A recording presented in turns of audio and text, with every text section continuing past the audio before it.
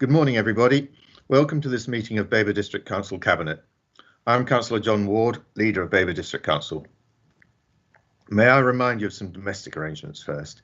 Please ensure that microphones are turned off when not in use. Please do not interrupt other speakers. If you are attending the meeting to speak and persistently interrupt the meeting, you may be asked to leave.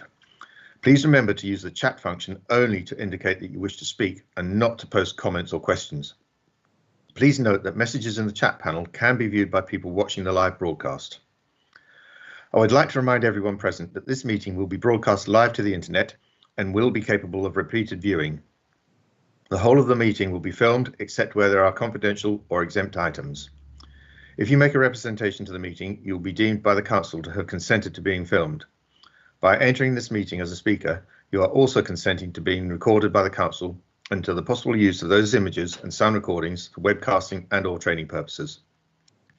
The council, members of the public and the press may record, film, photograph or broadcast this meeting when the public and the press are not lawfully excluded.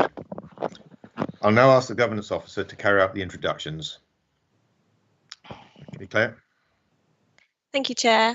In addition to the Cabinet members, we have Councillor McCraw, Councillor McLaren, Councillor Ayres, Councillor Maybury, Councillor Dawson, Councillor Lindsay and Councillor Bear in attendance. I believe that's everybody. And we also have our Chief Executive and our Monitoring Officer joining us today. Thanks, Claire. Right, I'll now move to the agenda. So item 1, apologies for absence. We have no apologies for absence, Chair. Thank you. Item 2, to receive declarations of pecuniary and non-pecuniary interest by members. Are there any to declare? Councillor Osborne. Yeah, thank you, Mr. Chairman. Just on the budget side of it, the general fund, I am a trustee on the Citizens' Advice, non-pecuniary. Okay. Thank you. Right, moving over to item 3, which is BCA 2026, confirmation of the minutes of the meeting of the Babergh Cabinet held on 7th of January 2021. Moving to the minutes in your agenda pack, I'll go through page by page. So that's page 7 is the first one on your agenda pack. Page 8, if there are any comments. Page 9. Page 10.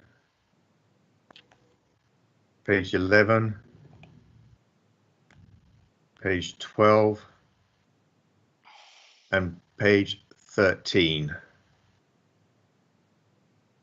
If there are no comments, then may I have a proposer for the minutes, please? I'll propose those, John. Yeah, thank you, Councillor Davis. And Councillor Osborne, you second? Yes, Mr. Chairman, thank you. Okay, thank you. So the governance officer will now conduct the electronic vote. Thank you, Claire. Thank you, Chair. Members, if you could go to your ModGov app and select the plus sign in the top right-hand side. Under this item, the vote should now show in progress.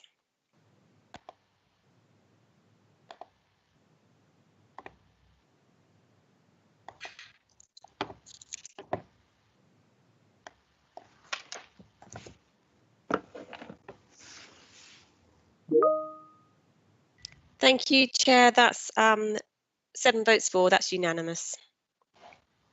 Thank you. Oh, 7. Hold on. I do apologise. Yes, I do apologise. Councillor Davis, Yeah. Can I take your vote verbally, please? Yeah. 4. Thank you. Right. That's 8 votes for, Chair. Thank you. Excellent.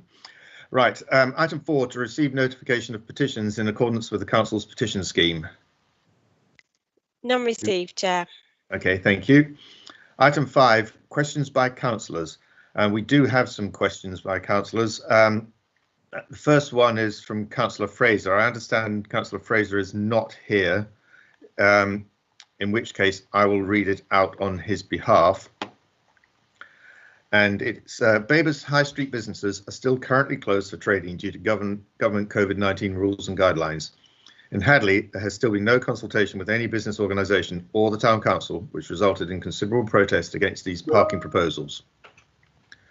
Although proposed changes will not now be implemented any sooner than 1st of October 2021, this will still be too early for businesses to have made a full recovery and assess the impact on them of this global pandemic, pandemic has had on them. Sorry, that I was reading it verbatim there. More time is required, more time which could be used to form respective steering groups to discuss this issue, but also future matters that impact on our high streets and how best to regenerate what is the heart of our communities so that we can all benefit and take ownership of high street management and policy going forward. Would you therefore agree with me that Babergh should wait until at least 1st of April 2022 to implement any changes, thus giving appropriate time to engage with the respective town councils, chambers of commerce and other relevant organisations? I'll now invite Councillor Malvisi to respond. Councillor Malvisi. Thank you very much, Mr. Chairman. I know that the COVID-19 pandemic has hit businesses hard. And to date, BDC has paid out over £27 million of grants to support the businesses in our district. There are 10 grants still open, and I'd encourage those who need it to apply. Go to the Babergh District Council website, click business and then business rates, and you will see the area for COVID-19 grant funding schemes. I attended the council meeting where the petition to keep free parking in Hackney was debated. I also attended the Overview and Scrutiny Committee, where the original parking paper was also debated. The steer to us was clear from both meetings: more free time and a later implementation date. The Overview and Scrutiny Committee specifically recommended 1 hour free parking and a not before September or October, and we've elected to not before October implementation date. We've listened. We agreed with this recommendation, as you will see in the report before you today. But please also recognise that if we are not COVID free, we will revisit the implementation date. The comprehensive strategic parking review that we've committed to in this paper answers your point on the need to deal with future matters that impact the high streets. We will consult on the wider issue of parking both on street and off street in our district with residents, businesses and other key stakeholders to make sure we're prepared for the next 5 to 10 years. And this work is due to begin later this year. Thank you very much. Thank you, Councillor Malvisi. Claire, I've just had a message from Councillor Fraser saying that he needs an invitation to this meeting. For some reason, he hasn't got one. Is it possible to send it to him? I'm online now. Oh, you are? Oh. Yes, Okay. thank you, Chair. Councillor Fraser has just emailed me. Okay, thank you. Councillor Fraser, now you have joined us. Do you have a supplementary question? I'm very sorry, actually. I've just this moment joined, so I missed that. My supplementary question, it's it's not written down, I do apologise for that, is what measures are Babergh taking to communicate with our high street retailers, independent retailers and business partners at the moment, considering that we're currently in this tier 5 lockdown, so that we have this line of communication with them prior to implementing any changes to our parking measures, please. Thank you. Councillor Malvisi, do you have a response at this stage, or do you wish to come back with a written response later? I've got a sort of partial response. Thank you, Councillor Fraser. The change in pricing of the car parks requires a consultation, so we will be going out for consultation in that period. And obviously, whatever we pick up during that consultation period, we will then retain the knowledge and apply it to the actual strategic parking review that we, as noted in the paper, that we hope to start later on this year. Thank you, Councillor. Thank you, Councillor Malvisi. Mr. Chairman, and my apologies for my late joining. That's okay, Councillor Fraser. Thank you for your questions. Now I'm going to move on to the next question. Councillor Lindsay, would you like to ask your first question, please?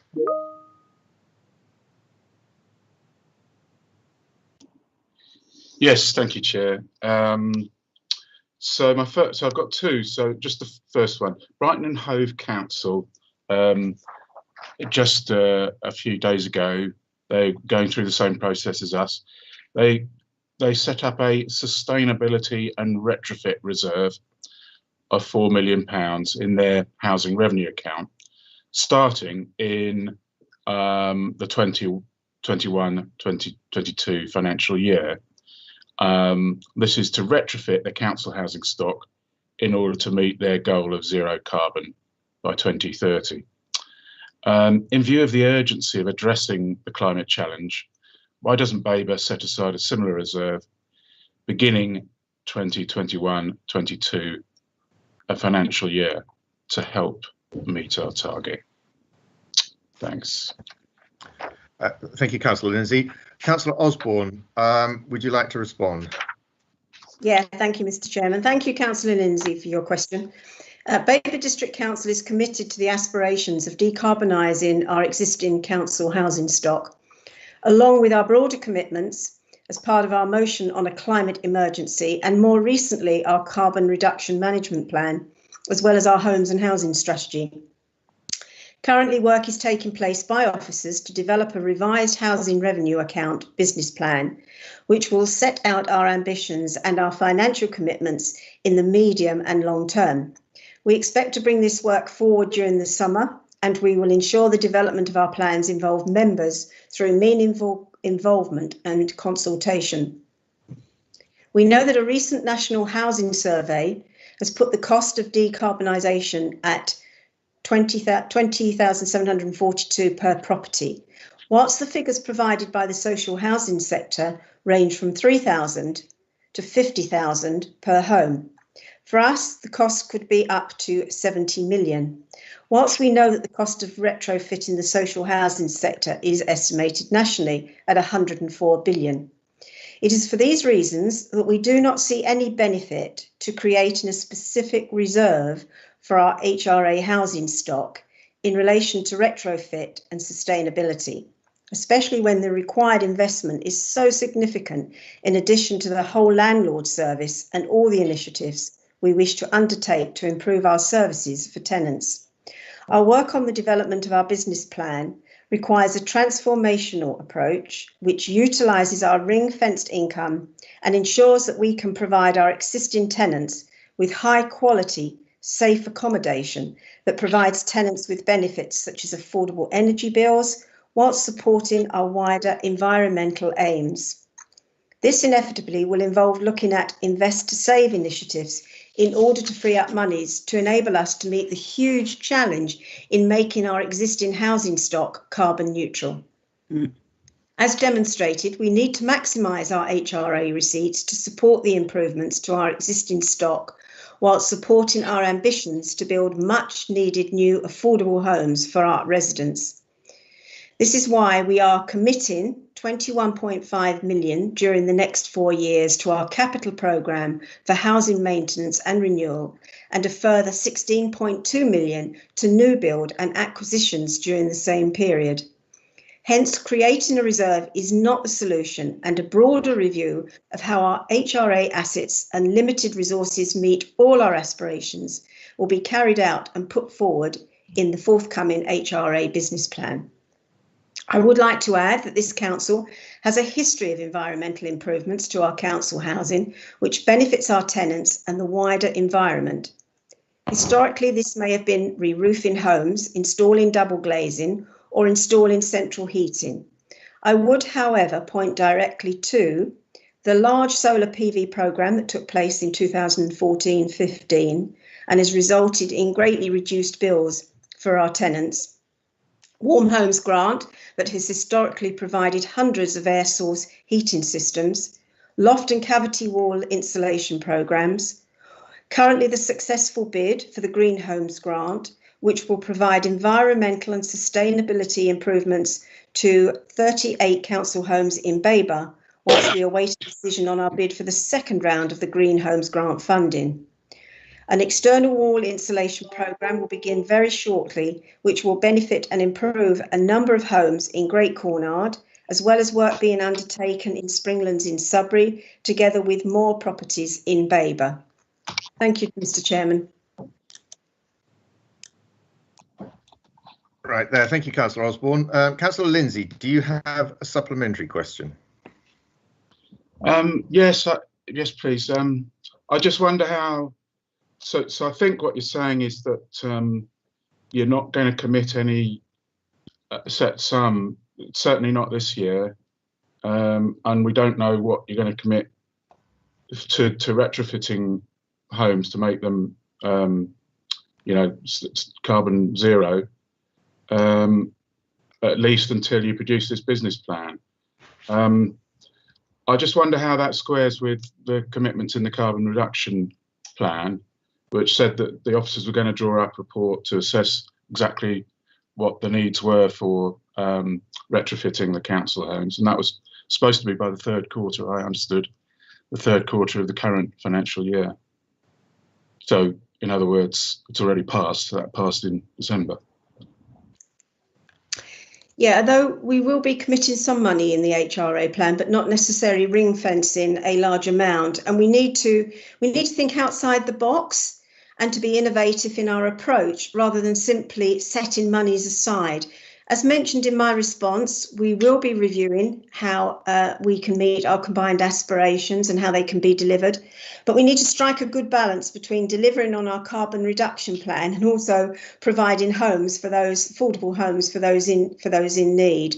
I think as far as the lapse in the timetable, I think it's fair to say that the COVID-19, a lot of our resources have had to be directed in other places. But we will pick up with that and be running with it. But the HRA business plan will be coming forward to Cabinet within the very near future. And I think then, Councillor Lindsay, you will have more of your questions answered within that new business plan. Thank you, Mr. Chairman.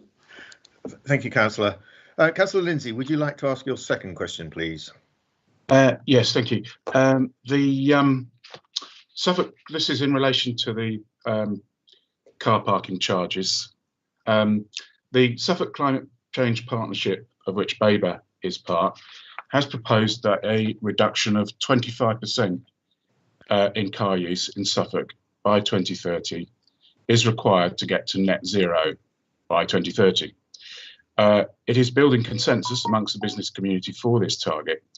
To get there will require Babergh to produce a 10-year plan, really, to match that goal for 2030, to invest in public transport, cycling, walking and car sharing so that people have an alternative to car use. There has been virtually no investment in active travel in the past decade by Babergh. Why are we implementing car park charging without having drawn up a costed timetable plan for investment in active travel? Thanks. Thank you. Councillor Malvisi, would you like to respond, please? Thank you, Mr. Chairman, and thank you to Councillor Lindsay for his question. The Suffolk Climate Change Partnership will flag up the need for significant reductions in car use in the Suffolk Climate Action Plan, which is currently in production. However, the Suffolk Climate Change Partnership will not be leading on measures to achieve the reductions.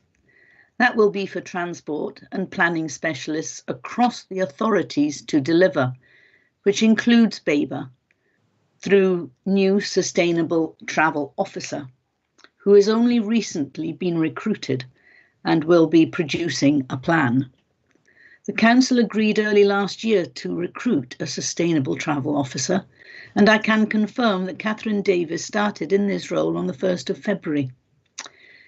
Catherine will be responsible for delivering the SCC a fully costed and prioritised sustainable travel plan, which picks up on walking, cycling, public transport, which of course is a county responsibility, and other opportunities that may exist. The plan will take some time to develop, and it is right that it is developed alongside any measures around car parking. Thank you. Thank you, Councillor Malvisi. Councillor Lindsay, do you have a supplementary question? Yes, thank you for that answer. It's great news that we've got sustainability travel officer. Can I just confirm, is that the same? The motion, we had a motion on cycling that was unanimously passed by the council quite recently that called for a sort of resources for officer resource for cycling. Is that kind of seen as part of that? Or is there I thought we might be hiring a sort of cycling officer, but I'm guessing this is that's all part of the sustainable, has cycling in it. I guess the question is, sorry, I'm ad-libbing it. I guess the question is, does cycling come into the sustainability officer's remit? The short answer is obviously yes, because within the parking paper that we presented today, we're trying to get it to be cost neutral so that we can actually put in parking bays rather than see the bicycles tied up to St. Peter's railings and other such things dotted around the town. Okay, thank you. You're welcome. Okay, thank you, Councillor Lindsay, for your questions, and thank you, Councillor Marvisi, for the responses. Moving on then, item 6, matters referred by the Overview and Scrutiny or Joint Audit and Standards Committees. I'll now invite Councillor McCraw, Chair of the Overview and Scrutiny Committee, to introduce his reports. Councillor McCraw. Thank you, Chair, and good morning, members and public. We've got 3 sets of recommendations from Overview and Scrutiny from the meeting held on the 18th of January. Rather than go through them in detail, they're in front of you. The 6 recommendations in the first paper we looked at, BCA 2027, make specific reference to 2 points that have already been covered in discussion of the previous questions. I'd particularly like to draw attention to the recommendation 1.2. I'm very glad to see that the Cabinet and officers picked up on the recommendation that the parking management principles and interventions detailed in the appendix should be implemented no sooner than, in our case, the 1st of September. And the point was that was quite deliberate for the very point mentioned by Councillor Malvisi, to allow flexibility due to whatever outcomes may emerge in the next few months. And I think hopefully addressing the concerns expressed by Councillor Fraser. Regarding the other change that we've made to the recommendations that were presented to us, the provision for 1 hour of free parking, we felt was a sensible compromise towards a rational decision in that the situation as it existed could no longer be described as sustainable, and you'll be dealing with this matter in a later report. So that for the moment covers the town centre car parking. The second set of recommendations, if you can call it a set, would be, you do also you have minutes for that meeting in front of you. I do apologise, but my screen is slowing down whilst I scan onto the second set of recommendations. That was a lengthy set of papers to go through just to get there, and frankly, I need now to find, oh dear, no. My apologies, Chair. I'm having some difficulty in getting my screens to respond. That's okay, Councillor. From memory, I'm operating entirely here from memory.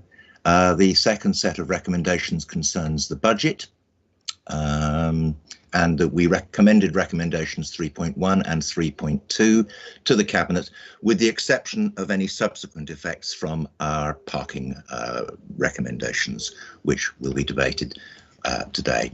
The third set of recommendations concern the HRA. Just scanning down the page, and I've gone too far. We supported the recommendations 3.1 to 3.7 in the report to Cabinet that you have in front of you, and in both cases you have a full set of draft minutes, as those have yet to be adopted. That's all I can really report to the Cabinet. Thank you, Councillor McCraw. We've all seen the minutes and the recommendations, and thank you very much for the work that you have done in scrutinising the parking paper and also the draft budget, so that we've had your input into today's proceedings. Thank you very much. Right, moving on then. Item 7, the forthcoming decisions list. Does anyone have any comments on that? No. We've all had a chance to look at the forthcoming decisions list. Oh, Councillor Busby, your hand's up. Yeah, thank you, Chair. Just a couple of quick things. First of all, could you change my telephone number to my mobile number rather than home number, please? And then I've got a question on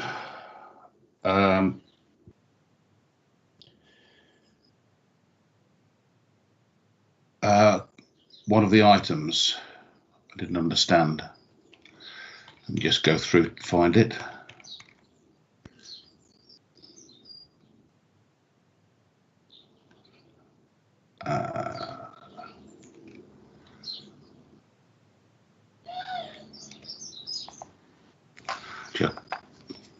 I can't lay my hands on it at the moment. I'll actually raise that outside the meeting, I think. Okay, thank you, Councillor. Right, if nobody else has any questions on the forthcoming decisions list, we'll move on to the next item on the agenda, which is item 8, paper BCA 2030.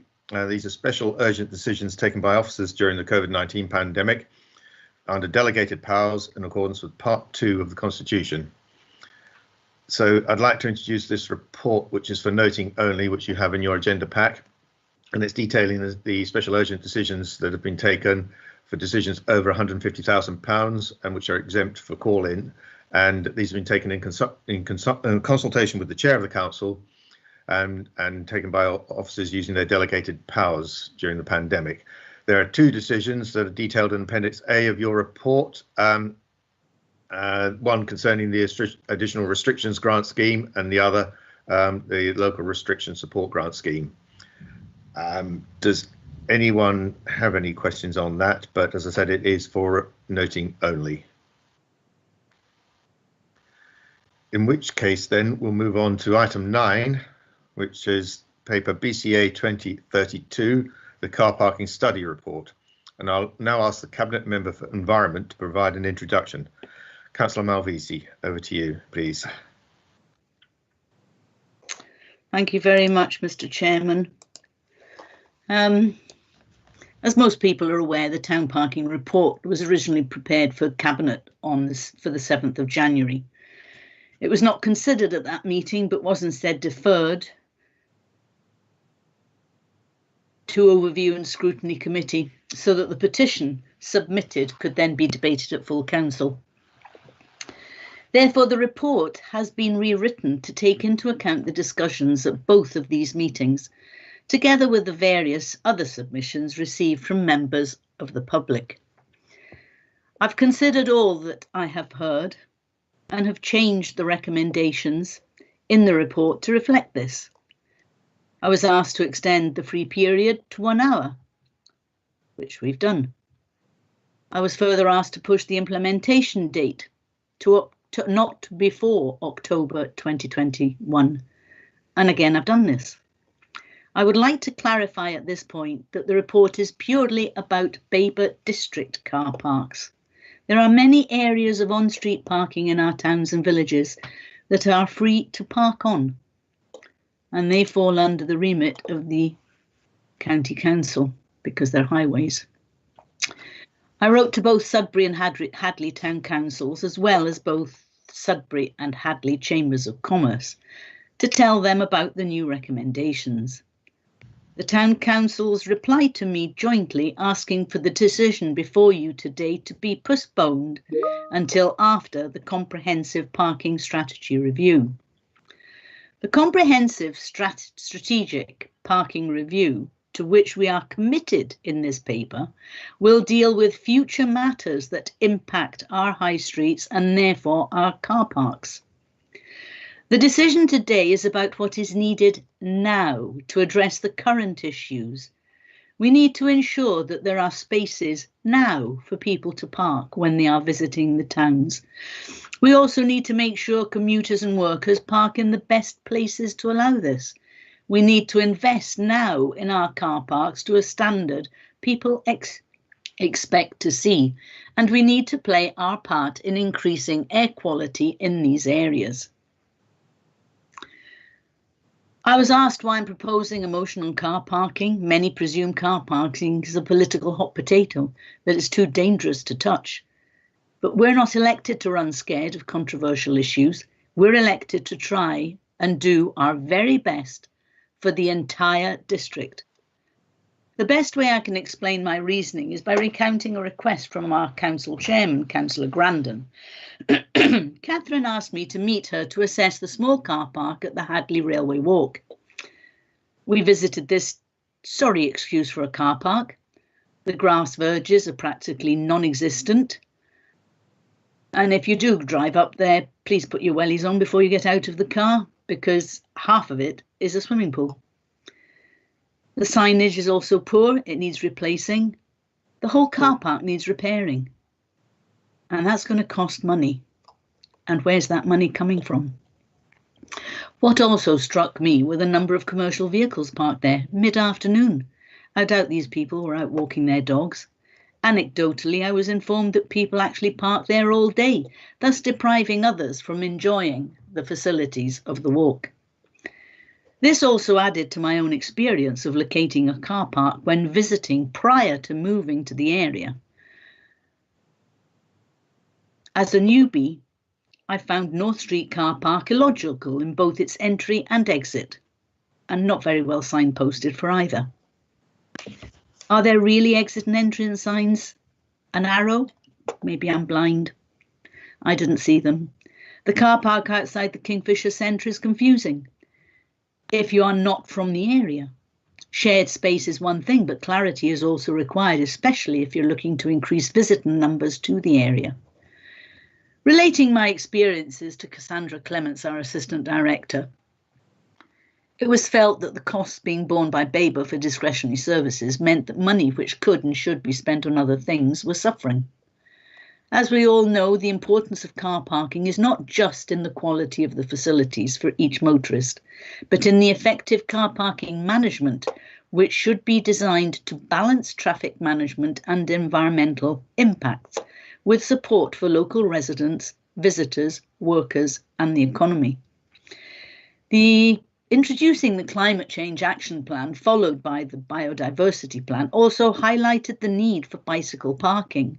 And because of the scant provision, and currently in Sudbury, they're tied to the wrought iron railings around St. Peter's Church. Not very attractive. Also, both the Climate Change Action Plan and the Biodiversity Plan address the need for electric vehicle charging points for both cars and electric bikes, and I suppose electric scooters. If Babergh is to successfully deliver all these objectives for our residents, then change is needed, and it's needed now. But the question remains, how are such improvements to be funded? How do we make Babergh car parks cost neutral, able to stand alone without incurring costs to be borne by Babergh taxpayers? I'm now going to give you a little bit of background to myself. I ran the only MBA in retailing and wholesaling in the world at the Institute for Retail Studies at Stirling University. Long before that, on graduating from Strathclyde University, I was one of the first graduate intakes into Marks and Spencer. And I can tell you that people do not drive to a town simply to park for free. They drive to a town that offers them what they're looking for. And if what they want is not available, they then drive to wherever it is available. So for Sudbury and Hadley, that's usually Bury and Colchester, where parking is anything but free. And the other alternative is that they go online. The retail mix in Hadley is very different to Sudbury, and it's obvious from their mix that Hadley gets used on a regular basis. The shoppers possibly shop every day or every second day, because there are two butchers, an award-winning delicatessen, a new greengrocer stroke deli, which indicates either a fairly constant footfall or a reasonably high one, because these are all what are termed in the retail sector are termed as short shelf life products. The shops are independents delivering an instant personalised service, making shopping in Hadley more of an experience, allied to the wonderful coffee shops that are there, all independent, and they're less likely to be driven online. Sudbury, on the other hand, while having a few independent shops, and especially the largest, Winch and Blatch, the town has basically been dominated by multiple chains, such as Boots, Iceland, Peacocks and M&Co. And not that long ago had a Woolworths and a Marks and Spencer's in North Street. But all of these offer online trading. The banks are online. So what can you not get online? Hairdressing, cafe. You need to visit them. However, Babergh has put together a vision for Sudbury and Hadley. These are very exciting plans to develop the centre. And in fact, the plans fit in with a town centre review about to be published by the Institute for Retail Studies and also Bill's Grimsey's, who happened to be the former CEO of Iceland. Their acclaimed review into the future of the High Street. The Institute for Retail Studies has identified the need for our town centres to be greener, offering facilities for cyclists, both pedal and electric. The claim that free parking will bring people into shop is a fallacy. People will travel if the offering is what they want. Sudbury has not moved with the times. For example, Marks and Spencer's, an anchor store in most towns, even today with COVID. They pulled out, something like 10 years ago, because footfall was already falling. So this further confirms that free parking does not bring shoppers into town. Sudbury and Hadley have a lot to offer the tourist sector. In fact, both are pursuing tourism. Sudbury has got Gainsborough House, the history of silk, then Benton End. As I've mentioned earlier, our car parks are not visible to visitors. I consider myself still to be a visitor. And for the first 4 years living here, it was difficult to get round town. The big retailers only let you park for 2 hours. Tesco, Sainsbury, Waitrose. Once you start parking there and you're there for longer than 2 hours and you're visibly not in the store, you'll be clamped. And they're quite ruthless about it. I believe that a revised policy is needed, a policy that moves our car parking provision into the 21st century, that enables car parking to become cost neutral, that produces a revenue stream which will enable Babergh to move to more sustainable travel alternatives, to provide electric vehicle points in all its car parks, to have electronic signs that indicate availability, thus remove the need to be driving round and round trying to find a space and emitting pollutants. Spaces for residents through the use of resident permits, signage that encourages visitors to use the appropriate car park and then walk round the town to see what's on offer. Now's the time for us to make the changes in preparation of the car parking strategic review, which will take anything from 18 months to 2 years to complete, which combination will ensure that our towns and villages are not only sustainable, but will thrive into the future for all our residents, visitors, our economy and our environment. It's time to move away from the approach to parking that may have worked in the 70s or 80s and may be even the 90s of the 20th century, but no longer does today for the 21st century. And I recommend recommendations 3.1, 3.5 in the report. Thank you, Mr. Chairman. Thank you, Councillor Malvisi, for a very thorough introduction. May I have a seconder for this report, please? Councillor Busby, would you like to second? Well, actually, Chair, I'd like to make an amendment to one of the recommendations, if I may. Can we pick that up in the debate section, please? Well, only that if you're going to ask for a second now, then it just prolongs it. I think we can agree the recommendation. Right. What is the amendment you'd like to make then, please, Councillor? Well, one of the recommendations that came out of ONS, which we haven't picked up, and I'd like to tack on to the end of 3.5. So that says that a longer term parking strategy be developed for the whole district, and that the review work to develop such a strategy commences in Q2 of 2021-22.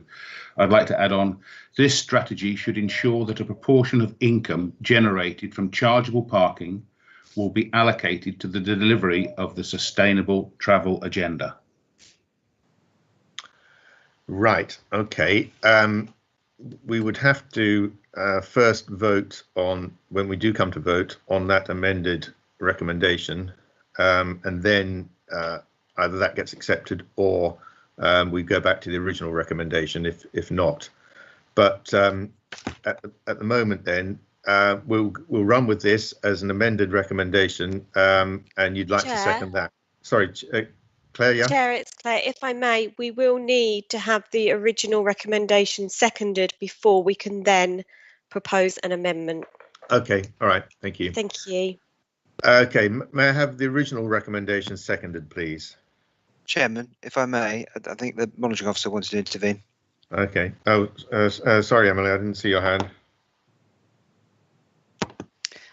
Not a problem, Chair. And Claire did tackle one part of the advice that I was going to give. So the original motion as proposed by Councillor Malvisi needs to be seconded. But then if there is an amendment, you can deal with that now. So if Councillor Busby then proposes his amendment and there is a seconder for that amendment, that should be debated before you move back to the original motion. So that's the order that should be followed, Chair. Okay, thank you very much. May I have a seconder for the original recommendation, please? Well, I will second that. So, Councillor Busby, you've proposed your amendment. May I have a seconder for Councillor Busby's amendment to recommendation 3.5, please? Councillor Thank Osborne. you, Mr. Chairman. Yeah, I'm happy to second that amendment raised by Councillor Busby. Thank you. Okay, thank you. We will therefore debate the paper with that amended recommendation at this stage. Right, moving on then. First of all, questions. Sorry, Chair. Could I just come in? You actually need to debate the amendment first, so to see whether it's accepted by the whole cabinet before it becomes part of the substantive. Purely that amendment. Yep. Yes, that's right. So it's just questions and debate on the amendment. Then you'll take a vote on the amendment, unless, of course, you and Councillor Malvisi wish to accept that amendment without debate. Councillor Malvisi. Thank you, Chairman, and thank you, Emily. I don't see any reason why we shouldn't adopt that amendment. Because if I've understood Councillor Busby, he's asking that some funds, not all funds, some of the funds garnered from the charging to go to a sustainable travel policy, and that sustainable travel policy should come out of the car parking review. Thank you. Councillor Holt, do you have a comment on this? Yeah, I must admit, I thought we were allocating some funds within the paper anyway, so I'm not sure how that fits in with what was mentioned in the paper. The other thing is, Chair, I would like to discuss a possible amendment to 3.3. I'm happy to do it later on, or whether you want to get them all out of the way now is entirely up to you. Get them all out of the way now, please. Okay, on 3.3, I need some clarification or some altering of the words. The residential parking permits be implemented in Mill Lane Car Park, Sudbury, for overnight stays. I have an issue with the phrasing overnight. From my point of view, I've always pushed for them to be 24/7. I'd like some clarification on the definition of overnight. That car park is used, or will predominantly be used by residents who will be there for 24 hours a day, not just workers who come back in the evening. So I'd like some clarification as to what overnight actually means. And if it does mean what I think it means, I would like that reworded so that it's a residential car park for residents to park 24 hours a day, 7 days a week. Councillor Malvisi. Are you happy to accept that change? Yes, I am, because I actually think that's what was intended. Yes, I agree with that. Okay. Mr. Chairman, can I just point out that the reason for the decision, which is under item 3, at the last element, or the last clause, says, and to fund investment into sustainable travel projects. So that could indicate that Councillor Busby's motion is not necessary. Because it's already covered. Yeah. Councillor Busby, do you want to comment on that? Sorry, I don't see where that is in the recommendations. Sorry. Underneath recommendations to Cabinet, 3.1 to 3.5, then it's reason for decision to make changes in respect of parking management, blah, blah, blah, blah, blah. And the last clause is, and to fund investment into sustainable travel projects. I agree, that's fine, but I'd still like to see it in the recommendations. I think it makes it stronger. Okay. Okay, right. Well, we've got 2 proposed changes to the recommendations. Councillor Osborne, do you have a comment?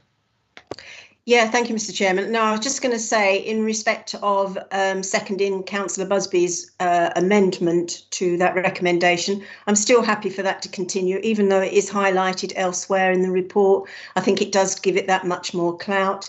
I'm also willing to second Councillor Holt's amendment to 3.3, I think it was, for the change to just removing just overnight. I'm happy to second that one as well. Thank you, Mr. Chairman. Councillor Davis. Yeah, thank you. And I agree that it should be 24/7. However, I'd still like to know, Councillor Holt asked the question, what defines overnight staying? Is there a set time or set hours? I just not for Mill Street, obviously, but just in general. I think I'll ask Cassandra if she can confirm that, but I believe overnight would be between 6 p.m. and 8 a.m. Unless anyone would like to contradict that. Thank you, Chair. Would you like me to answer that question? Yes, please. Thank you, and I think it's a valuable question to bring up. Essentially, the parking order at the moment stipulates certain times that can be parked in, and that is predominantly across the piece 8 until 5. So the wording here talks about introducing overnight. So just to clarify, that would end up being 24/7, but I will make sure that we make that very clear. Thank you, Cassandra. Okay. Thank you, members of the Cabinet. I don't think we perhaps need to dwell on this any further. We've got 2 recommended changes to or proposed changes to the recommendations, and I think I'd like to go ahead with a vote on that, please. Claire, is that possible for us to approve those recommendation changes? I am going to need to add a new vote into ModGov for this. We will need to agree on a wording though. So if I could ask Councillor Busby. Chairman, could I also ask that this reworded recommendation, because you're accepting the amendment, so it's becoming part of the proposal, could that be circulated quickly? Could we have the reworded proposals perhaps zapped through by email or something, just so that we're absolutely clear on the wording?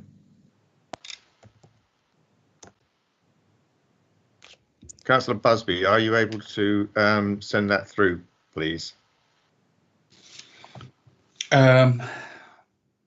No. Actually, I've found a copy here in an earlier email of yours. Yeah, I did circulate it too. Yeah, okay.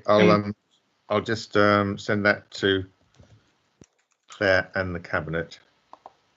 And just a question, if we're going to vote on these amendments and that it's accepted, does that take away any room for debate? Should we not have a debate before the vote?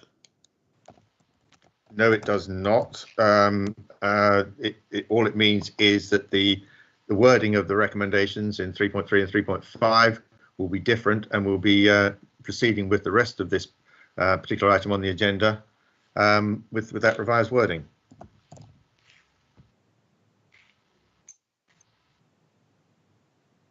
Chairman, if I can just step in again and help with the process. The Cabinet will need to vote on the amended wording to 3.5 first. So that's one amendment that's been proposed and seconded. And then there'll need to be a second vote on the amendment to 3.3, which was to remove the word overnight. So there'll be two amendments to vote on. If they're accepted, they become the substantive motion, and then the Cabinet can return to debating the entire recommendations. Thank you, Emily.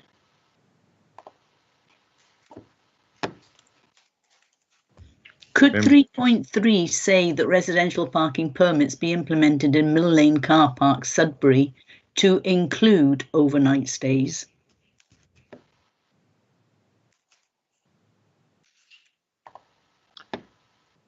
I think we just take out the word overnight stays and just 24-hour residential parking permits be implemented in Mill Lane Car Park, Sudbury. That's all we need to say. Yeah. I have circulated Councillor Busby's revised recommendation 3.5. Right. Just to confirm, Chair, I just need to input that into the ModGov to set the vote up, so I'll be a couple of minutes whilst I do that. That's okay, thank you.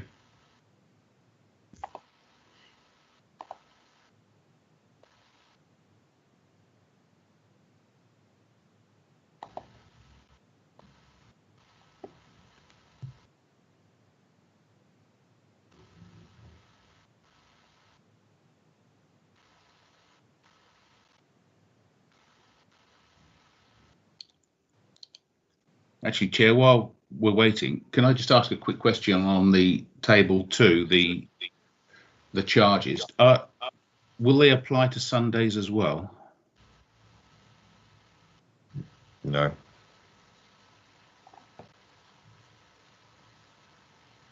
Okay, thank you.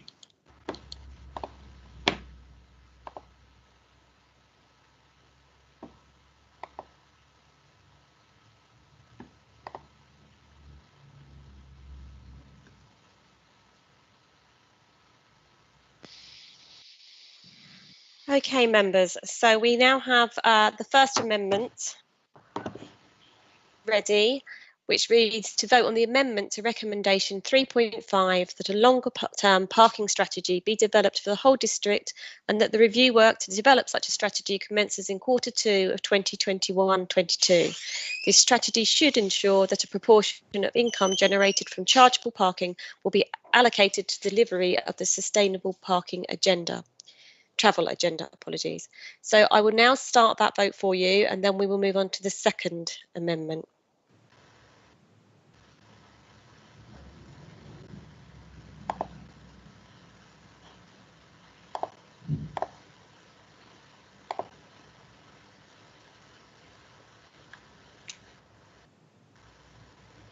Whilst that's in progress, can I just check, Councillor Davis, are you now logged in? Leave.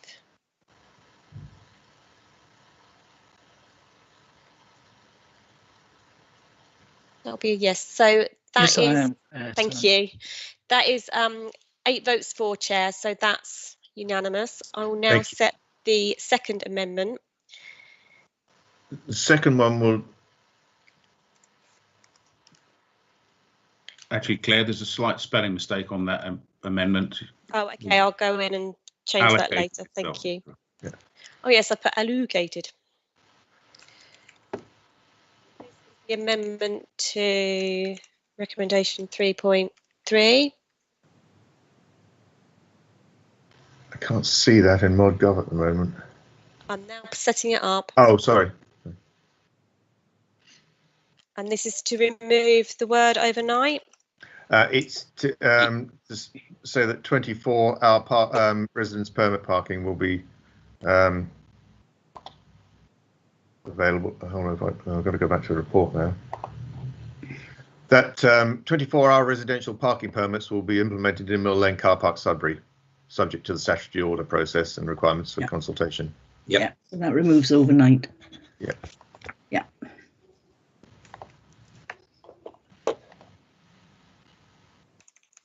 Okay. Right, so if I just read this back to you before I confirm it.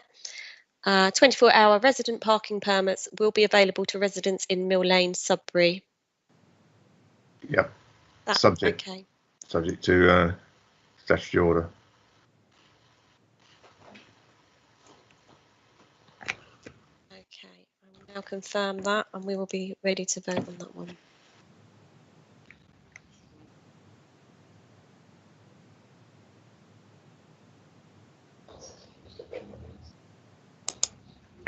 That should now show. Yes, I can see that. Thank you.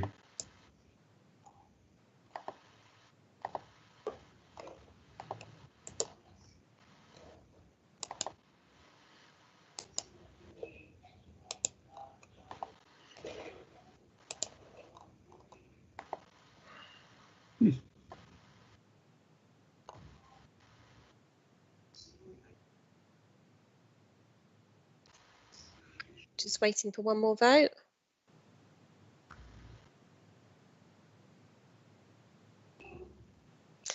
Thank you, Chair. That's 8 votes for, so that again is unanimous. Thank you, Claire. Right, great. So we've got amended recommendations now. We will be going through and debating the paper with those amended recommendations. So we're moving back onto the order of proceedings. Firstly, questions from Cabinet members, and these are questions on the content of the paper prior to being able to go into debate later. I'm going to do this in reverse order this meeting. So we'll start with Councillor Parker. Yeah, super job. Thank you, Chair. Yes, can you hear me? Yeah. Yes. Yeah, I have got a question, Chair, and it may well spill into debate a little bit later on as well. But much of the comment that I've received from residents, particularly in Sudbury, is their concerns around what the consequence of charged parking might do for on-street parking in residential areas. Now, I don't have any issues, and I don't think that it's material to the paper and the principle of charging, but it is nonetheless a concern for residents. And from my experience, because I do drive in on a daily basis outside of COVID, drive in to park at Sudbury car parks. I use the Kingfisher car park, and my experience is that Edgeworth Road, Key Lane, Ingramswell Road are all chocker Monday to Friday. So there is a concern from residents that charge parking will amplify that situation. Although, in fairness, there's only a finite number of parking spaces, so you can't park in any more spaces than there are. But nonetheless, is it something that we've taken into consideration in our deliberations, please, Chair? Thank you. Thank you. I think perhaps maybe Castle or even Richard, given that he's done quite a bit of the research into this, either one of you be able to answer that? Of course, Chair. Yes, thank you. And I'll bring Richard in if we need to after this. So thank you very much for the question, Councillor Parker. And I think that's a really relevant question. So displacement from the car parks absolutely is one of the elements that we look at when any kind of behaviour change principles are implemented within car parks. So looking at the Sudbury area, one of the original issues that came up with these car parks were that the spaces were taken very quickly and people were long stay in them. Part of the using the tariffs as a tool to move people to different spaces means that there'd be more availability in these car parks. So it was felt by us that we didn't feel that there would be an issue with displacement, because actually what we're trying to do is open up the spaces in those car parks for the people that want to use them. There is actually quite a significant amount of free on-street parking in Sudbury as well that has a combination of uses from our observation. So there are a lot of people that park there for a fair while, but there are also quite a lot of areas that have restrictions, 1 hour, 2 hours, which means that there is a lot of churn. So it absolutely is an area that we looked at before suggesting tariffs as a tool, but we felt that the displacement issue would not be a large one. What we do have, however, is two other things that can assist us. One, we have our civil enforcement officers whose role it is to go out and make sure that people are parking properly on street and in our car parks. And secondly, we have our area parking plan, which is our support mechanism to residents and businesses if they feel that there are issues on the street, that we can help them apply to Suffolk County Council for some changes in those areas. Thank you, Cass. Councillor Osborne, do you have any questions at this stage?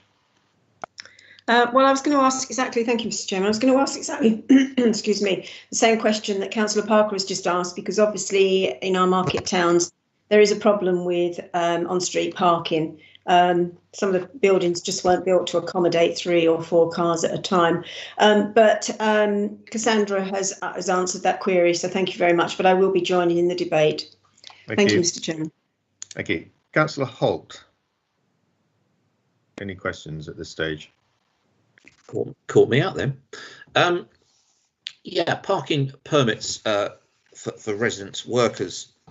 We have something in place at the moment in Sudbury. I'd just like confirmation of whether that is also district-wide and is available in Hackney as well. And what work we've done today to promote this for when charges, if the paper is passed, come in, to enable workers, employees and businesses themselves to promote and possibly find ways to help staff fund them. Is that something we've done quite a bit of work on, and how far along are we with them? And as I say, I know we've got them, but I don't think they're widely known that they're there. So I think it's something we need to promote and do work on, and I just want to make sure that we're on top of it. Thank you, Councillor. Yeah, I agree. The promotion has probably not been as good as it should be. I do know they are available in the Magdalen Road car park in Hadley as well. But Councillor Malvisi or Cass, would either of you like to comment on the publicity and promotion of these? Cass? Just before I ask Cass to provide us with the details, both Councillor Holt and yourself, Mr. Chairman, are correct in that they've not been promoted as effectively as they should have been, and that's what we want to put right. So over to Cass. Yeah, thanks. Thank you very much, and thank you for the question, Councillor Holt. So absolutely, we do have residential permits at the moment that are across our Babergh district car parks. I would agree with Councillor Malvasi. I think they're there for people that know that they exist, that residential permits are a thing and look for them, or we happen to have had a conversation about. What we need to do is make much more effort in promoting those to people. I'm sure this debate today will do that to a point, but we absolutely need to play our part as well. What I would like to do is look at permits as a whole, so not just residential permits, but look at business permits as well, because there's people with very different needs for permits. There's shift workers, there's residential, there's business users. So I think we need to look at it as a whole rather than just specifically residential permits. Thank you. Thanks. Councillor Davis. No, I don't have any questions to add. I'll wait till the debate. Thank you. Thank you. Councillor Busby. No, I haven't either. Thanks. Councillor Arthey. No questions from me. Thank you. Right. Before the Cabinet moves into debate, then I'm going to open it up for questions from any other members of Babergh District Council present. And normally this is purely for asking questions surrounding the content for clarification purposes. But given the huge interest I am going to allow a certain amount of discretion on what constitutes a question, but that is only a certain amount of discretion. So please try to focus on questions, but I do appreciate that you might want to say a few other things as well. So firstly, the first hand that I have up is Councillor Grandon. Thank you, Chair. I have, first of all, a very simple question that I haven't noticed the answer to in the report.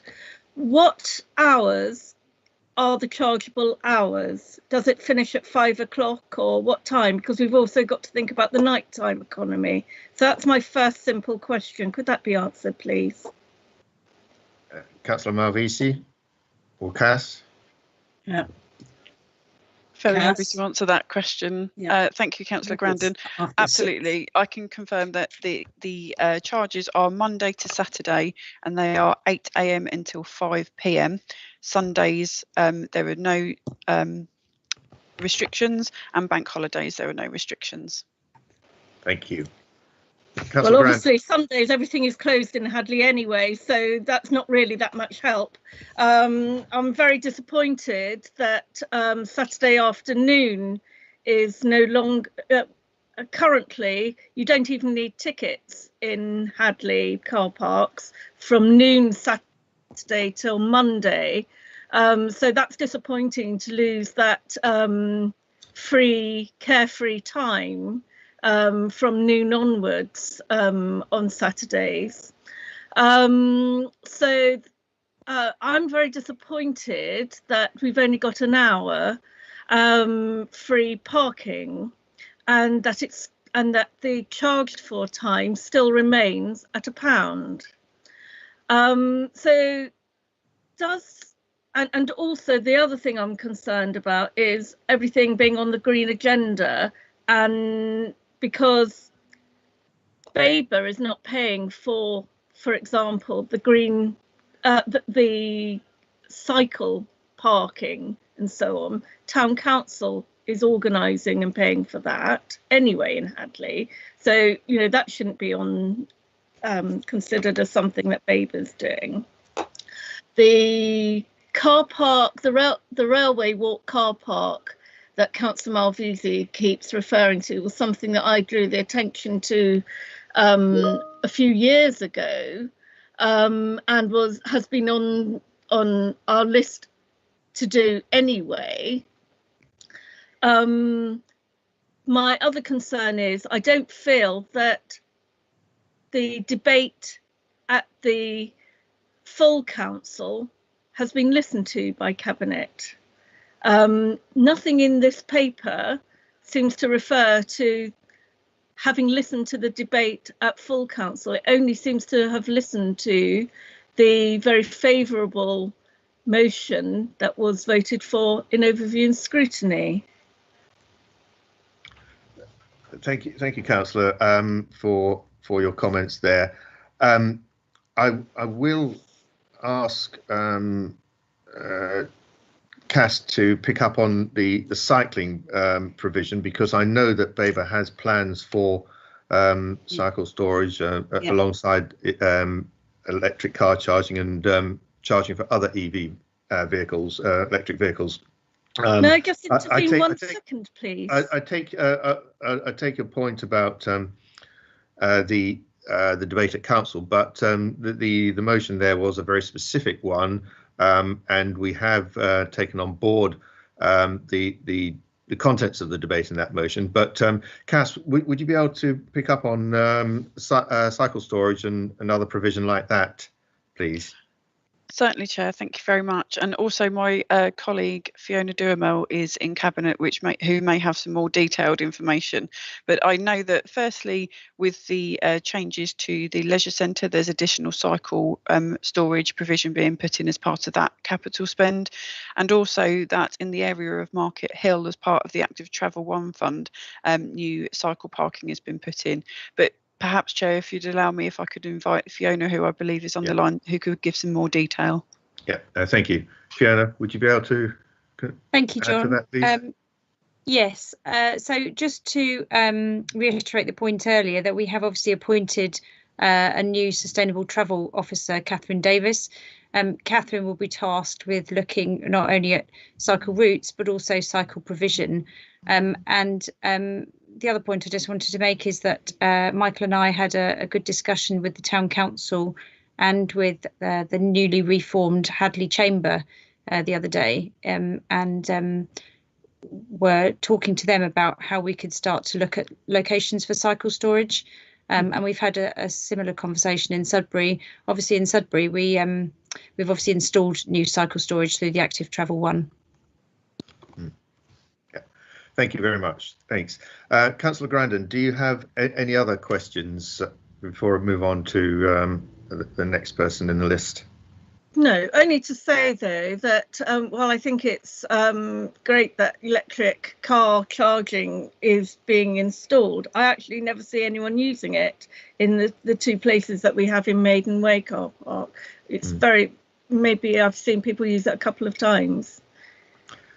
No, I agree. I mean, I've never seen cars in there whenever I go to Hadley and past Maiden Way. But the fact of the matter is they are there. It is part of our strategy to help move to carbon neutral and along with all sorts of other organisations and providers to ensure that there are sufficient EV charging points throughout the district. So we just have to wait for the greater uptake of electric vehicles, electric cars, and no doubt they will start to be used increasingly as the years go by. Yep, thank you. Okay, thanks. Councillor Beer, you're next.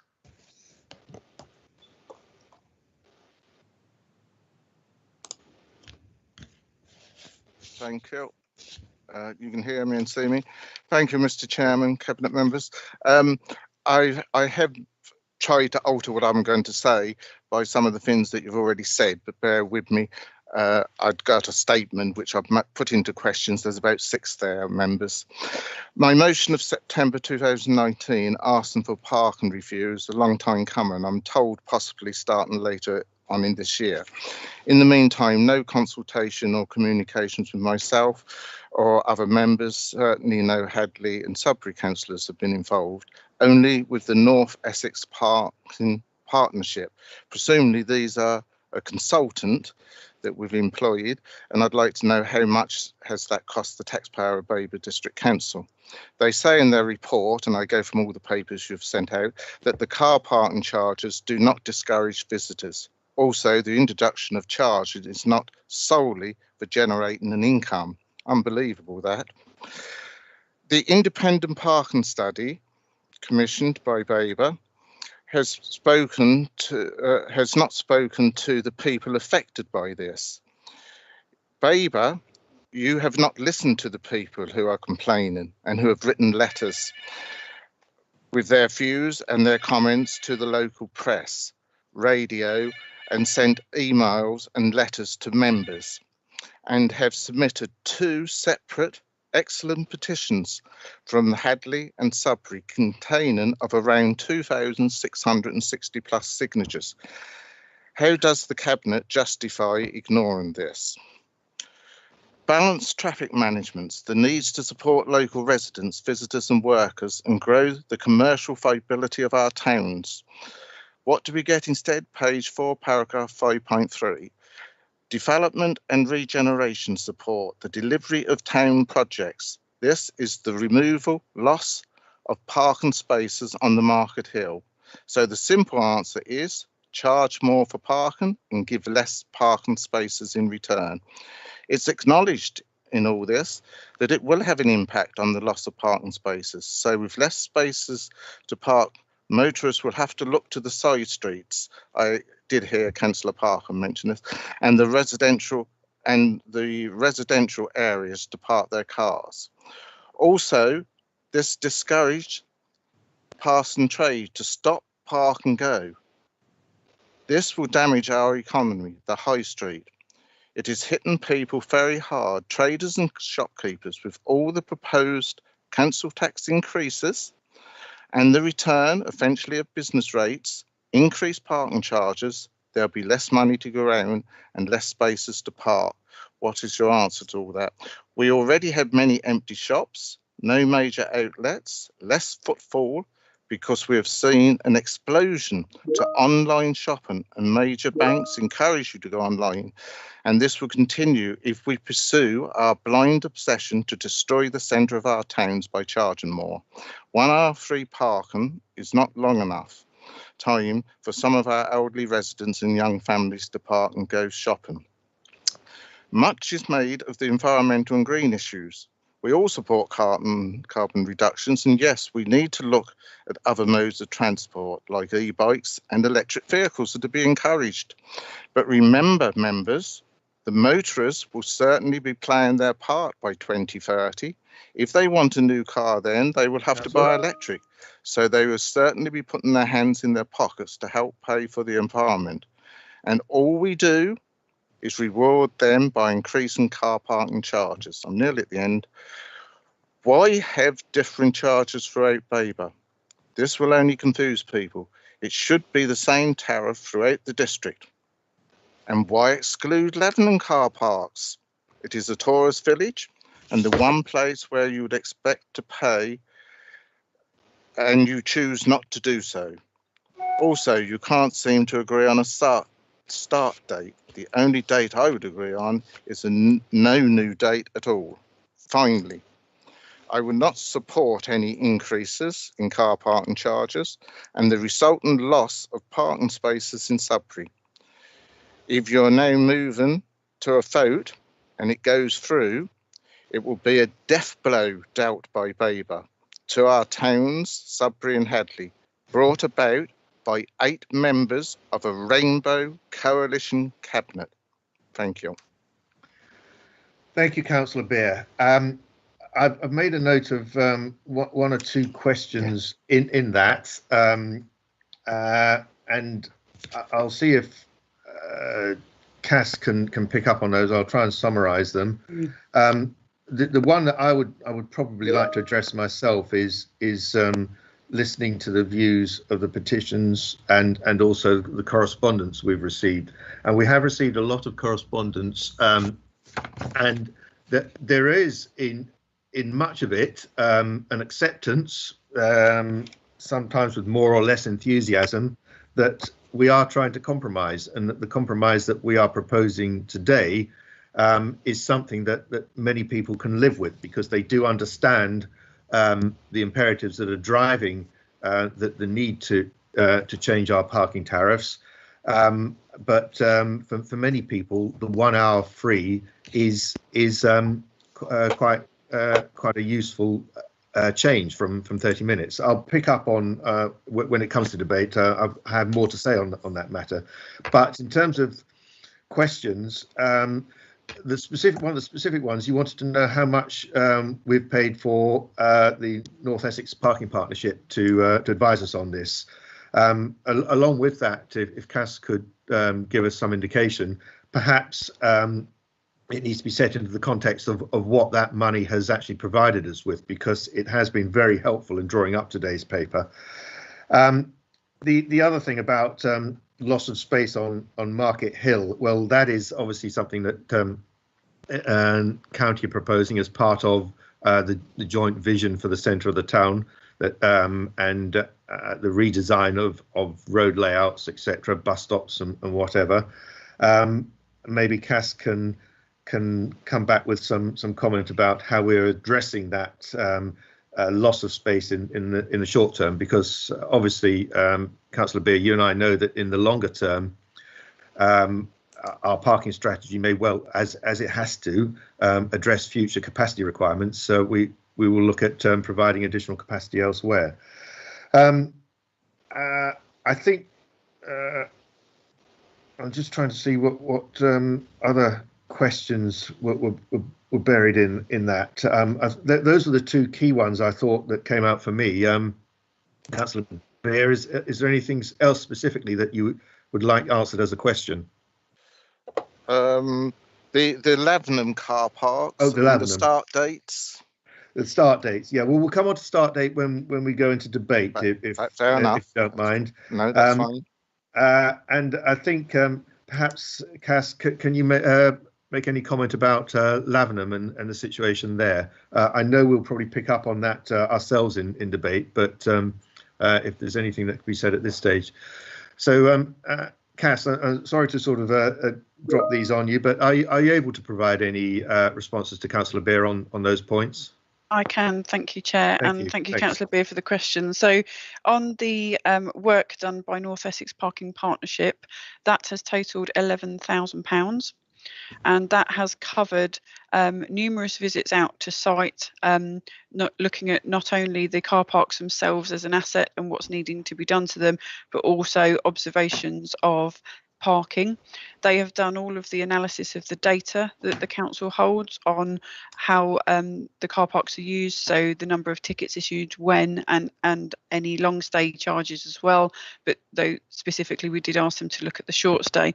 And so they have done the analysis of all of that data, and they have helped us look at what the recommendations should be and the reasoning around that. So they have been, as you rightly said, our consultants on this part. North Essex Parking Partnership were chosen because of their proximity to Babergh, and also because of their wider part that they play in parking across the British Parking Association as well. So felt that they had very adequate qualifications to help us do this piece of work.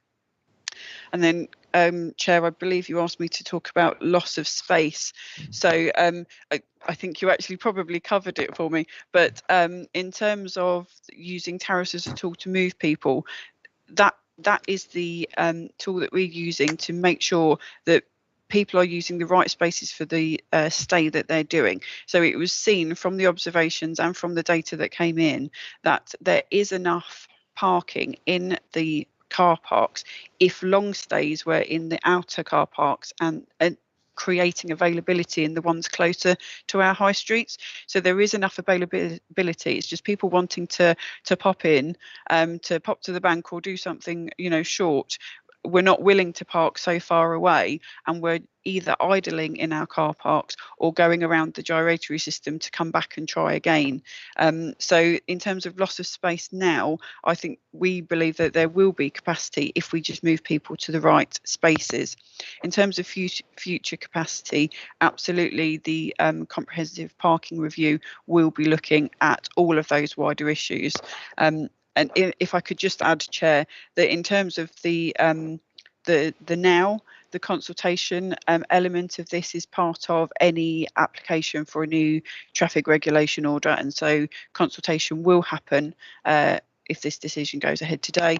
But in that comprehensive parking strategy, a significant amount of consultation will happen to help form the views of all the stakeholders, both on street and off street in our districts.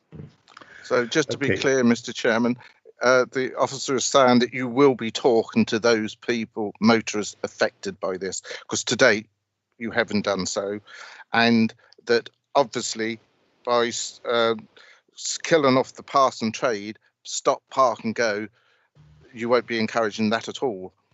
Well, there will be park and go, because with the, I don't know where, the 1 hour free will provide that park and go in the car parks. But if you're referring to the Market Hill, that is a different matter, and it's referred to in your report. That's why I brought it up. But right, anyway, okay. I take your point. Yeah, thank you.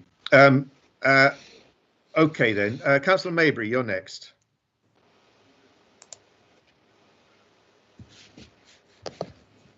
Thank you, Mr. Chairman. I actually thought Councillor Dawson was first, but if you wish me to carry on.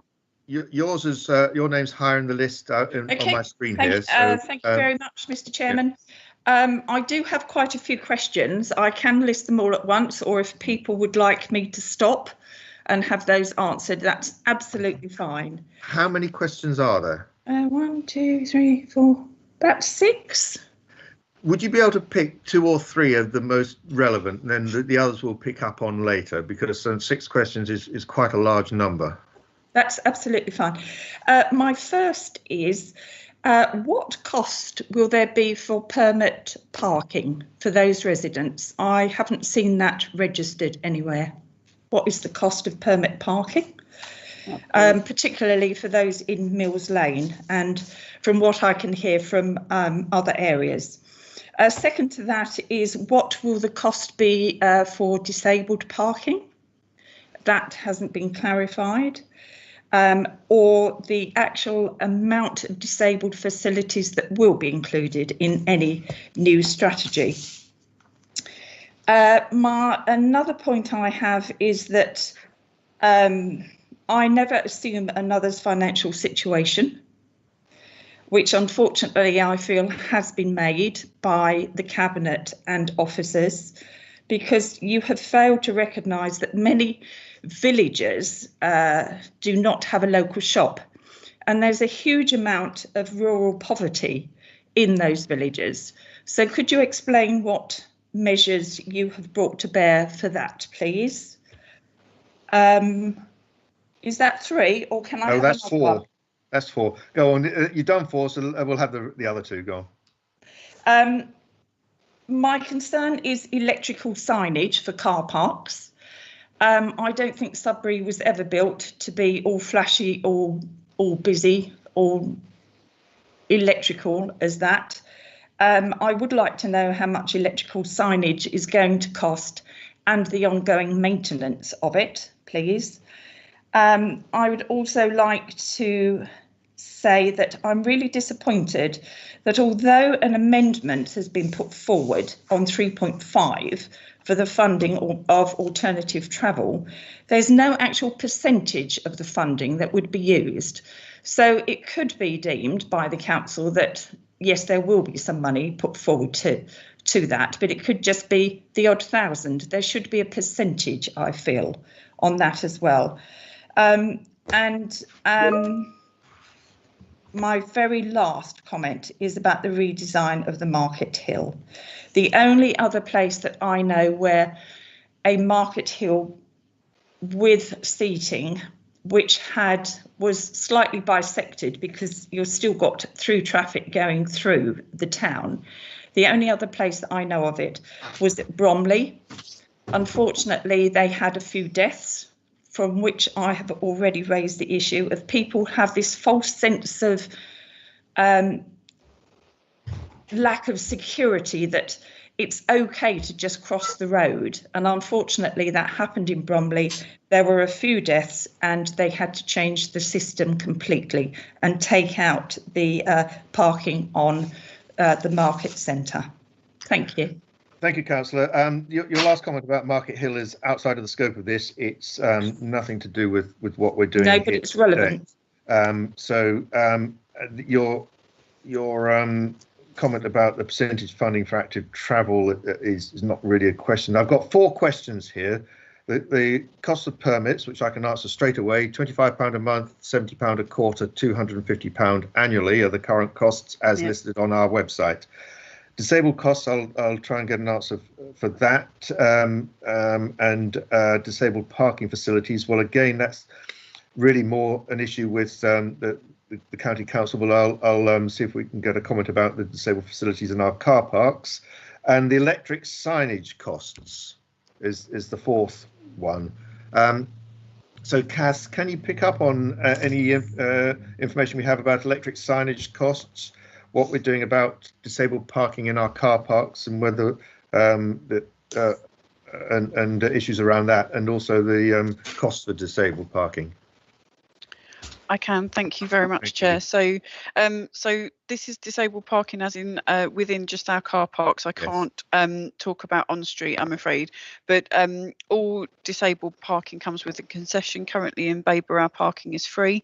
In terms of how much blue badge parking there is, and whether that's an adequate amount, that's something that I'd very much like to look at as part of the comprehensive parking review. You have answered the cost of permit parking. Signage, I'm very sorry, I'm on a single screen and I'm trying to scroll down to our Appendix A, which details the costs in this. So I'm sorry I can't bring the figure directly up to you.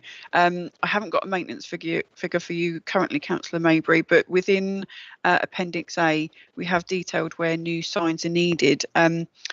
All of the car parks, to be fair, signage is needed. It's exceptionally outdated. The conversation around electric signage is one that allows a user, when approaching a car park, to see if there are available spaces. So it's not flashy in terms of making the car park attractive. It's very much one of information giving. So it's there to say how many spaces are left in the car park, so somebody doesn't have to drive around unnecessarily to that car park. So I apologise, Chair, that I can't bring that number to you directly. I can say that the costs are within Appendix A, but I'm very happy to do a detailed answer after Cabinet for Councillor Mabry. Thank you very much. Mr. Chairman, I'm just going to come back to Ms. Clements, because I know what the disabled parking fees are currently, which is nil. But what will they be in this future strategy, please? Can you confirm that they will still be nil? Absolutely, Councillor Mowbray. There is nothing in this paper that says that we're going to start charging for blue badge spaces as short-term stays. Thank you. Thank you. Councillor Dawson. Oh yes, thank you, Chair. I would just like to ask all members, when they're making their vote, to consider, has the relevant information been put forward to the Cabinet, and that you're all properly informed, or then coming to the decision that we, Babergh, have sought expert views or those of others. And my feeling was, certainly overview and scrutiny, my concern was we were not presented with the right information. We had snapshot studies, informal observations at a low point in time, which was February.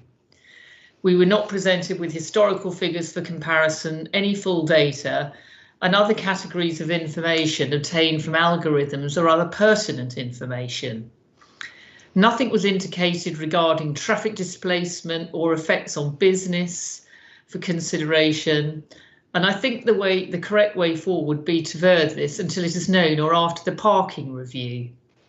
And I should just also like to add, I think all this business about the residents' parking, we've had quite a lot of discussion about that as an alternative, but we have been already told by Suffolk Council it's a non-starter because they haven't got the money to actually put it in place in Hadley. So, you know, we're bringing all this in, and I think it was very disappointing that we weren't given the full information that we should really required, and that would assist you in making an informed and relevant, you know, making your decision. And I hope that you will consider this and perhaps defer it until after all this is known. Thank you, Councillor. The matter of residents parking, we just talked about that a bit earlier. Obviously, on-street residents permit schemes are the responsibility of the County Council, but we do have residents permits already available in Magdalen Road in Hadley, and there is some issues over promotion of that scheme. So the off-street residents permits are catered for here. But what I will do, from what you have said there, is ask Cass to comment about the research and the data that has been conducted on our behalf by the Essex Parking Partnership that has informed this paper today. Before I pass over, I will clarify once again, Councillor Dawson, this paper is about the measures and interventions that need to be done now. The parking review that we're going to start this year is about the next 5 years plus, and what needs to be done in the longer term. No, so we can't put the cart before the horses, which is what you're suggesting. But I will now pass over to Cass if she can comment on the research and the data, please. I can indeed, Chair. Thank you very much. So there were physical observations taken out within the car parks to look at the amount of cars that were coming in and how long they were staying, and that was done on weekday and weekend, a Saturday.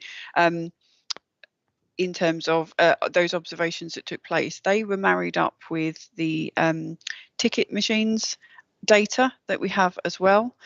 So in terms of a snapshot, I'm afraid it may just be terminology, but a snapshot in terms of 2 weeks, I believe that to be an adequate portrayal of what was done instead of, you know, a 6-month survey. This was over a 2-week period. In terms of the low impact time, I do agree it was done in February, and that is a low impact time. But for us, that says it only exacerbates the issues that we saw during that low impact time when there are far more users of the car park. The informality, the word informal, that is due to people standing there. I see that as informal data. The ticket data that came out, for me, I would class as formal. So I'm afraid these may just be uses of words, and I hope that's clarified it. I'm very happy to bring in Richard Walker to talk about how that all of that data was analysed, if that would help, Chair. I think yes, if Richard could, that I think he would certainly have some background there that I think members would appreciate. Thank you, Richard. Over to you. Thank you, Chairman. Yes, we've conducted a number of surveys, both observational and data analytic surveys on site. So a separate company was involved in doing the 2 weeks of surveys that Cassandra mentioned there. And then I've been on numerous occasions. I also know Hadley and Sudbury and Lavenham very well, visit them for other reasons myself. So on a lot of occasions, I've stood and taken photos. So I've photographic evidence of what I've seen to confirm what was in the data and to make sure that was telling us the things that we've put into the report. In terms of what you've called algorithms, I at North Essex Parking Park have a huge wealth of data about car park usage and statistics and the way people use car parks more generally. And I've used that knowledge to help inform changing from the survey data and the observations into the likely impacts that you'd have in the car parks that you've got.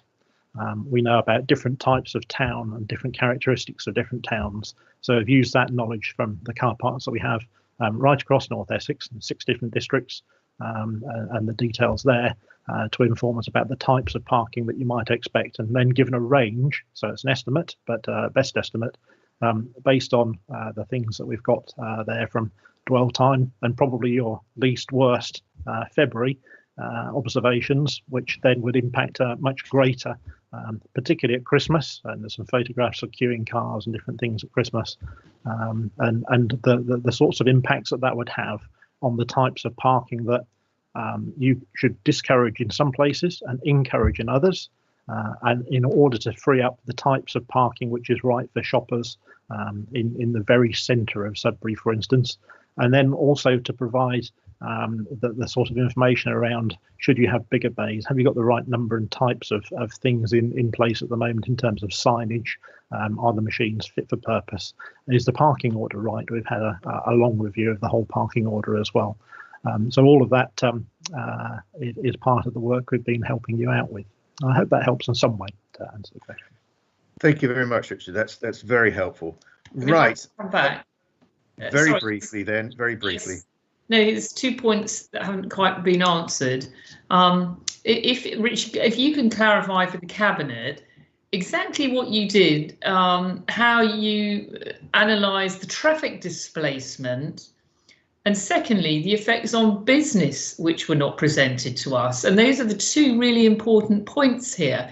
So can you outline, I don't believe you did anything in Hadley, so again it comes to Sudbury, what you did to indicate the traffic displacement, you know, with your figures, your whatever, and how the effects on business. Yeah, in my report, and drawing on some knowledge that I've got from the British Parking Association and some included some publications in there to which you can refer about the walking time from car parks and the likely impact that might have. So I've been to have a look at the different restrictions on street from the TrafWeb service that Suffolk County supplies, and overlaid that with a 10 to 15 minute walking time, particularly in Sudbury. We've had a look around there to see if there would be any impact. Now, earlier in the meeting today, we've had that evidence from one of your other councillors that said those spaces are already chock-a-block. So I don't think there's going to be any more displacement into places that are already full. But as Cassandra has mentioned, you've got the area parking plan, which is your link strategically with the county council. And the county council is the one who's required to look at on-street measures for Suffolk. So the on-street parking restrictions in Suffolk would be covered by Suffolk County Council. And the link from the district to the county, of course, is through that area parking plan. And all of the discussions that you've already been having around the civil parking enforcement and the plans for that. So if you take that a stage further, the plans for civil parking enforcement had to make sure that all of your restrictions were correct and suitable for purpose before any of that was introduced. So there's been rather a long run up into looking at all these things, which is why the report's taken quite some time since last February to come to fruition. Thank you, Richard. Okay, right. We've had a lot of questions from non-cabinet members, and I have, as I promised I would, exercise quite a bit of discretion, but I would now like to move on into the cabinet debate at this point. So thank you, members, for your questions and your comments. I know they've been very heartfelt, and the cabinet has heard a lot of that before, and we will be taking it into consideration. But now, moving into debate, firstly, Councillor Parker, would you like to open the debate, please? Yeah, thank you very much, Chair. I will do indeed, because throughout all of the questions there from members, it is clear that the overwhelming comment from them, but not just them, but also you know, the social comment and press comment, etc.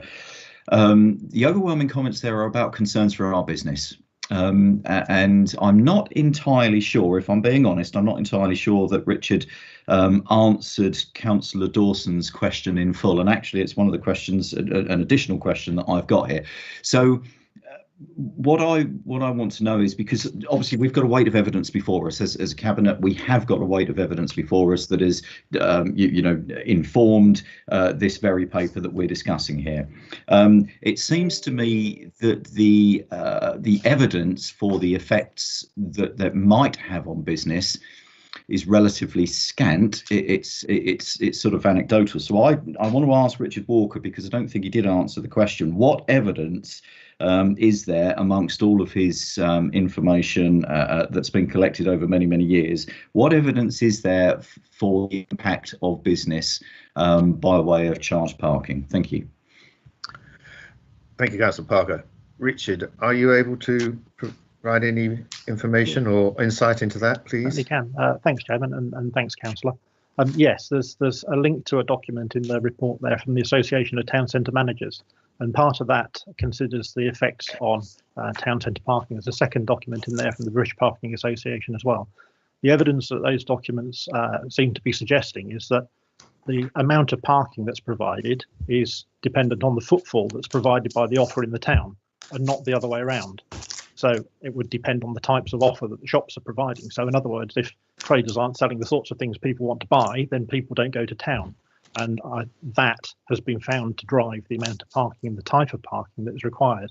So parking follows footfall, parking follows the destination offer rather than the other way round. And there's some links to documents in the report that detail a bit about that. Each of those towns has their own particular character, so separate things are at play in each of the towns, and with evidence, you know, suggest different things going on in those. But that's the fundamental, the overarching principle, really, that the town provides for the amount. Sorry, the town provides parking that the shops are there to support. Thank you, Richard. Councillor Parker, did you want to say anything further on that? No, I'm hoping that in itself will spark the major part of the debate, to be honest, because as I reiterate, the concern overwhelmingly is for the business. So that's what we need to tease out of this, to ascertain whether there truly is a detriment here. Thank you. Thank you. Thanks, Councillor Osborne. Thank you, Mr. Chairman. If I could keep my part of the debate until a bit later on, please. I'll come back at a later date. Thank you. Okay. I'll move on to Councillor Holt next. Yeah, thank you. Following on from Lee's comments, I think he's right. I think a business is a key issue in this debate, and businesses are, I think, obviously going through a very severe time at the moment with COVID, the impact of COVID. And the re-emergence from this is going to be critical to both Hadley and Sudbury's town centres. Both have a fantastic offer and a great deal of variety and independent shops that locals use.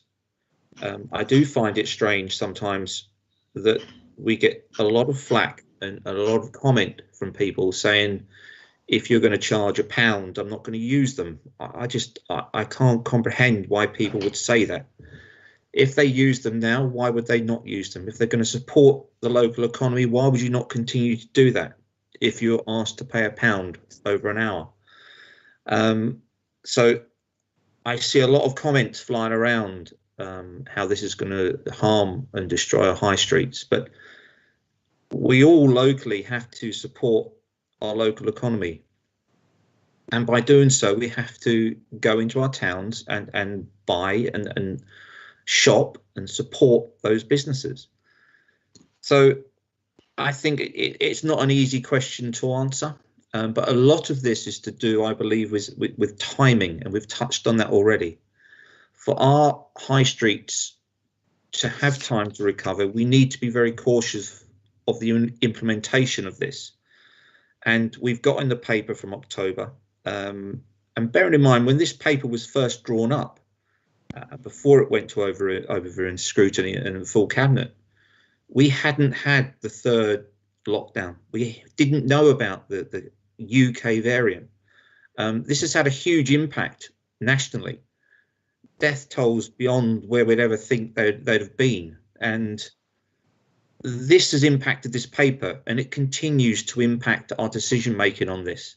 So the timing of this, I think, is more critical, and people should be more conscious of than necessarily the £1 that we intend to charge if it's supported today. So I would certainly like some debate on timing. My preference at the moment is certainly to keep it open. And I honestly feel at the moment we'd be looking into 2022 for the implementation of this. But the decision has to be made today, because the procurement of the equipment, the organisation of contracts, etc., does take time. So I think the decision needs to be taken today on the parking paper, but timing is a key and crucial factor. And as I say, it's got to come back to Cabinet for I believe, whenever we introduce it, as in the implementation date. But I honestly can't see it until 2022. But that's what I want to say at the moment. Thank you.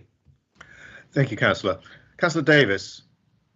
Yeah, thank you. I think Councillor Holt has summed up a couple of the points that I was looking to make there as well. I'll be voting for this, and the reason is because I have listened to what has been said, both by the public in terms of through the media, on social media, and I've also listened to the consultants. I've looked at the paper. Our officers have put together a very comprehensive case. Councillor Malvisi has expressed in her introduction a very comprehensive reasons why we need to do this, why we should do this. And the timing, I think, is important as well. But I've also not just listened to those people who signed petitions and have made a noise in the media, but the silent majority who have been in touch to say we're right to do this. And it's not just members of the public, and it's those residents in the various towns, but also the town councillors in Hadley. Yeah, they discussed it at their town council, and I was very interested to hear that on the whole, as has already been pointed out, they understood that we need to do this, that we need to make these changes. Everyone, or people pretty much varied their views on how long the free parking should be, the cost afterwards, whether it should be 50p, £1 or whatever. But I think we've come to a very sensible compromise, because we have listened, because we have taken on board all the comments. We took on board the petition at the full council. We took on board all the councillors' views there, which again was 1414. So it shows that not everybody is against what we're looking to do. On the contrary, the chair gave the casting vote, but there were a couple of abstentions as well. So overall, I think we're doing the right thing, and like I say, I'll be voting for the paper. Thank you. Thank you, Councillor. Councillor Busby. Thank you, Chair. Well, I have to state up front that I absolutely hate paying for car parking. However, if I go to a place where the attractions are such that I want to visit it for the attractions, then I'm happy to pay for car parking. It's very rare that you would go to a place just because it's free, and if you are, then how much are you like to spend in that place? I think we need to look at the two towns independently. I think they are totally different. I would have preferred this paper to have come after we've done the reviews of the town. We certainly need to make significant changes and improvements to the offer of Sudbury. It has great potential. We need to get that potential out. Hadley is different. I think people actually do go to Hadley because of the free car parking, particularly those in the villages between Hadley and Ipswich. I know a lot of people, therefore, that choose to do that go to Hadley rather than Ipswich. However, we have got significant expense on the car parks, and it needs to be funded. I'd like us to look at alternative ways of funding that through SIL, etc. But if we are going to have to introduce car parking to fund these changes, then this is a reasonable way of doing it. It's, in my view, it's the first step in a long process of improving the desirability of our town centres. It might be the wrong way around, but it's here and now, and it will enable us, hopefully, to fund some of those other changes that are desperately needed. Thank you, Councillor.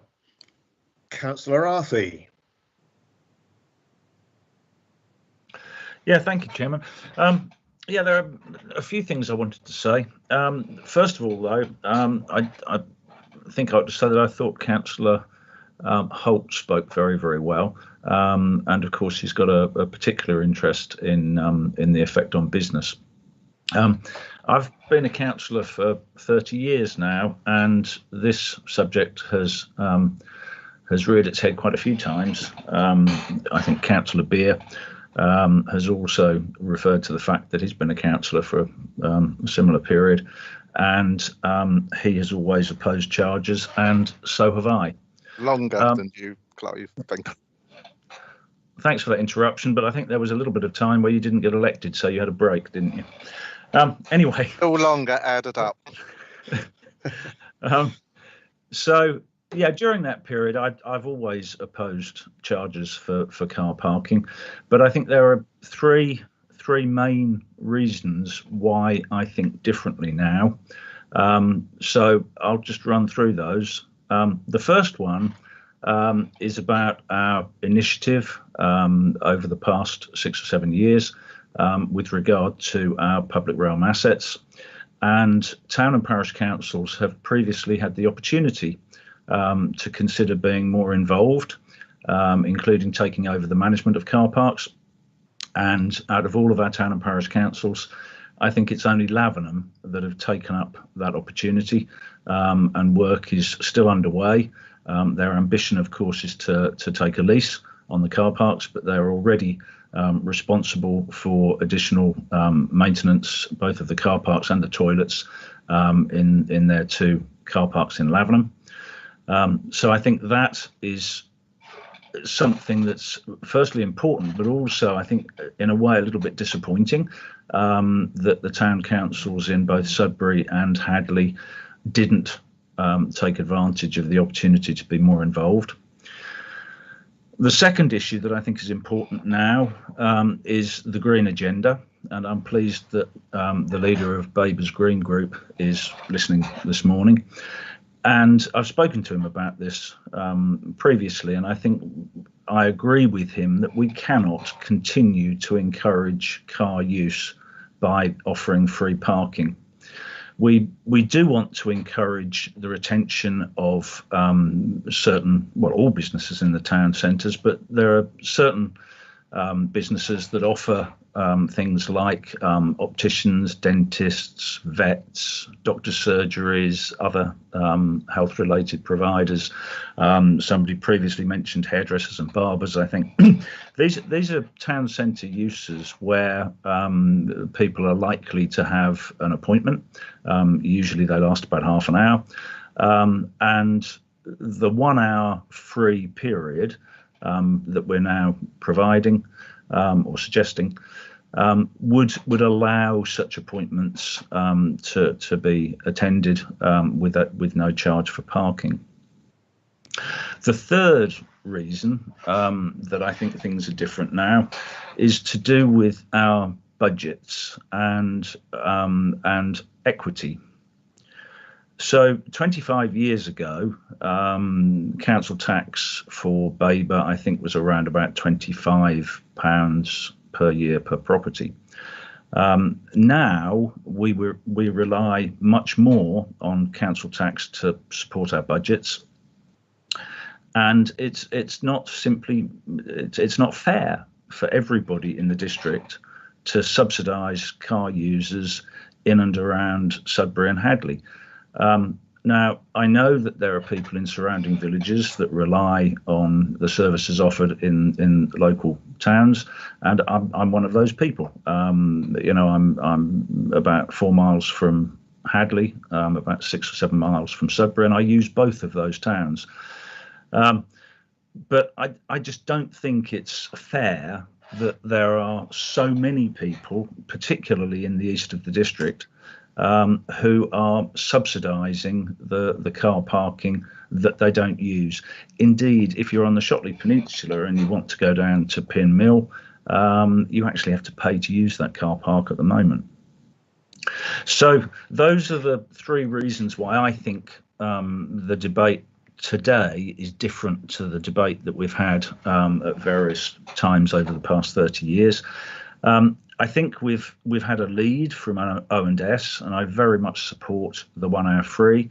And I agree with O&S that an implementation date in July would have been far too early, given what's happened with COVID and everything that Councillor Holt explained. And I welcome the fact that you said, Chairman, that the implementation date could be further reviewed depending on how we come out of COVID. So that's what I wanted to say on that. There was one other little note that I made whilst other people were talking, and it's as a result of Councillor Grandon's question regarding the use of EV charger points. There are two things about that. One is the point of planning infrastructure is that you do it up front. So we get criticised a lot for an issue that arises and we're too late to address it, and we should have done something sooner. So I think it's actually very good that we've provided the EV charger points before they become desperately needed. They are being used. And I think there is an answer to the use, and CAS may even have it to hand. But we do, of course, know, because we charge, we do, of course, know how much those EV charger points have been used. And I think the rollout of more EV charger points is incredibly important. We're going to get to a sort of a waterfall moment where all of a sudden we haven't got anywhere near enough charger points. And just to go back to Lavenham, their involvement in car parking in Lavenham has led to the proposed provisions. Some have already been, or some are already being done, EV charger points in all three of their car parks. So I think that's something, whilst we might not have seen much use of them at the moment, that's something that we really must accelerate. Thank you. Thank you, Councillor. Councillor Osborne, you put your hand up again. Do you wish to contribute something more? Yes, I do. Thank you, Mr. Chairman. I concur with the comments put very well by Councillor Holt and Councillor Davis. But, you know, as a councillor, I do not take any decision lightly, however difficult and contentious that decision may be, and this is certainly one of them. I make sure that my decision is based on facts and the evidence, and we have had a lot of that provided to us to enable us to make the decision we're going to make today. As we are all aware, the original proposal was to reduce free parking to half an hour, and I would have had a real concern with this, and I have raised it at the briefings that we've had, and my decision would have been reflected in that. That has now been changed to 1 hour. So taking into consideration comments received and the scrutiny report, and they spent a long time scrutinising it. I sat throughout the meeting listening to it, and I think it was about 3 or 4 hours. I will be supporting this recommendation. It is very evident that to continue with 3 hours free parking is completely unsustainable for Babergh, Sudbury and our taxpayers. And again, it's been raised by several members that another concern has been the implementation date. And again, I am very relieved to see that the recommendation is now going to be October 20 at the absolute earliest. So I'm pleased to see that. These changes to the recommendation demonstrates that myself and the Cabinet have been listening. Contrary to what some people say, we have been listening. And as I said, I will be giving my approval to these recommendations. Moving forward to the future, Babergh Council will be open to talking about devolved services with interested parties. And I'm aware that Sudbury Town Council have approached the council to talk about the possibility of taking on car parking services. And also looking for the future, Babergh will be undertaking this strategic parking review, which will provide the opportunity for the council to look at parking capacity and possibly solutions for both our market towns and throughout the whole district, and to obviously include parking permits. So as I have said, I will be supporting the recommendations and the amendments that were made to those recommendations earlier in the meeting. Thank you, Mr. Chairman. Thank you for that. Yeah, and one of the points I wanted to pick up on is the fact that we have been listening. There's, we have changed the recommendations. We've listened to the feedback, and we've come to a compromise. I do understand that there are still some people that and themselves not willing to compromise and to meet us halfway. But the reasons for this are compelling, and you've heard them. You've heard them from the officers. You've also heard them from my colleagues on the Cabinet.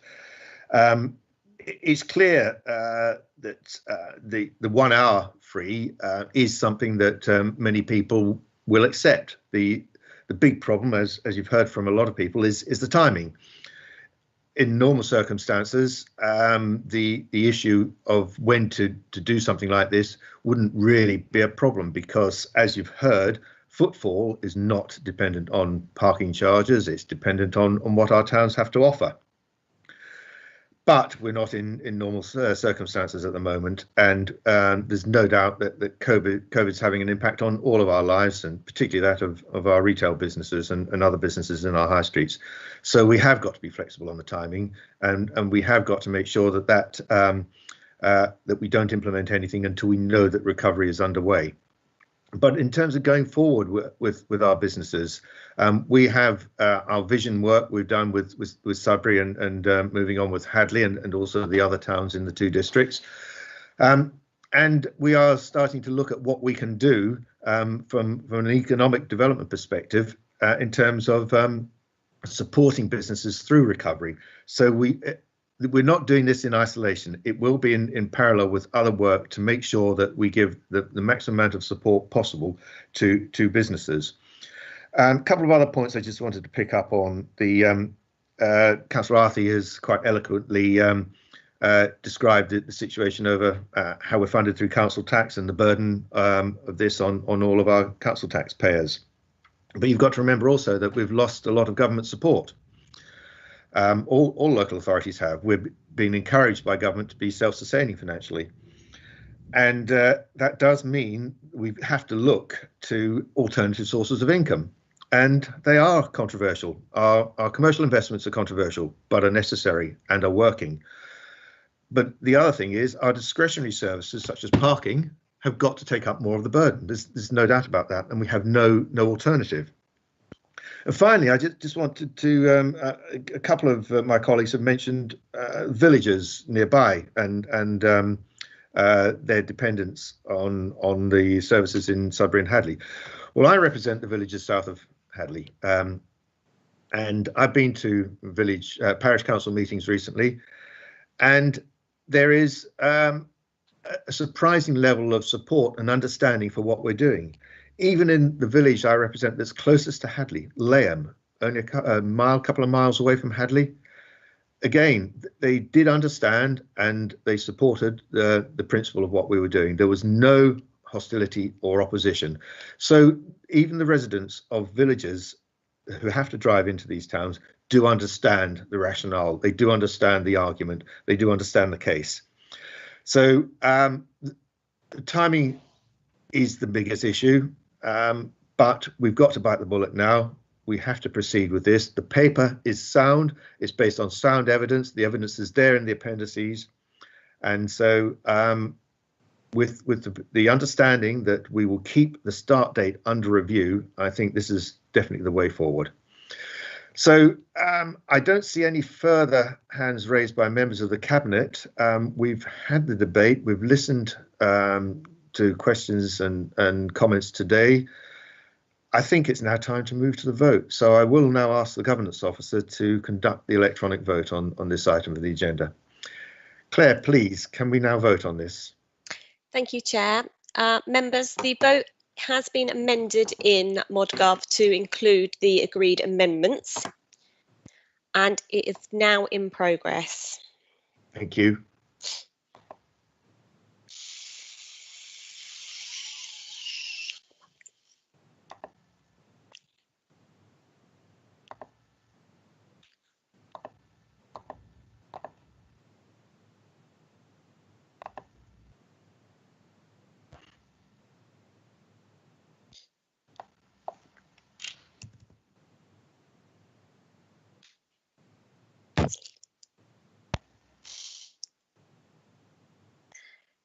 Thank you, members. Chair, that's 8 votes for, that's unanimous. Thank you very much, Claire. Right. If members agree, I'd like to call a 5-minute recess before we move on to the budget papers, if that's all right with members. Yes. Okay, can we stop the YouTube broadcast? And it's now 11:36. What I suggest is we resume at 11:45. That's just under 10 minutes.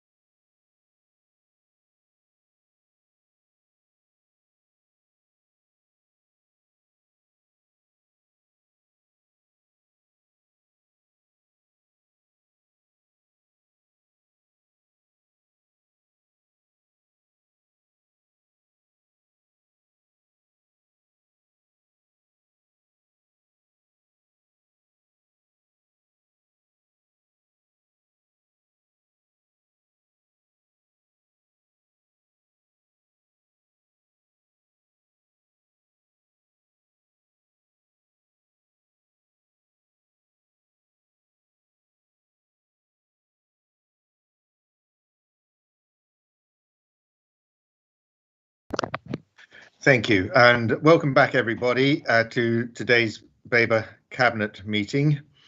We're now moving on to item 10 on the agenda, which is paper BCA 2032, the General Fund Budget for 2021 to 2022 and the 4-year outlook.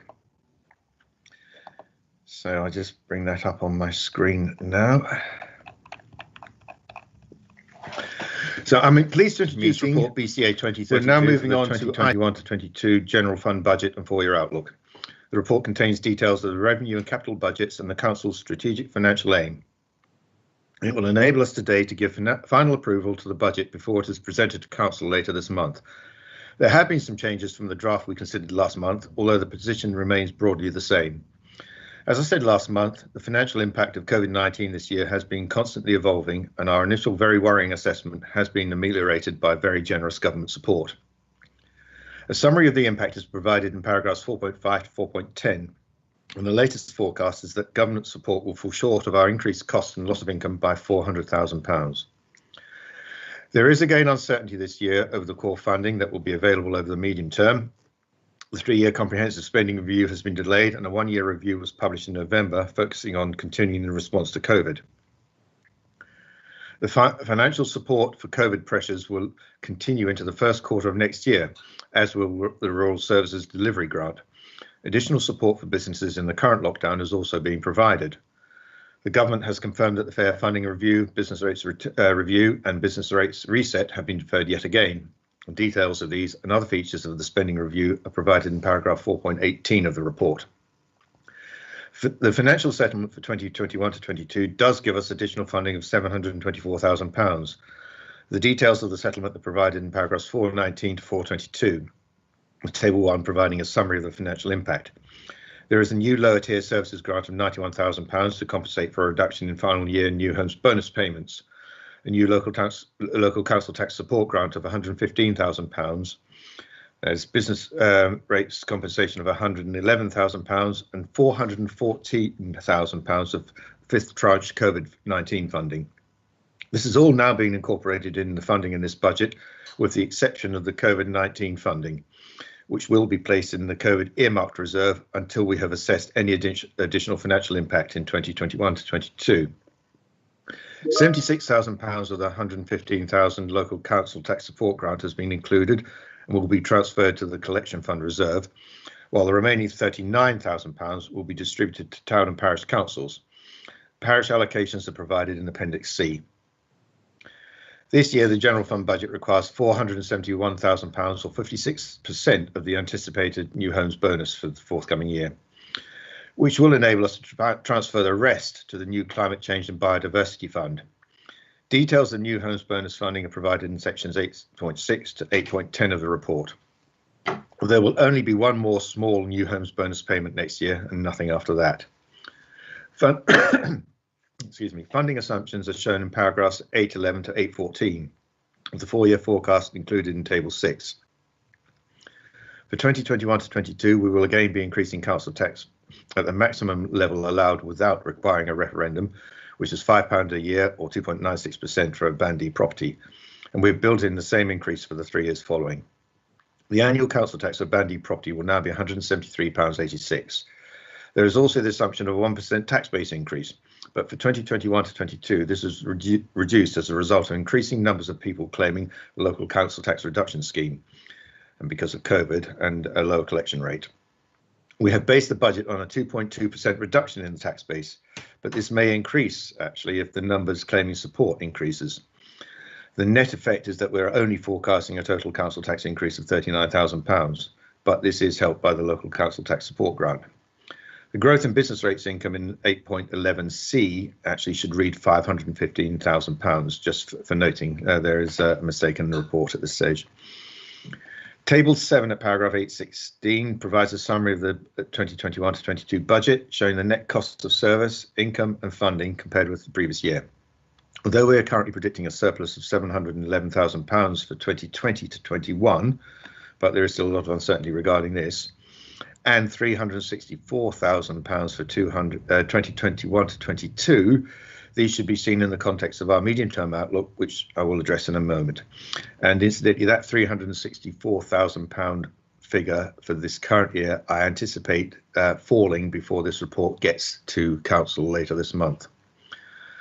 I won't apologise for mentioning again that we are forecasting a total of £2.28 million from our SIFCO investments, an increase of £424,000 on last year, totally vindicating our investment strategy, which has ridden the COVID storm and is providing much needed reliable income.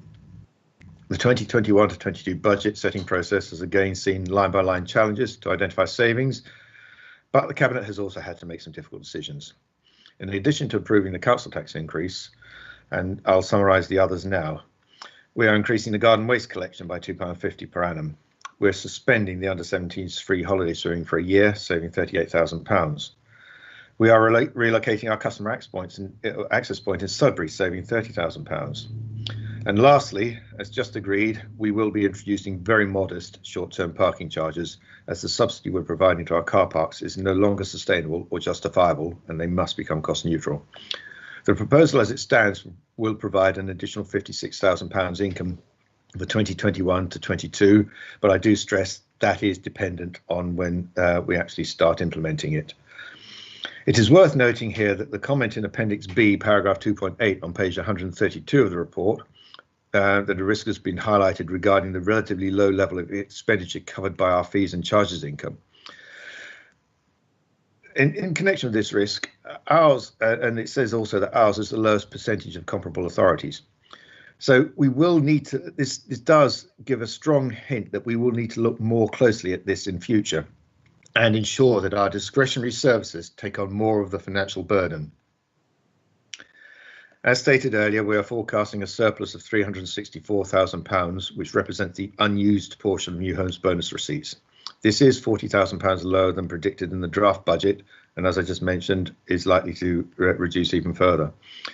The overall budget gap for the 3 years from 2022 to 23 is described in sections 8.24 to 8.27 and amounts to a cumulative deficit of £1.4 million. Further significant income or savings or both will be needed to address this. The total New Homes bonus column in Table 4 in paragraph 8.7 that was in the draft paper hasn't been included here, but it will be in the paper going to Council. To remind you, for the past 5 years, we have used 76% of New Homes bonus receipts, a total of £3.52 million, to balance the budget. This will no longer be available to us in the future. The reserve levels are detailed in paragraph 7.2, Table 3. Reserve movements are slightly different from what I reported last month. We will use £313,000 from earmarked reserves for specific service expenditure, but this will be offset by some transfers in, most notably the £364,000 surplus from the New Homes bonus receipts into the Climate Change and Biodiversity Reserve. This means that we are able to increase our reserves in 2021 to 22, although the Transformation Fund will be slightly lower. I should also mention that the table hasn't yet included the Tranche 5 funding in the COVID reserve. The capital programme is set out in Appendix A, and the planned spend for 2021 to 22 is £6.2 million. The financing for this is shown in the second table in the appendix. The major differences from this time last year are that we will have completed our SIFCO investments by the end of the current financial year, and the Bellevue capital investment is no longer required now that the hotel project will not take place. In summary, we are currently in a good financial position with a healthy level of reserves and helped by the funding we have received from the government to mitigate the financial impact of COVID. However, as I have said, the medium-term challenge is still significant as we strive to become self-financing over the next 3 years. In your report, Appendix B provides a summary of council tax billing information and the Section 25 report on the robustness of our estimates and the adequacy of our reserves. Appendix C shows the local council tax reduction scheme grant allocations to town and parish councils. And finally, the full 2021 to 2022 budget book is provided in Appendix D of the report. Lastly, I would like to just draw your attention to the agenda supplement, which is Appendix E of this report and relates to the flexible use of capital receipts strategy. And I need to explain this addendum. Hitherto, it's been the rule that capital receipts can only be used to support capital expenditure. However, recent guidance from the government will now allow some flexibility and enable capital receipts in the period up to 31st of March 2022 to be used to fund revenue spending if that spending will generate ongoing savings to our net service expenditure. This could be either through achieving either reduced service delivery costs or reduced demand for services.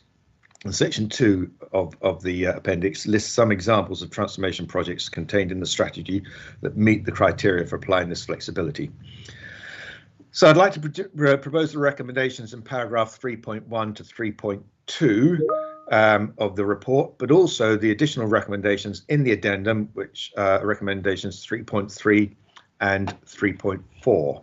And I would like to ask for a seconder, please. May I have a seconder? I'll second it, Mr. Chairman. Thank you, Councillor Malvisi. Right, okay, so firstly, moving on to questions from Cabinet members. Councillor Parker.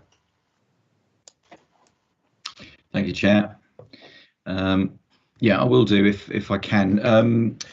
7.5, table 3, forecast earmarked reserve levels. It's on page 115. I'm just curious to note that we include community infrastructure levy funds in there as an earmarked reserve. Now, I'm sure for the purposes of transparency, that's entirely proper and correct. But to me, that suggests, or might suggest to anybody that's looking at that table, that we have a reserve there that we can dip into. And of course, we can't, as far as SIL is concerned, to prop up the general fund. So I'll just be curious to have just comments only really from our financial officer as to why we have to include that, if I can, Chair. Thank you. Okay, thank you, Councillor Parker. I should also, before I go on, I did forget, because it is at the bottom of my notes here, thank our finance team for helping to put together the budget. It has been a very difficult time for them this past year, given that they've had to do this and also constantly present COVID updates to the government. And monitor how things are changing in what has been a very difficult year. So I do thank Catherine and her team greatly for that. And I know that Catherine, Melissa and Sharon are all three of them are here today. I will ask if one of them can pick up on that. But you're right, Councillor Parker. SIL is it's a ring fence reserve for infrastructure improvements. But it is shown there for clarity, so that people are aware of the totality of our reserves. But it's certainly not a reserve that we can dip into to support our general fund.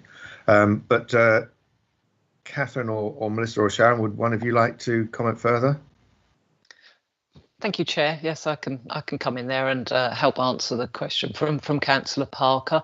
Yeah, we do. I know we make it very explicit in the budget monitoring reports that we bring into Cabinet that it's all for information, and there is a set different process in terms of how SIL gets allocated. I understand the point that Councillor Parker is making, and that's why we do show it just separately from the other earmarked reserves. But interestingly, this is actually a point of presentation that we're discussing with the auditors at the moment, the external auditors, in terms of whether it should be shown as part of our reserves or differently on our balance sheet. So depending on the outcome of that conversation, we may actually show it differently in future anyway, to help with that clarity. Thank you, Chair. Thanks, Catherine. Councillor Osborne, any questions at this stage? No questions at this stage, thank you, Mr. Chairman. Councillor Malvisi, any questions? Sorry, trying to unmute. No questions at this point, other than to comment that to draw up a budget in the current COVID restriction and the amount of uncertainty on what is going to be provided and not provided moving forward means that I think this is a job well done. Thank you. Thank you. Councillor Holt. Not at the moment, Chair. Councillor Davis. Nothing from me. Councillor Busby. Yeah, the flexible use of capital receipts. I wonder if Catherine can perhaps explain a little bit more about that, particularly in the paper 12.4 and 12.5. I mean, it seems fairly restrictive. Do we have an estimate as to what kind of capital receipts the council might get from the sale of these assets? Catherine, are you able to respond to that? Yes, Chair, I'll try and provide some explanation. I think for the general fund, it is going to be quite limited in terms of the capital receipts because you can only use the receipts that you get in year. So if we were sitting on any capital receipts from previous years, we can't use those. So it's anything that may be generated in year. So it's difficult to assess exactly when anything might come to fruition and might come in. So from the general fund perspective, I think it's relatively limited, but it will also apply to the housing revenue account and they get more capital receipts in, and I think we'll be able to take more advantage of it. We can't use the right to buy receipts for this scheme, but if we sell any of the other properties for any reasons in terms of, no longer being sustainable in terms of maintenance or need, then those capital receipts could be used within the HRA under this flexibility policy. Okay. Thanks, Catherine. Councillor Arthey, do you have any questions?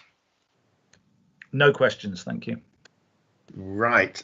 So any other council members present, if you have any questions, would you like to indicate now, please?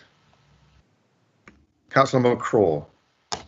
Thank you, Chair. I have a quite specific question, and it relates to an earlier recommendation made in the last council year to this cabinet on citizens' advice funding. You may remember we carried out quite an exhaustive process. A cross-authority scrutiny working group was set up, and the combined councils collectively made a series of recommendations, one of which was to include indexing of citizens' advice funding that had previously existed. In other words, that each year there be an indexing of the amount contributed to the two CAs that we contribute to, that being being Sudbury and Ipswich, to the lesser extent in Ipswich. We recommended this, and we were in fact specifically charged by the Cabinet, for carrying out the review and making that recommendation. Now, normally speaking, we would carry out our citizens' advice annual review well prior to the budget process. In this year, in a normal year that is, we don't remember what a normal year was like now much, but this year obviously we are holding our citizens' advice review on the 15th. That will be a week before the council. So my specific question is, does this budget contain provision for the recommended indexation to the previous contributions made to those two citizens' advice? I don't believe the amount would be large because it's just an indexation. I think we're talking in the sphere of a few thousand, but I would like an answer to that question. It might help the Citizens' Advice Review by overview and scrutiny to be carried out on the 15th. And it would be better done and dealt with now rather than waiting till then at shorter notice. Thank you, Councillor. I must admit, I'm not. I don't know the answer to whether indexation has been included. Catherine, can you pick up on that, please? Thank you, Chair. Yeah, just conferring with my colleagues to see if we could get the answer to that at short notice. It doesn't look like we possibly have included that, but as you say, it is a small amount of money, so we could always adjust for that before the final budget is presented to Council later in the month. I rather feared that might be so. I wonder if the last year's figures and this year's figures could be provided to overview and scrutiny ready for our meeting on the 15th. The papers will obviously have to be ready very shortly. I believe it might even be this Friday. But if that information could be presented, that I would expect, based on a previous recommendation, we would be likely be asking for that anyway. And it's easier to ask for it now than to wait until 1 week before the final council meeting to confirm the budget. Yeah, certainly, Councillor McCaw. Thank you very much. Thank you. Councillor Beer, you're next. Thank you, Mr. Chairman. I didn't I didn't expect to still be here, but as this council tax thing was coming up, I thought, well, I'll just stay. As I'm sure you're aware, very disappointed that we're going down the road of increasing council tax. I do understand where you're coming from. You have stated it's £5, but you, like I, know that when we add all the increases up, the police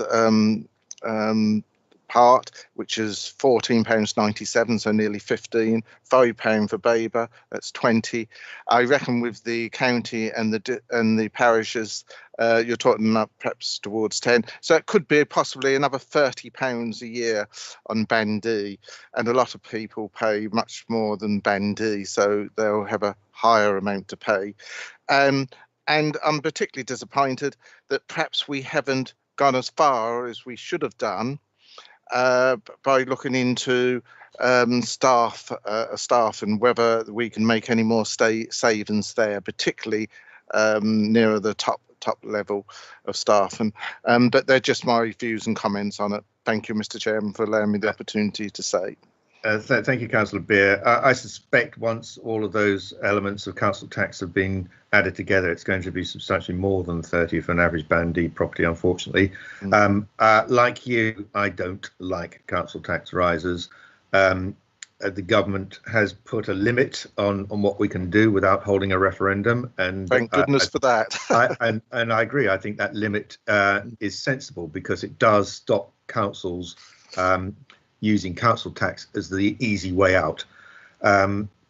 I certainly would never support a referendum in Babergh to increase by more. I think that we do need to look to other sources of income, which we are doing. And as I've said before in the debate on the previous paper, our commercial investments, our discretionary services, they should all pick up more of the burden rather than immediately going for council tax. The last point you made staff. Yes, staff. Yes. I'm not sure whether we've done enough there. Yeah, into too big a debate about that at this stage, but you must be aware that the successful working together partnership with Mid Suffolk has enabled us to make substantial savings on our staffing over the past few years. And it is something that we are constantly looking into to make sure that we've got the right resources to deliver the services and no more than we need. So it is always something that is uppermost in our minds as the cabinet, but it's also uppermost in the mind of the chief executive as head of paid service. But I don't really want to go any further into that particular subject today. But thank you for your comments, Councillor Beer. Thank you very much for allowing me. Chairman, Councillor Beer mentioned, it's Clive Arthur here. Councillor Beer mentioned the likely increases in council tax. I'm sure he's aware that the lion's share of people's council tax contribution goes to the county council. So perhaps Councillor Beer should have a word with his county councillor. Well, I will have to come back. I will have to come back. Sorry, Councillor Beer, I will allow discretion, allow you to respond to that. Well, thank you, Councillor Arthur. We do go back a long way. I a little bit further than you, but anyway. All I'm going to say to that is I can assure you my views are echoed at county as well as at the police precept that we set last week. So yes, I do take it up at every level, and quite rightly somebody should. Thank you very much. Yes, and I know I've been told on more than one occasion that Councillor Beer does do that. So he's very consistent and admirably so. Councillor Mabry. Thank you, Mr. Chairman. Some of my questions have already been asked, so thank you, Councillor Beer, for that. I could have given you the figures for the update on a percentage for the citizens' advice, but considering I'm a director, that may look as though I'm being biased, so I won't. I am concerned about the increase in council tax because it's very evident that there are more allowances for people and legitimate allowances for council tax, which actually puts the burden on those that do pay quite high. And I'm wondering whether the Cabinet has an answer to that, please. If you're talking about the council tax reduction scheme and also which we implement, that is there to support those residents who really cannot pay because they're claiming benefits. We've also, in this past year, as a result of COVID, the government has provided us with additional council tax support. So a lot of the money that they're getting is in the form of government grant, and such that the poorest residents in our community have not paid any council tax this year. We still have some additional funds left over in that council tax support scheme, and we're looking at how we can, and that's coming up later, how we can apportion that to ensure that even more of the poorest of our residents are protected from council tax. So the concept is I think a justifiable one. I would hate to suggest that everybody pays council tax at the same level, irrespective of their ability to pay or not. So I'm concerned about the nature of the question, to be honest, Councillor Mabry. The nature of the question is, and I think you've missed it, I'm not saying that people should not legitimately claim a reduction, an allowance, be it what it is. My question to you is, has the Cabinet looked at the increasing burden on those who do pay for the future? Because I've never been in this situation before, but I am siding with Councillor Beer that constant increases in council tax is not the way to go. Thank you for that. We look at all of these issues, and council tax rises are not taken lightly. Nobody likes council tax rises, but what we're doing now is necessary and justifiable. It's part of our response to having to become self-sufficient and ensure that we have a budget, not just this year but for the future, that maintains the financial viability of the council and our ability to deliver our services. Okay, right. I do understand, Mr. Chairman, but I am fearful that you're going to make council tax so high that it's going to cause even more issues for residents. And I'll leave it at that. And thank you. We won't be doing that because we are limited on what we can do with council tax, which I've explained already. And so it will not be rising at unsustainable levels. I'll now open this up for debate. Councillor Parker, would you like to open the debate? No, not on this occasion, Chair. I'm quite content. I might join in shortly. Thank you. Okay, thanks. Councillor Osborne. Thank you, Mr. Chairman. Yeah, just to say really that this budget's been put together under extremely challenging situation, and I think it's a good budget. And we've spent many, both officers and also members have spent many hours on ensuring that we get a balanced budget, and that's where we are today. So, and it's to the benefit of our residents that we have a balanced budget. If we don't get one, then we've got troubles in continuing to provide not only the non-statutory but the statutory services that we provide as well. So well done to everybody concerned. It's a good budget and I commend the officers, and I also commend my cabinet members as well for the difficult choices that they've had to make in regards to this. Thank you, Mr. Chairman. Thank you. Councillor Malvisi. Thank you. I really can't add any more to what Councillor Osborne has said, and I totally concur with what she has said. Thank you. Thank you. Councillor Holt. Yeah, just picking up on what Margaret said, really. I'm not quite sure where she was coming from on the in particular, but I get the impression, and she may better correct me, that it's the roll-on knock-on effect year on year in, that the continual council tax rises will eventually come to a point when they are unaffordable. So I think that's where she's coming from, and she does have a point, but we are limited with the tools in our box that we have to use, and this really stems from a central government decision to cut funding, And as you say, we have to be sustainable. But she has a point that in the future may be more relevant than today. But it's certainly one that we do need to bear in mind, and we do bear in mind when we do these increases. We don't make them lightly, as you say, but it's the challenges, one of the many challenges we face. It is, yeah.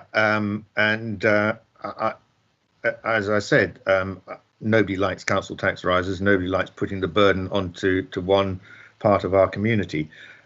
We are obviously facing a future where business rates are going to be under increasing threat, and the government's going to have to look to an alternative solution there.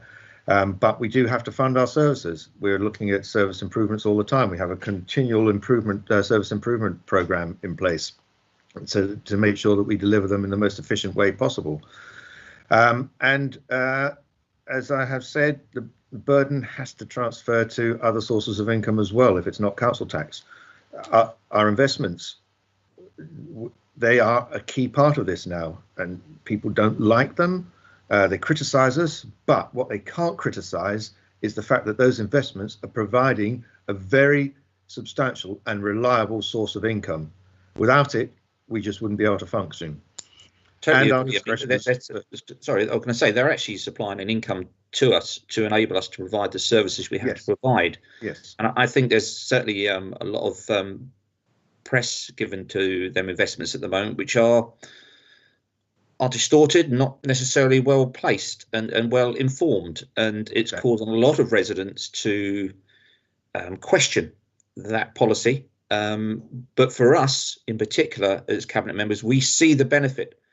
And unbeknown to our residents, they all see the benefit of those investments, and they've held up particularly very well over this awful year. And without them, we would be in a pickle. We would, yes, we very much would be. And finally, the discretionary services, I keep coming back to that, have got to pay their way. It can't just all be put on the council taxpayer. Right, Councillor Davis. Yeah, I'm pretty much in agreement with what's just been said. First of all, yeah, commend Catherine, Melissa and all the officers that have worked on this budget. It must have been like juggling sawdust to get to where we are. So they've done a remarkable job in balancing the book, as it were. And in terms of council tax, I'm the same. Yeah, I have to pay council tax, resent having to pay more, but it's a necessary evil. And as you pointed out, Councillor Ward, those that are really struggling do get the help and support in terms of the discretionary grants and reductions. So it's really important that we do that and spread the load a little bit further. And again, you know, we're just part of that bigger cake, if you like, where county council and the police and social care and everybody else increases theirs. We have to do ours year on year, because if we don't, and I say this at the parish council, in Shotley we've increased it by 0.5% rather than completely zero, because if you don't incrementally increase, you're just building up problems for later on. Maybe not our administration, maybe not us as councillors or a cabinet, but certainly build on. And I totally agree with what you're saying about SIFCO. We agree with the model, and people may not like the fact that the SIFCO invest outside of the area. That's a different argument. The income is hugely important to us, and it's the same as all the other bits that we balance the book. You can't argue against car parking charges and then say, oh, but let's not put the council tax up, or let's not put this up. You know, the money has to come from somewhere. Yeah. And I think the officers and the cabinet members have done an excellent job in finding a fair and balanced budget. That's me. Thank you. Councillor Busby. Thank you, Chair. Yeah, sorry, Catherine, I'd like to go back to that flexible use of capital receipts again. 12.3. The direction makes it clear that local authorities cannot borrow to finance the revenue cost of service reform, and we can use capital receipts that we get from sale of assets, etc. But as you've said, that's likely to be very limited. I mean, have we got any transformation projects that are pending, and how do you see that we can finance those then? Catherine, can you come back? Thank you, Chair. Yeah, we have your transformation fund. Obviously, if there are capital costs of transformation, which when we're doing sort of digital work involves IT, and a lot of that can be capitalised. So we can naturally use capital receipts to finance the capital expenditure. This is talking about revenue costs, and this flexibility gives us the opportunity to use capital receipts to fund revenue. That's the bit we can't normally do, because normally capital receipts can only be used for funding other capital expenditure or repaying debt. It's usually quite limited. So the one or two examples in the appendix, as I say, I think from the housing perspective, Gavin Fisker's got one or two ideas as to how he might be able to apply it to some of the investor save ideas that they've got within housing. But we will, of course, be looking at anything else we could apply it to if we get some capital receipts in during 21-22 that we could use. Yeah, I mean, you say it's flexible, but since they won't let us borrow and we haven't got any assets that we can probably sell, I consider that to be very inflexible. It's slightly more flexible than not using it at all or not having the strategy in place. Okay, mute point. Okay, thank you. Councillor Arthey. Yeah, thank you, Chairman. Just a few general points, really. As others have said, we were all worried about the effects of COVID in 2021 and the pressure on our budget for 21-22. As Cabinet Member for Finance, you've kept us all well informed as you've sought to deliver a balanced budget, and I'm pleased to say that I'm pleased to see that we're going to be able to provide funding for some of our climate change initiatives, including the conversion of the freighter fleet to hydro-treated vegetable oil. And together with the infrastructure funding we'll be able to provide through the Community Infrastructure Levy, we're in a good position to deliver our ambitious plans. So really just to say thank you for all of your hard work to get this budget prepared. Thank you. Thank you, Councillor. Right, well, does anyone have anything else they wish to contribute to this debate? Councillor Busby. Yeah, only to say that I used to be heavily involved with the budgeting process as chair of ONS, and it's got so much more complex than it was when I was doing it. And I really congratulate the finance team for juggling this and putting it together. It is a mammoth task now. It wasn't as easy. It was a lot easier in my day. Thank you. Yes, it is a mammoth task, and you've got to remember they do it for two councils, while we're still two separate sovereign authorities, two separate budgets. We won't go into that. No. Okay. Councillor Craw, you want to come back on something? I'll let you if you have. I realise you're in debate. This isn't technically my place. I just confirm that in the scrutiny of it, we were impressed with the fact that a balanced budget was able to be presented at all, given the dire situation that all councils faced during COVID-19. We were very impressed with that. Perhaps I didn't make that clear enough, and we also complimented the finance team. I'd just like some assurance from members of the Cabinet that they are prepared to support the proposed indexation of the Citizens' Advice contribution, as I discussed in my question of earlier. I appreciate that the officer has taken that on board, but I think it's important that if it's possible for your recommendation to include provision for that out of the available surplus that you already said yourself, Councillor Ward, is likely to be somewhat reduced. I don't believe this would be a significant amount, but I'd like some indication of support for a previous recommendation made by scrutiny. And I apologise if this is not the place, but I think there's no other time for me to do so. Thank you, Councillor McCraw. I think, as Catherine has indicated, the sums are not significant, so I don't think that should be a problem to incorporate that. But I'll ask councillors if they wish to comment on that. I see 3 hands have immediately gone up. So, Councillor Davis, you were first.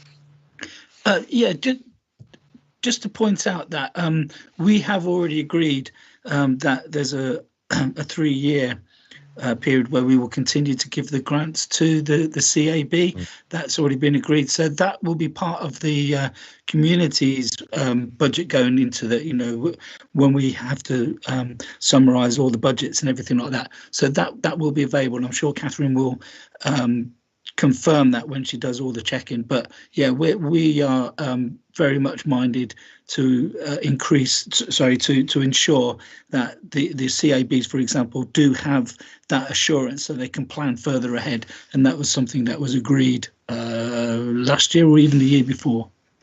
Yeah, thank you. Councillor Holt. Yes, in direct answer to Alistair's question, yes, I do approve it. There were some caveats, I think, when we agreed this, that obviously overview and scrutiny would do a thorough job in ensuring that the CAB were actually generating their own income and in looking at that. But again, I'm sure Alistair will do his job and the committee will do their job. But in this coming year, especially with everything that's going on, it's more and more important that the CAB continue to be funded correctly and offer the services, excellent services that they do. Thank you. Councillor Busby. Yeah, I mean, I totally agree with what Michael's just said. Just an interesting point. Are the CAB open at the moment?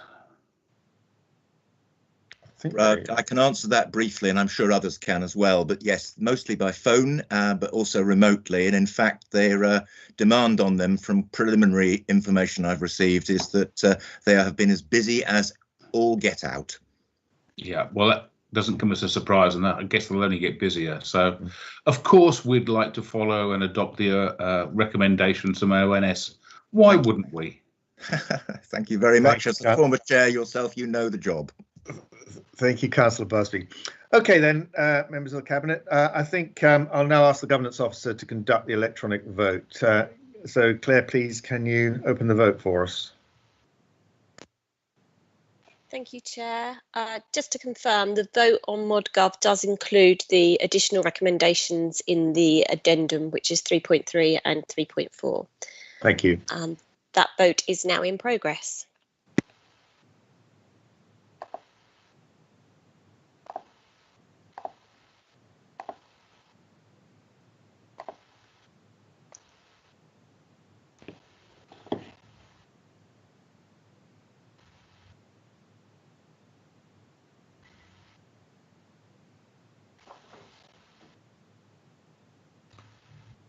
Councillor Busby, your hand's still up. Chair, I can confirm that that is, 8 votes for, that's carried. Great, thanks, Claire. Right, moving on then to item 11, paper BCA 2033, the housing revenue account budget for 2021 to 22 and the 4-year outlook. So I'm pleased to introduce report BCA 2033 for the 2021 to 22 HRA budget and 4-year outlook. It covers both the revenue account and capital programme. As with the general fund, it will enable us today to give final approval to the budget before it's presented to council later this month.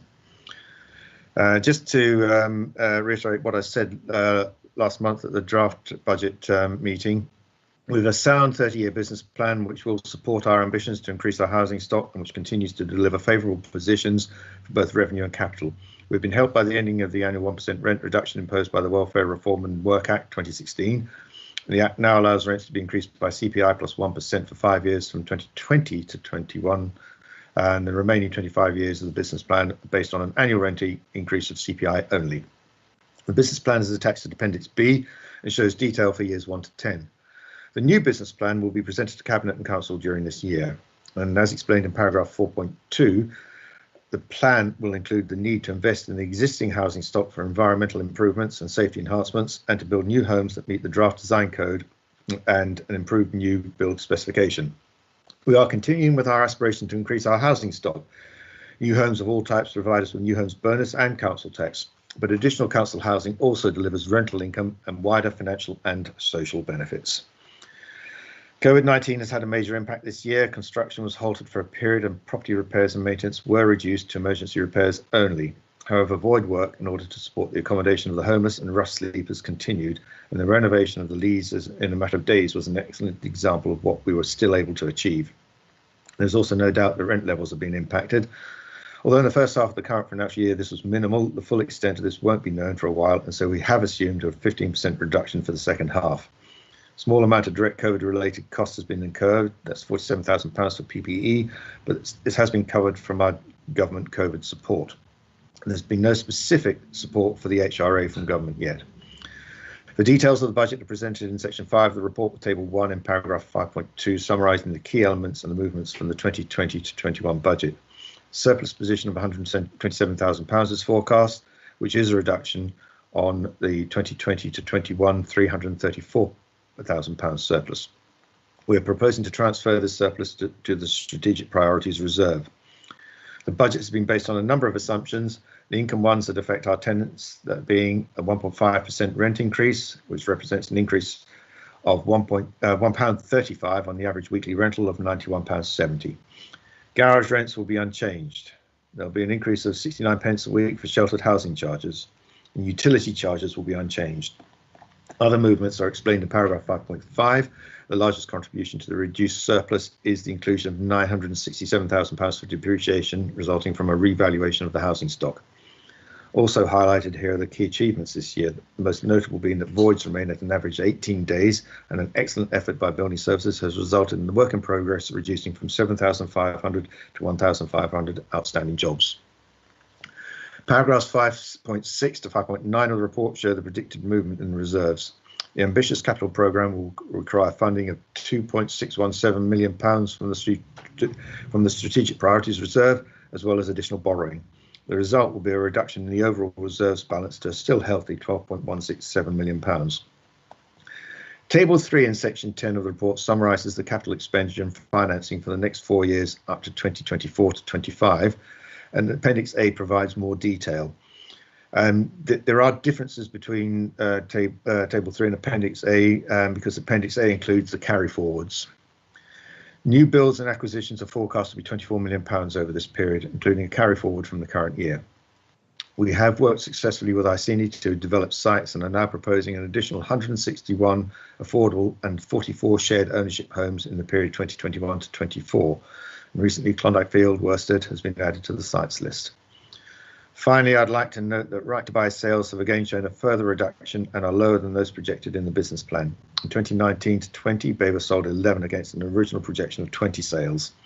We have been delayed by COVID in our ability to use the right to buy receipts before deadlines for returning unspent portions to government. However, the government has extended the deadline to 31st of March in recognition of this. We are looking at all opportunities to acquire houses or land before this deadline. So I'd like to propose the recommendations in paragraph 3.1 to 3.7 of the report, and I'd ask for a seconder, please. May I have a seconder? Councillor Jan Osborne, thank you. Thank you. Thanks, Councillor Osborne. Now, again, I'd like to thank the finance team and also Gavin Fisk, our Assistant Director for Housing, and he and the team are here to answer questions. But first of all, I'd like to open up to questions from Cabinet members. So, Councillor Parker, do you have any questions? Thank you very much, Chair. No particular questions, and I'm glad I read my papers because you went through that like a machine gun. I'll just make the point, if I can. I haven't got any particular questions, but I would just like to raise the point about the purchase of the homes, 117 homes. This is an excellent addition to the stock, but that's not a question. That's a point. So that's all I want to say about that, Chair. Thank you. Councillor Osborne. No questions, Mr. Chairman. Councillor Malvisi.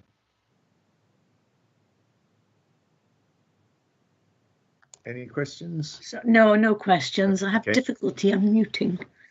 Yeah, the response is not brilliant. You think you've done it, and then you try it again, and you reverse what you've done. It's Councillor Holt. Yes. Obviously, some excellent news in there about the houses that we purchased and what we plan to purchase and build. One small concern is the with the green agenda is that we're actually purchasing homes that obviously won't meet necessarily the expectations that we may set ourselves and for the future. What can we do to try and ensure that the houses we're buying will actually meet the standards we're going to be setting ourselves, so that we don't have to retrofit them and add more costs?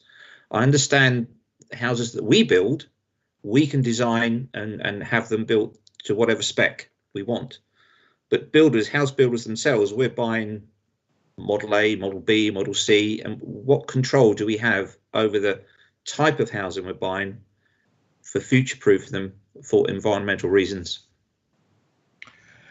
Thank you. I see Councillor Osborne, Cabinet Member for Housing, has put up her hand, so I will pass it over to her, and I'm sure she might get Gavin to provide some backup in the answer to that. So, Councillor Osborne. Thank you, Mr. Chairman. Yeah, I certainly will. The team are currently putting together a design guide, and there's been several member briefings on this as well, and it's in quite an advanced stage. And obviously that will set the scene for those properties. Not only are we building ourselves for our affordable housing aspirations, but also those that we're purchasing or acquiring will need to meet the standards outlined in that design guide. I don't know if you want to add anything to that, Gavin. Yeah, thank you, Chair, and thank you, Councillor Osborne. Probably what I would just add to that is, obviously, colleagues, members will be aware that the government have been consulting on a future home standard. That is to ensure that as an industry, house builders build more energy efficient homes. And as Councillor Osborne says, I think our relationship with house builders, we're endeavouring to get upstream so that at the very earliest stage we can actually try and start to influence what is built on our behalf, if it be through purchasing and Section 106. There is lots going on in the sector.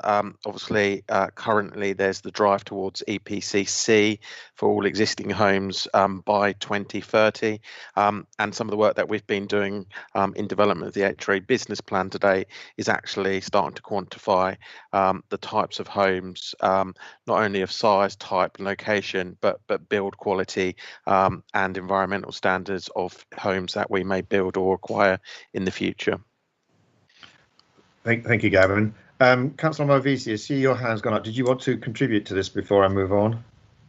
Just to say that Gavin participated on the climate change task force, and therefore is fairly up to speed on the environmental issues that we as a council are moving forward to achieve.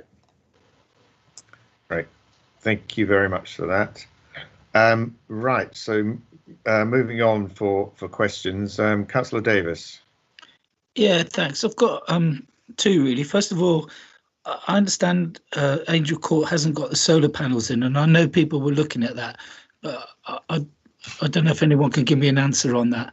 And then secondly, mainly it's to Gavin, are we going to have to reluctantly give up on plans to convert or build on garage spaces because of the difficulties in acquiring whole plots? Thank you. Before we move over to Gavin, Councillor Osborne, you put your hand up again. Yeah, thank you. On the first of all, if I can take the garage ones, we are still looking and reviewing. There is still a project in place to review the garage sites. The problem that we've got, Councillor Davis, with this is that a lot of those sites are mixed with owner occupiers and also those that we own ourselves within the council. So there is an issue there, and some of the sites coming forward aren't actually appropriate for development, but it is a project that's still moving forward. And at some point, I will ask the housing team to provide an update to the Cabinet on where we are with that actual project. In regards to Angel Court, I had a question from a resident in Hadley on this one, and I did put together a response. So at the time of Angel Court being designed, the use of photovoltaic panels was not outlined as a requirement. And in this, the case for a number of our projects that are currently on site as well, I'm afraid. As you're aware, we have since commissioned the production of a bespoke design guide, which I've just mentioned about earlier in the earlier question, for adoption with the HRA business plan this year. Whilst this hasn't yet been adopted, we are mindful of this emerging policy for schemes that are currently being designed. And part of the Emergent Design Guide concentrates on the Council's sustainability agenda, particularly making inroads towards our target of being carbon neutral by 2030. So it is disappointing that solar panels aren't going to be on this, but I don't want that deflecting from the good development that this is. This is going to be providing 21 affordable units for people in most need. And I don't want to detract from that. But moving forward, Councillor Davis, we will most certainly be ensuring that where appropriate to do so, sustainable means such as solar panels will be used. Thank you, Mr. Chairman. Fabulous. Thank you, Councillor Osborne. Okay. Oh, well, that's brilliant. Thanks. Again, before I move on, Councillor Parker, your hand has just gone up. Is this on this particular subject? No, it's not. I've just got an additional question, actually, Chair. I've got it written down, but I didn't think to ask it actually first time round. Yeah, can I do that? We'll ask now, then I'll go on to Councillor Busby afterwards. Okay, well, it's just in relation, paragraph 5.19, sorry, beg your pardon, 5.18, just mentions that the council can enter into agreements with the Secretary of State to retain the full right to buy receipt. So I'm just curious as to you know, is this a new thing? Why have we not done that before? And how are we going with that? Thank you. Just getting to the paragraph in the report. Page 164. Yeah, scrolling down is 5.18. Yes, Chair, sorry. Yeah. Yes, right, yes. I think, Catherine, can you pick up on that one? I must admit, I'm not sure of the answer to that. Thank you, Chair. I know this is something that Emily ATAC has actually been looking into in sort of more detail with one or two members of the finance team. So I must admit I'm not 100% close to the detail, but we can find out about that and come back to the Cabinet. I think that would be great. Thank you. It's an interesting question, Councillor Parker. I must admit, I think we've all missed that. So we'll get a full answer back to the Cabinet on that one. Super job. Much appreciated. Actually, staying close to that, depreciation, Catherine, it's gone up, what, 30% in the last 12 months from 3.3 million to 4.3 million. That seems an awful lot, even allowing for the fact that we've added a few, 100 houses. I'm sure the market doesn't reflect that. Can you explain that? I know the report does say it's to do with the valuation of the properties, but I might need to perhaps bring Melissa in at this point if she knows any more than I do in terms of those valuations. Yeah, I don't know the numbers off the top of my head, but certainly in the statement of accounts, we did have an increase in those valuations. So that does have an impact on the future year's depreciation, but I don't have those numbers to hand, but I can get them for you. Thanks, Melissa. Okay, because obviously if it's an increase in asset value, then as Cabinet member for assets, I'd like to claim the credit for that. Thank you, Councillor Busby. Moving on, Councillor Arthey. Any questions? Sorry about that. Took a while to find the thing. No questions, thank you. Okay, right. Before we move into debate, then, are there any questions from any other members of Babergh Council present? Councillor Beer, your hand's up. Yes, I seem to be stuck here this morning listening to you and getting into it. I may not be able to find it because there's so much paperwork, but a couple of questions to the Cabinet member for housing, and that is regarding garages for a start. Can she assure me that we are still looking into these garages? I did hear a comment on that. And is a possible solution where there is an owner occupier who owns one of the garages, say in a block, could we not investigate the possibility of knocking them all down with their agreement and replacing their garage which can be slightly larger for larger cars, and the spaces left turned into parking spaces, which could have EV connections, but would certainly help with the problems of parking on some of our estates. That's my first question. And my second part, Councillor Osborne, is it in the budget somewhere there money for helping more in antisocial behaviour? A lot of these problems we're getting on our council-owned estates of misbehaviour and other things, but also rise and damp seems to be a big problem in some of our dwellings, and I'm led to believe that this can be considered as minor works, which is delayed. I would say to you that if it's an obvious amount of rise and damp, that is not a minor work. So those 2 points, could I just have some clarification on them? Thank you, Mr. Chairman. Thank you, Councillor Beer. Before I hand over to Councillor Osborne, I will support everything you said about rising damp. I have a particular case in my ward where there is a very serious damp problem in an extension to one of our properties, because the extension was constructed poorly, and the damp situation there is bad, and obviously wherever it occurs it's bad because it's a serious health problem. Absolutely. So anyway, Councillor Osborne. Right, thank you, Mr. Chairman. If I can take the garages one first, Councillor Beer.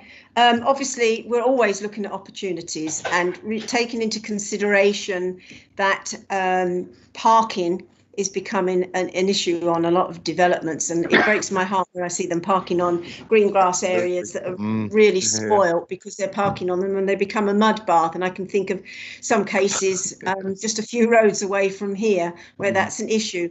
So we do look at that. Obviously, we have to take the financial implications in place, but we will be looking at that. I think the best thing I can do is, because this is a second question on garages, what I will do is I will ask for an update on this particular project to come forward, and I will share it with all members. What I will say is we have some of our forthcoming projects, and this is one of them, coming forward. We've had to put on the back burner for a time being because of resources being deployed to other areas because of COVID.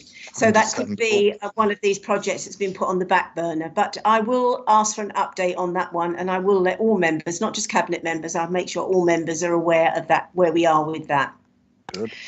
In regards to antisocial behaviour, I'm pleased to say that only a few days ago, Inspector Kevin Horton sent an email to the housing team congratulating them on their efforts in regards to reducing antisocial behaviour. Now, I can assure you that a compliment from Kevin Horton is not an easy one, so we would take that in due regard to be in that, and it was very praiseworthy. And if you go into your update that you get on your emails, you will find that that's been included in there, because I wanted it shared with all members, because it is definitely a praise for Rowan and his teams in the work that they've been doing to date. I have also I've had conversations with Lee Cordell about ring fencing some money in the HRA for working towards antisocial behaviour, and I'm in discussion with the teams at this point. Whether that's viable to do that, I don't know, but I am in discussions about that, so that will be coming forward, and obviously I'll let you know in due course on where we're moving to that one. In regards to the rising damp, I'm going to ask that to our Assistant Director of Housing, Gavin, if you wouldn't mind coming in on that one, please. Yes, thank you, Councillor Osborne and Councillor Beer, for the questions. Just to cover off a couple of points. The work still is ongoing in reviewing our garage sites, but the resource that we've had has been invested in sites where actually we can build quite easily without the need to obviously focus on the demolishing and construction on small infill sites. So we've been focusing on volume rather than some of the more difficult sites, but we're certainly that work continues. Just to touch on ASB, I don't think it's necessarily all about money in terms of investment. Clearly the effectiveness of our officers and as a council in dealing with ASB is related to the policies, the strategies and the procedures that we have, and we have got a review of a lot of that work ongoing at the moment. But in terms of resource, we have invested in an additional housing officer this year to support the work in relation to antisocial behaviour. But yes, agree with Councillor Osborne. It's really nice to receive compliments about the work and the joined up work between the council and police and stakeholders in relation to tackling ASB, because it is multi-pronged and it does need to be that way.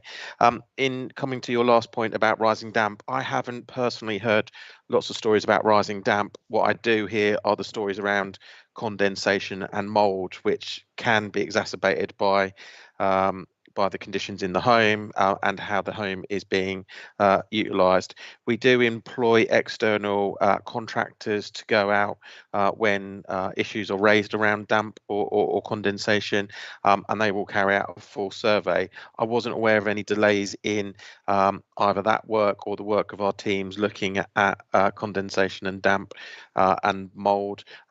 If you've got individual cases as members, I'd ask you to contact the housing service and we can investigate those individually. I have sent them on to you via the chairman of that committee. So they are existing, they are out there, and I think they're a little bit more serious than perhaps you've outlined. But anyway, I take your point. Thank you for your help.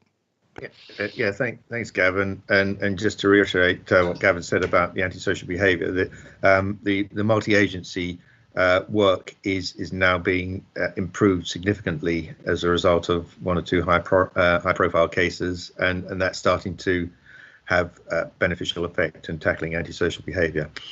Councillor Mabry. Sorry, Mr. Chairman, that's because yourself and other members of the District Council, we've got together and put pressure to bear on all these partnerships involved, and we've had to do that. So thank you. Yes, we are winning. Thank you. Councillor Mabry. Thank you, Mr. Chairman. A few of my questions have already been answered. Thank you to Councillor Beer. The one thing that I would like to ask, and you're probably going to say it's not in this paper, but if I don't ask it, I won't get a proper answer, I feel, is we have a lot of properties which, when they become void, have very, very large gardens that a lot of people have said they do not wish to use. And I know people are going to come back and say to me, oh, well, COVID situation, people want larger gardens. But these are very excessive in size. And I'm wondering if someone could reassure me that when these properties are void, that the gardens are looked at to see if it would be acceptable to split these gardens and provide an area for yet another affordable housing. That's my first question. The second is, this is more as a comment, is about rising damp. I have had a huge problem in Lavenham, and Mr. Fisk will know where I'm talking about. And this issue has still not been resolved.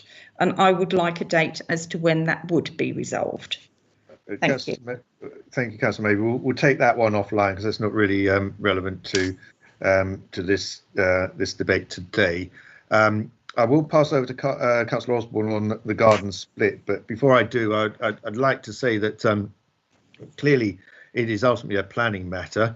And any potential application for building on gardens would need to conform with our planning policies, particularly regarding backland development if it's not road frontage garden. But I'll let Councillor Osborne say something more about that. Thank you. Okay, thank you, Mr. Chairman. Yeah, just to reassure members, when a property becomes void, we don't just look at putting somebody else in there. We look at the potential that it's providing to us. And if that property would give us more potential for demolishing it and building affordable housing on there, plus the one. Sorry about that. The phone was going and it distracted me. We look at the potential in regards to the property itself and the site itself. So, for example, if you have a void property come available and it would cost a lot to repair that property and it's got a large garden, for example, and there's potential there to knock that building down and to build 2, possibly 3, which has happened in some of our areas, then we will look at that. And that's one of the things we always look at. And then obviously it would fall within due process, within the planning process. But yeah, we look at every single opportunity there is, Councillor Mabry, to add to our housing stock and take advantage of any opportunities that are out there in our Babergh area. Thank you, Mr. Chairman. Thank you, Councillor Osborne. I think there's an example of that in Brantham currently where we're replacing an existing house with more than one. Councillor Davis, did you have another question before we move into the debate? No, it was just to answer that point and to give you a cracking example of being able to utilise large space. We had 3 properties in 2 separate plots where they were post-war, huge gardens, and we've turned those 3 which were demolished into 8 affordable homes. So that's a fantastic use of that resource. Full plan. Discussed it with the neighbours, so everyone's on board with it, and it's going to be a really popular scheme, hopefully finished by the end of this year. Thank you, Mr. Chairman. I'm going to come in here. It's Councillor Mabry, and I'm very glad that has happened, but it was definitely missed in Acton. Thank you. Right. Let's move over to debate now. Councillor Parker. Do you have any? No, I'm not sure if you can hear me or not. I've lost my feed. I can hear you. Yeah, good stuff. Okay. Yeah, no, I've nothing to add at this stage, Chair. Thank you. Okay, thanks. Councillor Osborne. Thank you, Mr. Chairman. No, just to add my thanks to the team for putting together the HRA report. It's a very good report as always, and they are to be commended. Thank you, Mr. Chairman. Thanks. Councillor Malvisi. Nothing to add at this stage, thank you. Councillor Holt. No, it's an interesting point from Margaret and a great example from Derek how this is happening and we're doing it. But it's a very interesting point and be encouraged to see some more developments like that. But Derek's spot on with that. Yeah, thanks. Councillor Busby. No, nothing from me, thank you. Councillor Arthi. Yeah, thanks. Yeah, just a couple of general comments again. Some years ago, there were councils who agreed a total stock transfer of all of their council homes. Back then, we decided to keep ours, but Right to Buy has reduced the stock. So we are now acquiring additional homes and building new ones to start increasing our stock again. Earlier on a different subject, there was somebody who spoke who mentioned our rainbow cabinet. And I think the implication seemed to be that we might somehow lack unity and direction, being a rainbow cabinet. But it looks to me that we really are starting to deliver now. And similar to the general fund budget, we're actually starting to provide for our ambitious plans. So once again, this is good news. And thanks both to you and to Councillor Osborne as well, because it looks as though we've kind of turned a corner with our housing provision, and things are getting better. So thank you. Yeah, thanks, Councillor. And it's an interesting point you make there about the stock transfer. People complain about our investments, but what they do need to realise that the substantial proportion of our borrowing is the borrowing we took on to retain this stock, and it has proven to be an excellent investment in housing. I think something just short of £90 million of our borrowing is invested in the HRA. So to all of the accusations that we don't invest in the district or we don't invest in homes for our people, That is nonsense. We do to a substantial amount, and that is increasing. And we have a very healthy HRA as a result of it being managed so well. So I think our officers have done a brilliant job here. I think now, Councillor Davis, your hand is up. Is that an old hand? I think it is, possibly. Yeah. I'll now then ask the governance officer to conduct the electronic vote, unless anyone has anything else they wish to contribute. Okay. Claire, can you conduct the vote, please? Thank you, Chair. Members, your vote is now in progress in the ModGov app.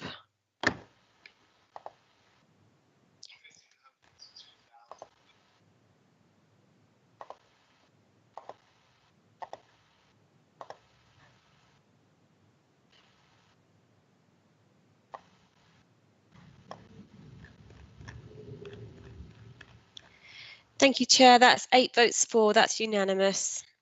Great. Thank you very much. I'll now move on to item 12, paper BCA 2034, the Council Tax Hardship Fund. And as this is another finance portfolio item, you've got me introducing it yet again. So I'm pleased to introduce report BCA 2034 concerning the Council Tax Hardship Fund. Early in 2020 to 21, at the beginning of the pandemic, the government allocated money to a hardship fund, which is available until 31st of March 2021, and was aimed at giving a council discount of up to £150 to any working age household in receipt of local council tax support. Our local council tax reduction scheme allows up to 95% discount on the council tax payable, which means that many residents have less than £150 council tax to pay for the year. The number of claimants has risen during the year in line with increasing unemployment and was anticipated to grow more sharply with the end of the furlough scheme. However, as the furlough scheme has been extended into 2021, the amount of hardship funds spent has fallen short of the funds available by about 30%. This report is therefore considering and making a recommendation about how the remaining balance is allocated to those most in need of support. Having considered different options as set out in the report, the recommended course of action is that a further reward is made to those who have already received some money, whilst retaining sufficient money to accommodate those that will be making a new claim before the end of March. This will reduce further the balance payable for customers in receipt of discounts and reliefs. The level of additional reward will be adjusted to ensure that the fund is fully allocated but not overcommitted by the end of the financial year. This will ensure that the fund is used in its entirety in accordance with the original guidance from the government. Section 4 of the report sets out the funds allocated Babergh, the outstanding balance, the numbers claiming local council tax reduction scheme discounts, and other relevant information behind the recommendations. At paragraph 413, there is a table showing the impact of various additional payment options. I'd like to propose the recommendations as set out in 3.1 and 3.2, and I'd like to ask for a seconder, please. So may I have a seconder? I'll second, Chairman. Thank you, Councillor Arthey. So, questions from Cabinet members. Councillor Parker. No questions at this time, Chair. Thank you. Councillor Osborne. No questions at this time, Mr. Chairman. Thank you. Councillor Malvisi.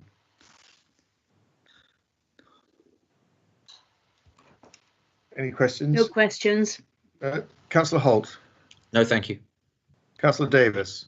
No, I'm fine, thank you. Councillor Busby. No, not for me, thanks. Councillor Arthey. No, nothing at all. Do any other members of the council present have a question they'd like to ask? Councillor McCraw. Thank you, Chair. I think it's just appropriate to ask if we have any idea of what sort of level an upper payment might be. I know it says an amount that exhausts the fund. I assume that's based on a deadline which must be met, but I wonder if there is any indication as to what level we might be talking about. The deadline is 31st of March, so the end of next month. So we're looking at it. I think if you see in the report,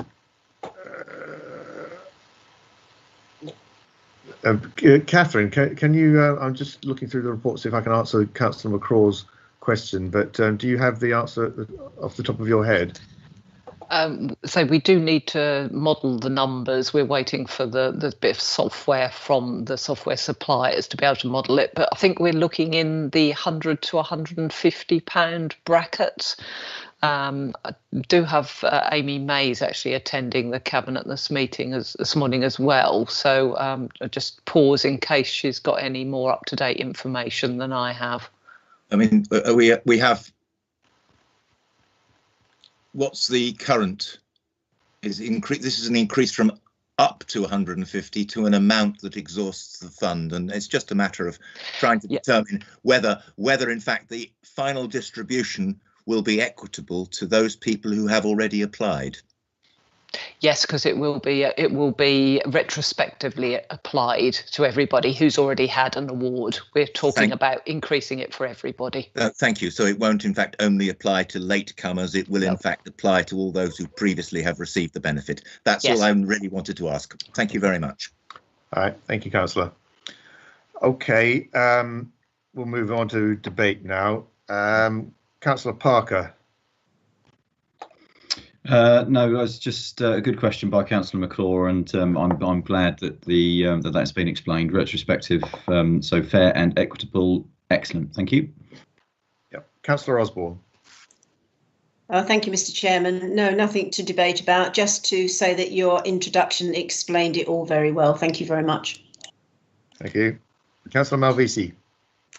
Thank you, Mr. Chairman. As Councillor Osborne said, you explained it very well, and Catherine Steele also expanded on it, so I have nothing to raise. Thank you. Thank you. Councillor Holt. No, nothing to add. Thank you. Councillor Davis. No, but I'm glad I didn't have to take your introduction down in shorthand. It was so quick. Well done. Councillor Busby. I could make a comment, but I won't. Nothing, thanks. Councillor Arthey. Very briefly, Chairman, it's an opportunity to help those in need with a little bit of additional assistance. So what's not to like? Yes, exactly. We've got the money from government. We don't want to hand it back. We need to use it up, and we help those who are most in need. It's the sensible thing to do. OK, everyone. Well, that brings that to a nice quick close. So I'll ask the Governance Officer now to conduct the electronic vote. So Claire, can we open up the voting, please? Thank you, Chair. One moment, members. Right, the vote is now in progress for you.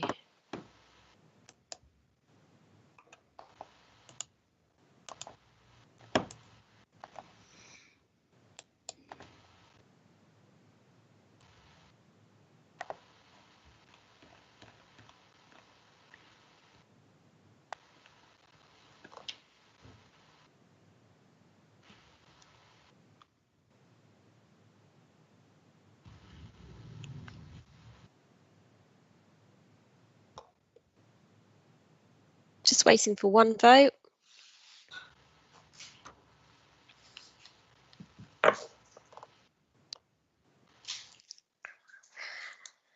Thank you, members. That's 8 votes for, Chair. That's unanimous. OK, thank you, everyone. Before I move on to the next item, I think it's probably a good idea to have another break if everyone's in agreement. Personally, I wouldn't mind a 15 or 20-minute break until 1:30 just to grab a bite to eat. Does anyone have any comment on that? No. Yeah, I'd like 20 minutes to get a sandwich or something. Yeah, OK, then. It's now 1:10. We'll reconvene at 1:30. Robert, can we have the YouTube feed?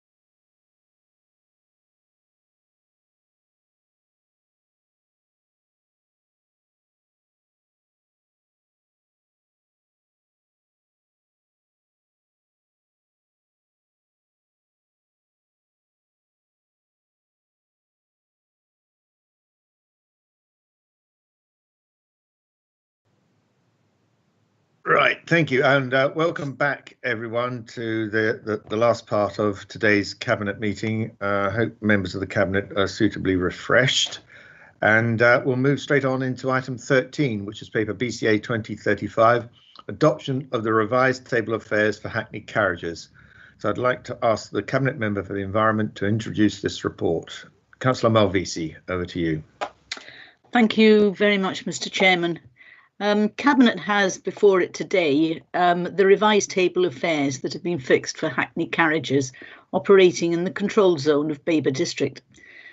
This report was considered by the Licensing and Regulatory Committee at its meeting of the 11th November 2020, following the statutory public consultation exercise. Work on the Babergh tariffs began in early 2020. The licensing team felt that the fares were overdue a review. There has been no increase since August 2016. So a revised table of fares was produced, a public consultation was carried out in March 2020 with notices being posted in the media, council properties and elsewhere as required in law. As well as recognising the need to provide a pay increase for the trade, the licensing team also wished to remove the use of percentages from the table, as this leaves the fare table open to interpretation and has led to differing prices for the same journey. The response to the consultation from the trade was high because they believed that the new tariff would result in a loss of income. The use of percentages in the existing tariff appeared to have resulted in some drivers and operators charging more than the tariff had been intended to allow. Now, let me just clarify.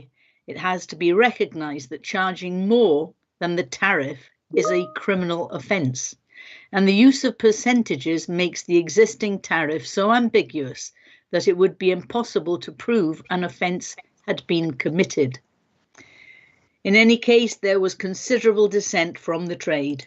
In response, some alternative tariff proposals were drafted by the licensing team ahead of the Licensing and Regulatory Committee in June 2020, and one of these, which gave a much better potential income for the trade, was recommended to Cabinet.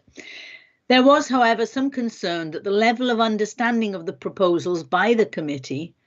Taxi tariffs are fairly complex in their calculations, and as a number of alternatives were before the committee, the amount of information before the members was considerable and potentially confusing.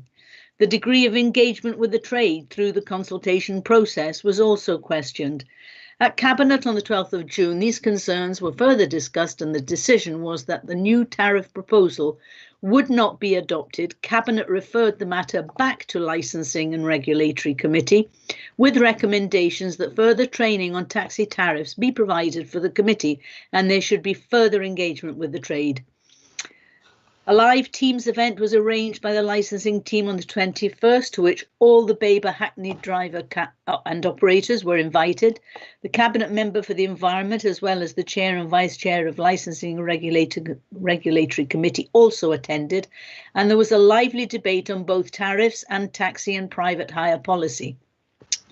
A more traditional face-to-face meeting would have been preferable, but this was not possible due to COVID restrictions. Representatives of the trade were able to ask questions and make their views known to members and officers.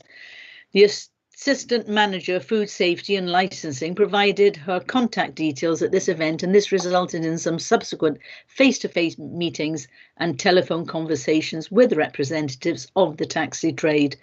The majority of the Licensing and Regulatory Committee attended a virtual training session on taxi tariffs presented by the licensing team on the 4th of August 2020.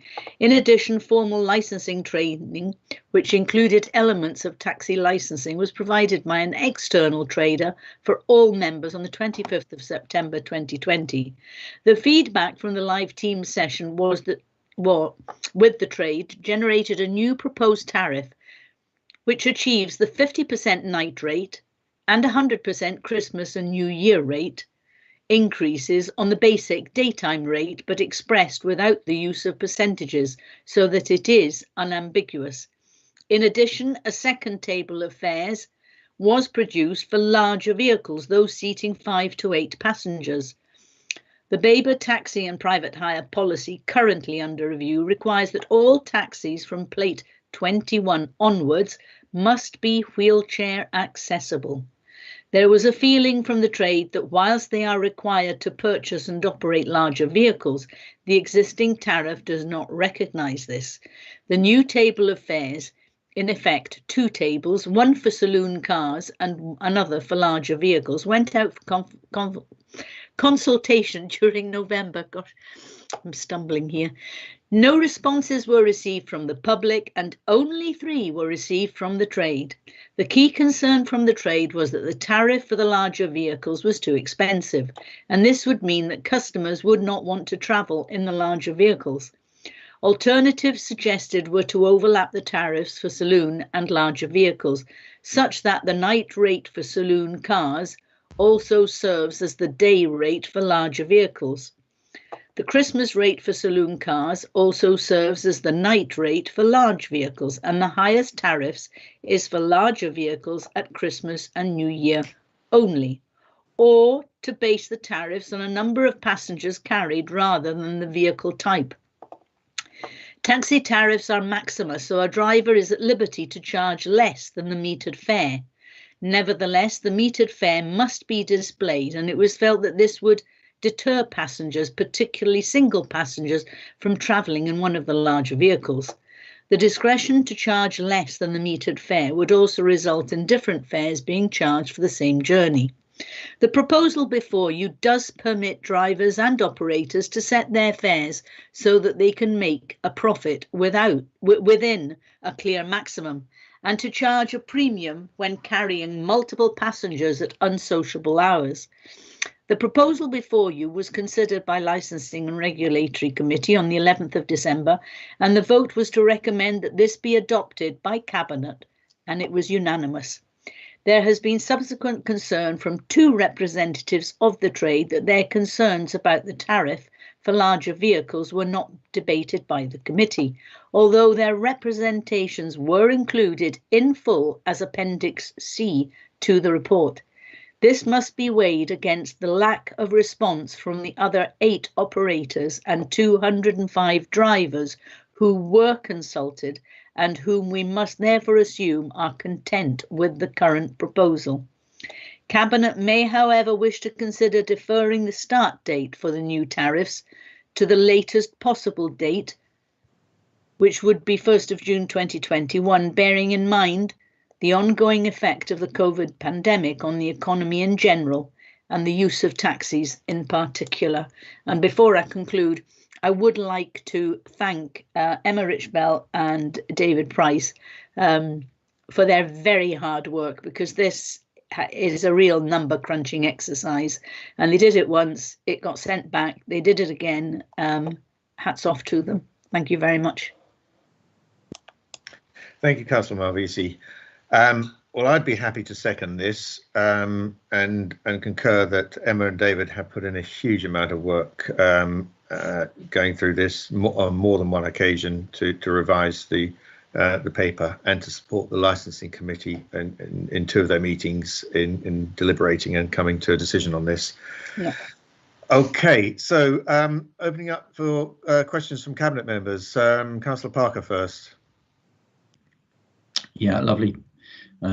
Thank you ever so much, Chairman, and thank you, Councillor Malvisi, for a really fulsome introduction there, actually, and that has actually shone a light. I'm not sure I wanted it to. Actually, I've now got more questions than I had before I started. But thank you. It's really informative, and it does sound as though there has been a tremendous effort to try and understand the complexities of the matter at hand. So I have got a number of questions, but I'll just start off by saying para 4.4 on page 176 is quite clear. At the very last line says maximum fare should be transparent to fare paying passengers and should enable operators to charge realistic fares. So that word transparent, to my mind, is what this is all about for me. So a few questions. Was the Zoom meeting that was held, was the attendance of that Zoom meeting representative of the trade as a whole? So that's one question. And then we have this issue around the fact that on the one hand it needs to be transparent, but on the other hand there is an element of discretion over what the operator can charge their clients. So I've received, and I'm sure we've all received, a fair bit of correspondence in the last 24 hours from a few operators. And what I'm not entirely clear on is whether this proposal is unfair to the operators or unfair perhaps to the customer ultimately. And I think that's something that we need to perhaps go into in debate. And I know we're not here, very important point, we're not here to debate taxi charging. That has already been done by the licensing committee. But we are charged with either supporting or refusing the recommendation. And it's all just a little bit unclear for me at the moment, Mr. Chairman. Thank you. Okay, thanks, Councillor Parker. Essentially, I picked up two questions there. The Zoom meeting wasn't representative of the trade, and there was a kind of a question around the fairness of the charging to the operators and customers. So perhaps if I pass that straight over to either Emma or David, if they can pick up on those two questions. Yes, thank you, Mr. Chairman. In terms of representation at the Zoom event, the team phoned every operator and driver, and we spoke to everyone and obtained an email address, and they were all invited. Clearly, in the end, we didn't have anyone, everyone that we called, but we had, I think, about probably 15 people which were either representing themselves as an individual driver or who operate, and therefore representing a number of drivers. So, yeah, you can never get everyone to attend, but we did the best we could, and we did have a lively debate on that day with a good number of people from the trade. Thank you. In terms of fairness, it's always going to be a balance, isn't it? Certainly, as Councillor Malvisi explained with her introduction, it's been a very long time since the trade have had an increase.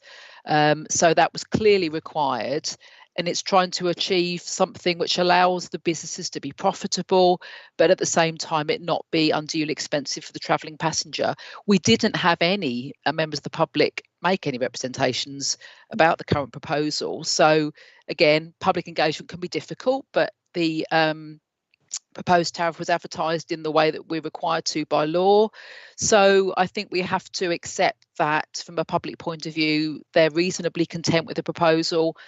And in terms of the drivers and operators, yes, we have had still a little dissent, slightly oddly that the proposed tariff is perhaps too generous to them, which is a bit perhaps counterintuitive, but they have discretion to charge less. So if they're driving a large vehicle, but only one passenger gets in, then they can charge a lower price for that passenger.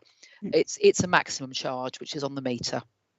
I hope that's helpful. Yeah, thanks, Emma. A quick question follow-up question from me. Is it true to assume that as a result of the need for disability access compliance, that increasingly we will see only the larger vehicles on the road, and that they will ultimately replace a standard saloon car? Is that a fair assumption? I'm not sure that it is. From talking to members of the trade, it seems to be the case that many disabled passengers will actually pre-book a private hire vehicle, and that actually just going up to the taxi rank and taking a vehicle is quite unusual for wheelchair users. So in some ways, we perhaps have more larger vehicles than we might have if the market was allowed to find its own level. As it stands in Babergh, taxi plates above 20 have to be larger vehicles. That's in our policy for wheelchair accessibility. But we are looking at that, and that might well change with the policy review, because, as I say, I think it's probably skewed the amount of the larger vehicles, whereas actually it would find a more natural level with more saloon cars if it were able to. Right. So there's nothing in the government legislation that stipulates larger vehicles going forward. No. Thank you. Councillor Osborne. Thank you, Mr. Chairman. Thank you, Councillor Malvesi, for a very comprehensive introduction. I did have some questions at the beginning, but those questions have now been answered within your introduction. And it's a good report. It explains what is a very complex subject in very good detail and very easy for a layman like myself to understand. So no questions at this point. Thank you, Mr. Chairman. Chairman, you're muted. Yeah, yes, I am. Yes, I was. Councillor Holt. Yeah, similar to Councillor Parker, really. I have some issues with the pricing structure, certainly for them larger vehicles. If you're going to be transparent and the meter shows one price and then it's up to the driver to charge you less if he wants to, and arguably should do, then I find that not very transparent. For a driver to make the fee up as he goes along, to me, isn't the sort of place we want to be in for our taxis to be operating in that sort of regime. If I got in a cab and it was a 5-6 seater cab and I was the only one in it, I would want to look at that meter and know what I was paying at the end of the journey, not to have the driver work it out for me. So in that particular instance, I find this very confusing and it isn't transparent. And that's the one thing that I personally have an issue with. I appreciate it's gone through licensing and it's and they voted unanimously, I believe Liz said. So it's certainly, it doesn't sit right with me. If I was sitting in that cab and saw a fee on there and someone charged me less, I might be grateful, but I'd also think, well, what should he be charging me? So that's the one area that I struggle with, to be honest. So you got a question about the transparency and how we can ensure. Well, Stuart Armstrong in his email back in December quite clearly sets out an example of what could happen. Yeah. And unless the officers can tell me different, that's not a scenario that can happen. It clearly shows that the meter will say one price, the driver has the discretion to charge another price. But if you're leaving it up to the driver to set the fee, albeit he cannot go over the maximum fee, I just find that very ambiguous. And where's the transparency in it? Yeah. Okay. So Emma, can you comment on the transparency and how we can reconcile, or how you feel that that the drivers will reconcile the concerns that have been expressed around transparency? I do completely take the point on that one. I would say it's always the case with any taxi tariff that it's the maximum that's displayed, and you know that there's always discretion to charge less. It's a particular issue because we've developed the tariff for the larger vehicles, which apparently most of the drivers operators are pleased to see, because they haven't responded, they haven't objected. But that is, if you like, a weakness in it, in that there is some likelihood that there will be variation in what customers will pay if they're a single traveller in a large vehicle. I completely accept that. On the other hand, it allows someone who's driving that vehicle when it's full of passengers on New Year's Eve to charge a rate which is, you know, it is appropriate for the unsociable hours, really, which I know was also a concern for other operators, that they really had such a low ceiling for that before that they couldn't get people to work on those sorts of occasions because they weren't making very much money for actually doing quite unpleasant, unsociable work. So completely take your point, but there's always that option for it to be less than the ceiling on the tariff. Is it true to say, Emma, that obviously we've got to have a scheme of tariffs that is fair to the drivers of larger vehicles when there are a substantial number of passengers in those vehicles, and that's what this is addressing. It seems that, and would it be fair to say that these two perspectives are in conflict and are not easy to reconcile. Is that a fair comment? I would say it is, yes. Yeah. Yeah. Okay. I think the problem you've got, John, is that these vehicles are more multi-use. Yeah. And they're more available, as Emma was sort of indicating earlier, and you mentioned about sort of saloon cars and estate cars. I think from an operator's point of view, they're more multi-use. They can accommodate many more options within single occupancy, multiple occupancy, disabled occupancy. That those multi-use vehicles are far more flexible. And if you're a single or two people getting in one of those vehicles, looking forward, you could eventually be penalised by paying a higher price unless the driver uses their discretion and charges you a cheaper price. Yeah, but at the same time, that's where the transparency comes in. I think it's just not clear, and I appreciate all the complexities. I really do. Okay. I think we are in the world we are, where multi-use vehicles seem to be the preferred option for a lot of operators because they are multi-use. Yeah. Okay. Thanks. We might pick that up a bit later. Councillor Davis. Yeah, I think we have to be realistic. If you get out of the station and the only car on the rank is a 5-seater, and you go in there and the meter shows you what the price is, that's what you'll be expected to pay.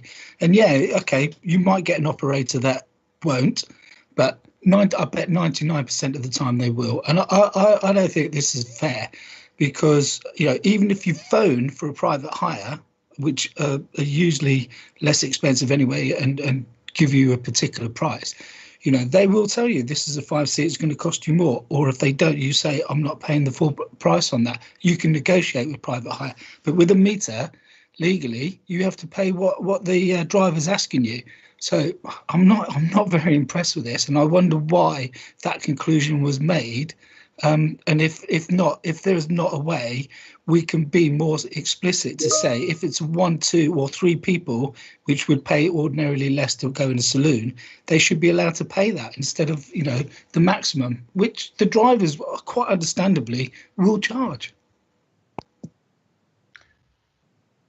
So the question, I know we're conscious of merging questions and debate here, which is not surprising on this particular issue. But I guess the question here, Emma, is, and I'm sure you have exhausted all other options in trying to enable the meter to display a different rate tariff depending on how many people are in the vehicle. I mean, it's difficult to try to articulate the question. It's going through my head as I speak. But obviously, we've got one set of tariffs for larger vehicles, one for smaller. Are the meters capable of switching between two tariff schemes at the flick of a switch, depending on the number of people that get in it? If one person gets into a larger vehicle, can the driver flick a switch to display a different tariff scheme? I think that's technically possible. I might ask David Price to answer that one, as he's more familiar with how the meters work. I believe it is. David, can you help? Yes, I can do. Chair, yes, it is possible for a flick of a switch for a meter to be changed if you were minded to go that way. But the tariff is set up as one set for smaller vehicles and one set for large vehicles currently. So would that be a compromise then? Would we continue with this separate tariffs for smaller and larger vehicles, but with the way for the larger vehicles to switch to a smaller vehicle tariff depending on the occupancy? I'm mindful you've got the monitoring officer. I've just noticed. Yes. Emily, did you want to come in at this point? Yes, thank you, Chair. I just wanted to emphasise that this is a recommendation of the licensing committee. Yeah, therefore, the Cabinet is not at liberty to adjust the recommendations. Yeah. You either have to vote to accept the recommendations or vote against them. Yeah. Thank you, Chair. Thanks. Yes, thanks for reminding me of that. Right. Okay. Where was I? Councillor Busby, you're next. Can I ask why there is a different rate for 5 to 8 vehicles? Because it costs more to operate, I guess. Is that the answer, Emma? Do they? There was concern beforehand from the trade that they were being required to operate a larger vehicle if they were above plate 20, and yet there was no recognition of that in terms of an ability to charge a higher fare for that vehicle. Based on what? That it costs more to run? Yes. Not totally convinced about that these days. But all right, Councillor Arthey. Any questions? Well, yeah, I mean, I've got a similar question to everybody else, really, and I still don't quite understand what the answer is. When Councillor Malvisi gave her introduction, I'm absolutely sure she said something along the lines of the fare is based on the number of passengers, not the size of the vehicle. I'm fairly sure she said that in her introduction, because for some months now, this has been something that we've been concerned about, and when it was sent back to licensing, that was one of the issues that we asked them to look at. I'm very mindful of the fact that we've got this paper today, and as Emily says, either we accept it or we reject it. If we reject it, we send it back to licensing. I'm not sure that that's what we really ought to be doing. I think if we can just have some sort of confirmation of exactly what the situation is with regard to whether it's, as Emma says, up to the driver, or whether the driver should have a dual rate tariff on the meter, so that he can push the button accordingly, or if indeed, as I thought, Councillor, I mean, I don't know if Councillor Malvisi can come back in if she's got the text from her introduction, but I'm sure she had a bit in there that said the fare is based on the number of passengers, not the size of the vehicle. Chair and Councillor Arthey, I'm currently looking at that text because I have got it written down, and I'm trying to locate that phrase. Okay, I'll give you time to do that. Okay, thank you. So, Councillor Arthey, I'm just trying to think if there was a question embedded in there for. Well, there was, yeah. It's the same question as everybody else's, and that is, we need an answer on exactly how a passenger getting into a larger vehicle, how they think they'll be charged and how they are charged. Well, they'll think of what they see on the meter, and until and unless the driver tells them otherwise, I think is the proposal here. Is that a fair comment, Emma? Yes, and it's the proposed tariff is based on the size of the vehicle and not the number of passengers. Yeah. I mean, it would be an alternative way to do it, would be to base it on the number of passengers, but the proposal before you is based on the size of the vehicle. Okay, thanks. Councillor Malvisi, have you found the... No, I can't find anything. I did say that the larger vehicles, those seating 5 to 8 passengers. Yeah. I think actually, Councillor Arthey, Emma's probably just answered your question regarding that. Yeah, well, I think she probably has, and it's not just my question; it's the question we're all asking. Well, yeah. So then the second part of my question was, what do we do if we don't like the answer? And that is that either we might as well do that now if that's what we're going to do. We send it back to licensing, or we accept that it's an issue that we can't resolve, and I'm guessing that these things can be reviewed at any time, and I don't want to sort of put something off that we're going to have to deal with later. But I mean, the other thing is to accept that it is as it is, and see how it goes when it's introduced later in the year.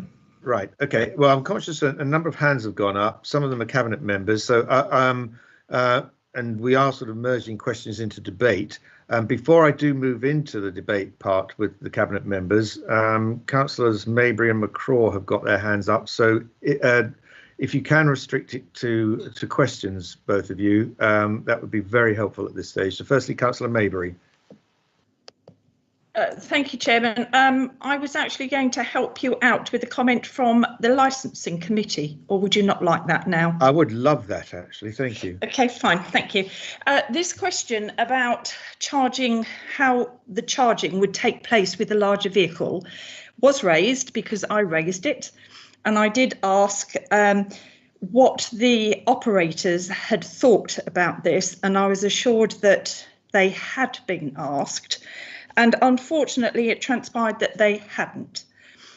My view was this, that on balance, it was the way to go forward. However, it was a much better briefing and a much better review than we had previously at the first attempt at this. I do see the issues about the larger vehicles, absolutely. But it was put to us that these larger vehicles could actually take someone on them that used a mobility device, such as the whole thing could actually go into the back of the vehicle, complete with passenger safely. Or that was my take on it. I do actually uphold what people are saying. One doesn't know how much one's going to be charged, because is it going to be the larger amount, or will a taxi operator reduce that? But we didn't actually have feedback from the taxi operators on that issue. Thank you, Councillor. But it was actually given to us that if it was a disabled person in the larger vehicle, then the taxi operators would be allowed to charge the lower amount. And I think it was implied that they would. Okay. So I hope that helps. Yeah, thank you. That's very useful. Thank you, Councillor. Councillor McCraw. Thank you, Chair. This question, or these two questions, are based on my own understanding of licensing policy, having formerly served on regulatory and licensing. And the first one relates to 4.1, which states that we are setting the maximum rates of fares for Hackney carriages. It's always been implicit, I think, in the statute that we are setting a maximum rate. That has always been the case in my understanding, and presumably always will be. That implies automatically that a minimum, we don't set a minimum, we set a maximum, and people are welcome to charge less than that. That's again my understanding. The second question relates to the operational cost of a dual tariff meter. I believe that such a cost would involve complete replacement of a meter, and that obviously carries a charge for the operator. I wonder if that could be confirmed by officers, that there is a cost involved to the operator. And again, this question of fairness might arise. Thank you, Councillor. Emma, can you answer that question about the meter cost? On that one, again, I'll defer to David knowing more about meters. I'm sure that will be the case. David. Do you want me to answer the first question first, where it's the maximum? Oh yes, sorry. Yeah. Yes, they are set at a maximum, and it's the discretion of the driver to charge less than the maximum rate that's shown on the meter. And that has always been the case, has it not, David? That's always been the case. Yes. So in terms of transparency, it's no different from the current level of transparency. There's no difference in terms of what's on the current table of fares to the new table of fares. You can always charge less than the current rate. Okay, many people would be happy to be charged less than they expected to be charged. That's only a comment. The second point about the cost of adapting a meter to a dual tariff or replacing the meter, is that true? It depends on what meter they have. Each meter is different. Each manufacturer has a different meter, so it depends on the meter manufacturer and what they have and what the driver has been given. So whether they need to change that depends on the meter itself. But of course, it's more than a theoretical possibility. There are likely to be operators whose meters will only allow for a single tariff. That wouldn't be correct, because there's currently 3 tariffs within the meter at this stage. So there's three rates currently. So we'll be effectively multiplying our 3 tariffs to 6. Yes. Which is going to be a demand on the technological accomplishment of the meter itself, as I would suggest. Is just wanting some confirmation of that cost. That the cost exists, rather. The cost exists if the meter needs to be changed, yes. Thank you. Right, thank you for that. Okay, right, we will, I know that some Cabinet members have got their hands up, but we'll move over to the debate section now, and I will go through you all one by one, starting with Councillor Parker. Any more comments from you, debate, or even further questions?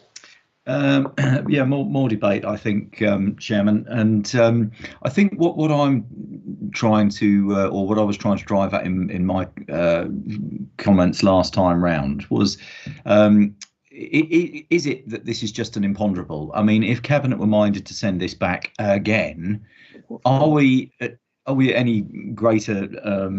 Are we any better going to be able to resolve the situation that we've got now? So, listening to the conversation, it's clear that it's not absolutely transparent, and perhaps we should substitute that word transparent for fair. So the question is this manifestly unfair? And as I have been listening to a bit of debate, then I'm not absolutely sure that it is manifestly unfair. So before we disappear down a hole, I think, unless the officers can tell me absolutely clearly what they consider the operators' concerns are that have written to us, I think that on balance, I suspect actually that the licensing committee have probably come to their deliberations in a perfectly reasonable manner, and I think we probably should support it. But I'd be interested to hear if the officers can tell us succinctly what they believe the operators that have contacted us, what they believe their concerns are. Okay, yeah. Thanks for that, Councillor. Emma, could you come back on that? Obviously, the concerns are around having to display one fare and then use their discretion as to whether they charge something less. But have they expressed exactly why that is a concern for them or a problem for them? Can you provide us with any background on what they've fed back to us? I think I would summarise it as a concern from drivers and operators that a single passenger entering a larger vehicle would see that flag fare that appears as soon as they get in the vehicle and would think, gosh, that seems very expensive compared to what I've paid when I've been in a saloon car. They could say that, and at that point the driver could say, yes, that's the maximum I will charge in this vehicle, but as you are a single passenger going to Tesco's, I will actually charge you this, probably more what they would charge if they were driving a saloon car. So I think that's the concern, is the passenger being dismayed at what they see on the flag fare, but it is the maximum and they can charge less, of course. And possibly wanting to get out and find another vehicle. Possibly, and they have to take the first car on the rank, so they shouldn't be moving to a car behind. So if the first car is a large vehicle, then they should be taking that. Okay, yeah. Mm-hmm. Okay, thanks. Councillor Osborne. Right, thank you, Mr. Chairman. Yeah, as I alluded to previously, it is a really complex subject, and that's reflected in the time and the resources that have gone into getting to where we are looking at this report today, including the licensing committee, which I understand had some training on as well to give them a better understanding of how this all works. Going back to what Councillor Parker said, removing the word transparent and saying, is it fair? I think it's as fair as it can get. I think I'm of a mind to approve this, because I think we could find ourselves in a situation where we're backwards and forwards all the time between licensing and the Cabinet and getting absolutely nowhere. And I think we've not got a perfect solution, but I think we've got a solution that is fit for purpose. So I'm of a mind to support this recommendation. Thank you. Okay, thank you. Councillor Malvisi. Thank you, Mr. Chairman. I'm just sitting here asking myself, on what grounds can we send it back to the licensing committee? Yeah. I'll just leave it at that for members to consider. Yeah. No, that's fair to leave it at that. It's difficult to find any. That's true. Councillor Holt. Because you don't agree with it. That's a simple one. Anyway, let's move on from there. Emma mentioned we went down the route of the size of the vehicle than the number of people as a fundamental decision, and that's what this is based on. I would ask the question, why did we go down the size of the vehicle and not the number of people? So that's one question, if it was an option, because that would have eliminated this query. And on Alistair's point, it's always a maximum fare. That's absolutely correct. But that fare being displayed would be a fair price. And you can always come down from that. At the moment, what we're left with is an unfair price if you're a single person in a larger vehicle being displayed. So that's the difference, I think, on what Alistair was saying. Yes, the fare, you can charge what you want and it's a maximum fare. But if that fare is originally a genuinely appropriate, accurate fare, that's fine. But if it's proportionately more expensive, which is what we're saying it is, then I don't agree with it. Okay, thank you. Councillor Davis. Yeah, I agree with Michael. I think it's fundamentally unfair onto the passenger, and there are places, London, for example, where you don't get charged for if it's 5 in the cab. You get charged for the passengers as well, and they're all pretty much a single size unless it's private hire. I think this is. I don't know why they've come to this, but I think it's unfair, and there's no way I can support it. Okay, I'll go back to Emma in a minute. I just want to hear from Councillors Busby and Arthey. Okay, the concerns I have with this is, are that it seems to be that we could be penalising disabled people and people with, say, mothers with children, i.e. people that have got buggies, wheelchairs, whatever, that can't get into a saloon car and have to go into a larger vehicle. Also, are we likely to see a phasing out of saloon cars and therefore the majority of the vehicles being the larger vehicle, as it said, to enable disabled access, etc., in which case that we're increasing the rates for everybody quite considerably, because they'll all have to pay the 5 to 8 rate. They're my real concerns, really. But and just as a statement, it just goes to show how cheap car parking is. Okay, Councillor Arthey. Yeah, well, I don't really know what to say about this. I mean, my feeling is that it should obviously be cheaper if you turn up to get a taxi, you take the first one in the rank and it's a big one and you're on your own. It should be cheaper than it would be if there were 5 of you. I mean, the funny thing is that I've done both because, we've got a family of 5 and when we go on holiday and things like that, well, we don't do that much anymore because they're grown up. But, you have to have a larger taxi. So you get to a taxi rank and there are lots of saloon cars there and you think, damn, because you can't actually use them. And of course, you have to pay more for the bigger one or wait for one or whatever. Looked at the other way round, it seems completely iniquitous to be on your own and the taxi at the front of the rank is a 7-seater or whatever, and that's what you're going to take and pay. And I just don't think it seems to be particularly unwelcome that the only option is to have a fare displayed and the taxi driver decide to offer less. And I don't know how they get assessed for things like income tax and stuff like that either. I thought they had a little chip in their meters that actually tells them what they've earned. And I'm not quite sure they're going to be very pleased. I know they tend to get tips and they don't go through the meter, but I don't suppose they'd be particularly pleased about having something on the meter and actually charging something less, because if it doesn't make it difficult for their tax return, it certainly makes it difficult for their bookkeeping, I would have thought. So I don't actually know the solution, but it does sound, from what everybody has said, it sounds as though this particular aspect of it is a problem.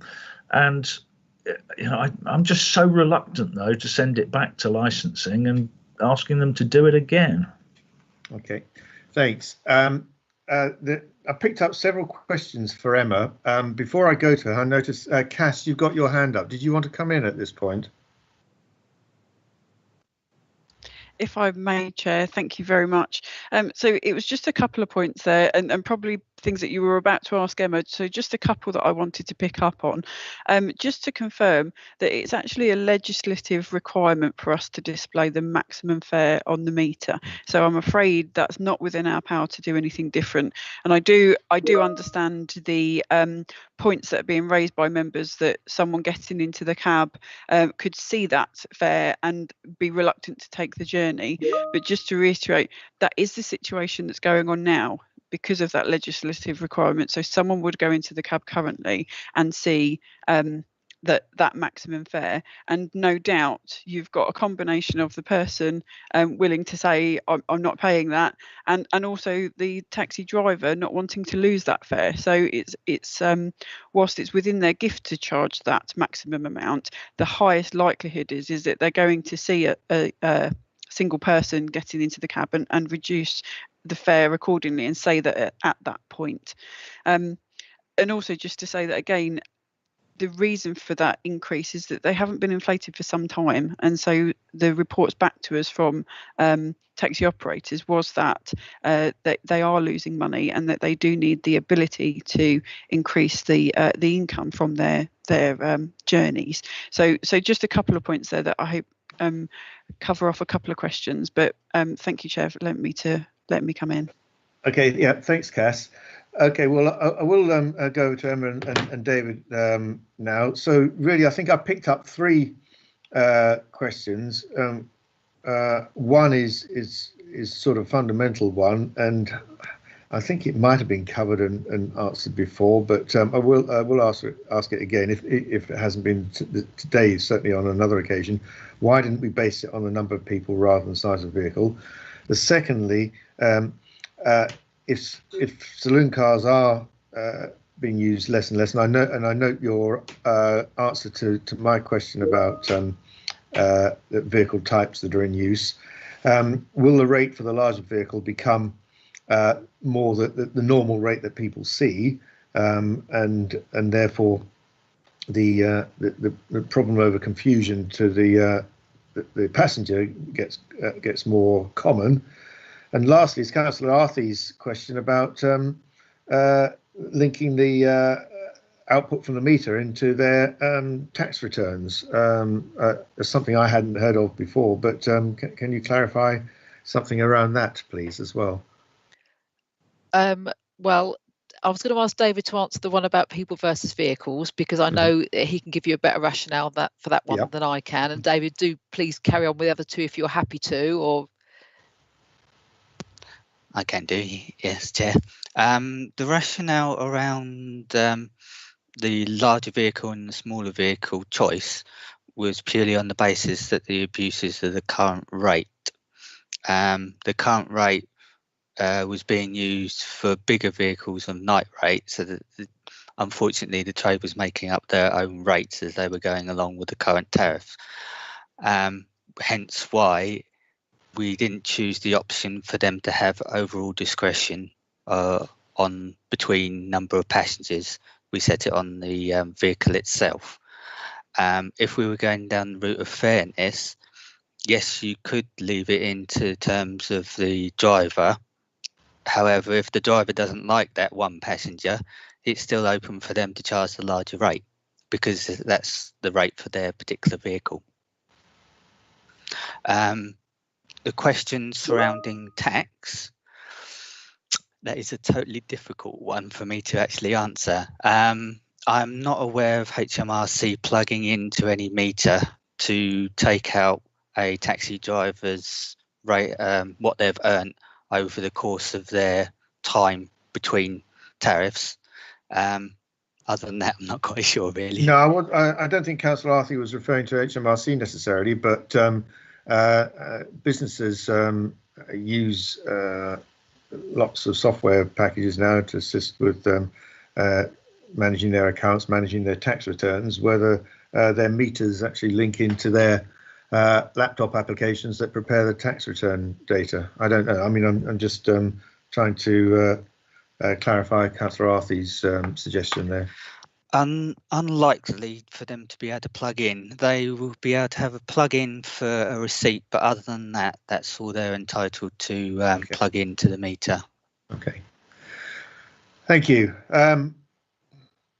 It's a hugely difficult one, this, because it's clear that something, as David's articulated, something had to be done to change what was becoming some practices there that probably needed to be regularized and some regulation put in around them.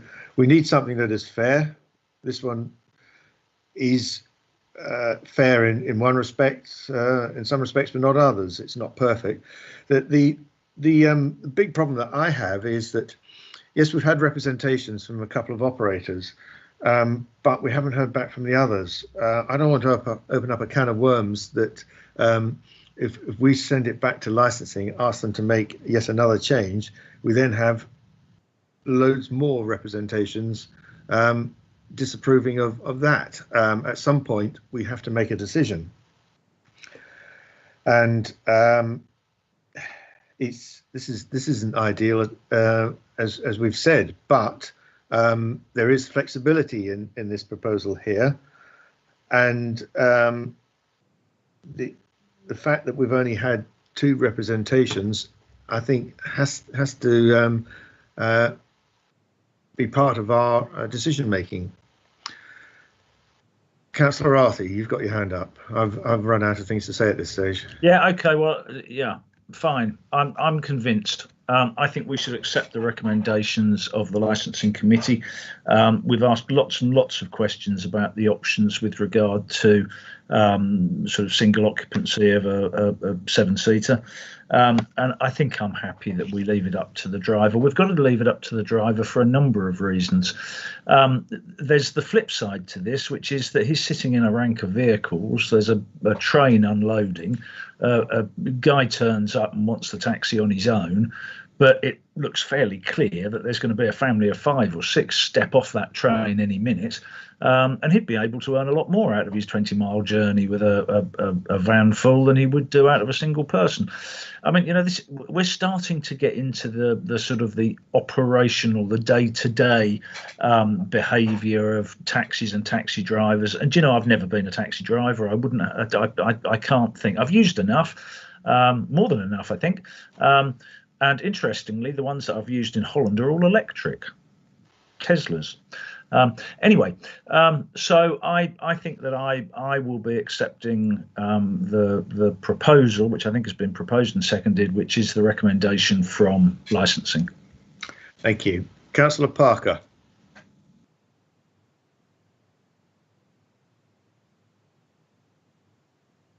Yeah, I concur with all of that, actually, Chair. So initially started off very sceptical, but having listened to the conversation, I'm convinced that it is an imponderable, actually.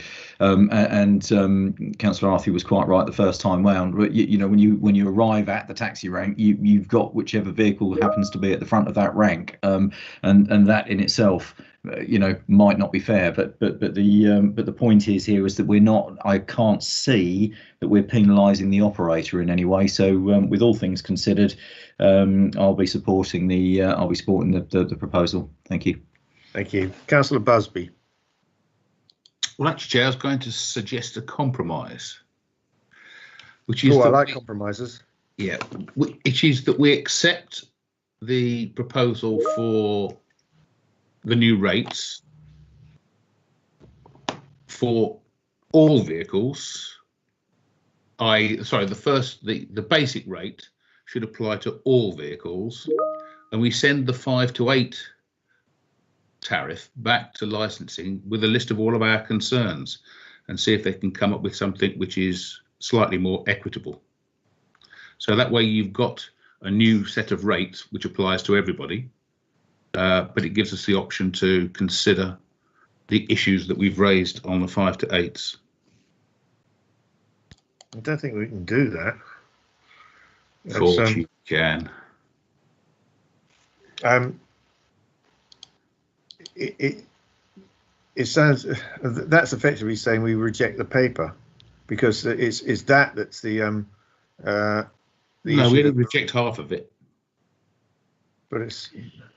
Chair, may I jump in? Cass, can you come in on this? I'm sorry, I'm probably just repeating what the monitoring officer said earlier, but I'm afraid we can only go with the recommendation, vote for or against the recommendation of the licensing committee on this. You know, taxi policy, taxi tariffs are things that are reviewed regularly, and the licensing team do keep in touch with the trade regularly. So this is something that we can absolutely commit to monitor as to how it's going, and keep in touch with the trade as to what their opinions is on this. What I would recommend, similarly to the paper, is to take the recommendation of licensing committee, but with the absolute guarantee from officers that we will continue to talk to trade and we will monitor the situation, and if there is a need to do anything further in the future, we will absolutely talk to the licensing committee about that. Thank you, Cass. That's very helpful. Councillor Malvisi. Thank you, Mr. Chairman. Somewhere in all the debates, I think it was Emma mentioned that the trade is in fact losing money, and by not giving them the opportunity to increase their income, we're not being very fair at all. No, yes, and that's been going on for 5 years. 5 years since the last review. So yes, they really do need additional income. It's becoming quite imperative that happens. Yeah. Councillor Holt. Thank you. Thank you. Cass has really said what I was going to say. I think what officers need to understand from the fact we've been discussing this for the best part of an hour is that it doesn't sit well with us, and we do have concerns. But I was going to say what Cass has said, really, that I'm not going to send it back, because I just think that's the wrong thing to do. It's been back once. We've got this in front of us. We have serious questions about one issue on it, and I think it should be monitored. I think it should be there should be an engagement process with the operators to see how it's working, and if it's 6 months or a year, then I think something should come back to us to let us know what is going on, whether they're happy. And if operators aren't happy, email us. But I don't think we can honestly send this back again. Otherwise, we're just going backwards and forwards. Please register the fact we've been talking about it. We're not happy, but let's pass it. Let's approve it. Let's see how we get on. Let's engage with the operators and monitor it from there. Yeah, I agree with that. The imperative thing is, as Councillor Malvisi has articulated, the livelihoods of the operators and the necessity to have increased tariffs in place. We recognise that there is a particular concern. There is flexibility in the system that allows that concern to be partially addressed, but monitoring has got to be the key part of this. Okay, I think we've probably drawn this to a close now. Everyone has had a chance to participate fully in this, and we've asked quite a lot of questions and got some good answers from the officers, and I thank them for their time here, because it is a difficult subject and we have needed to get our heads around it. But we're now, I think, in a position to move on to the vote. So I will ask the governance officer to conduct the electronic vote. So Claire, please, can you open the voting on this item? Thank you, Chair. Members, your vote is now in progress.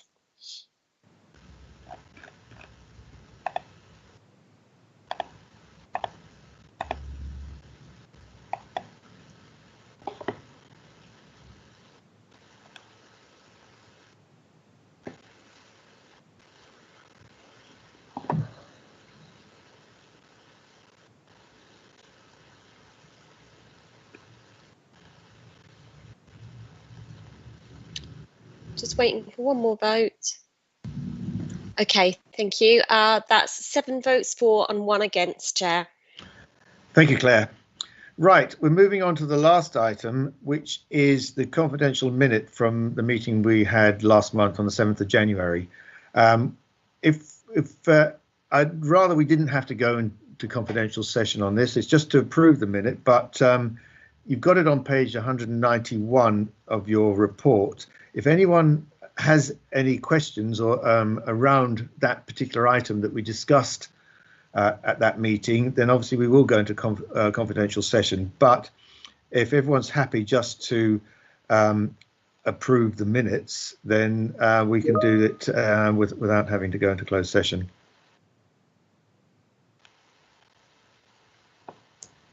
Councillor Holt. I'm happy to approve the minutes as they are without going into closed session, and I'll propose them if I get a seconder, please. I'm happy to second that. Okay, then.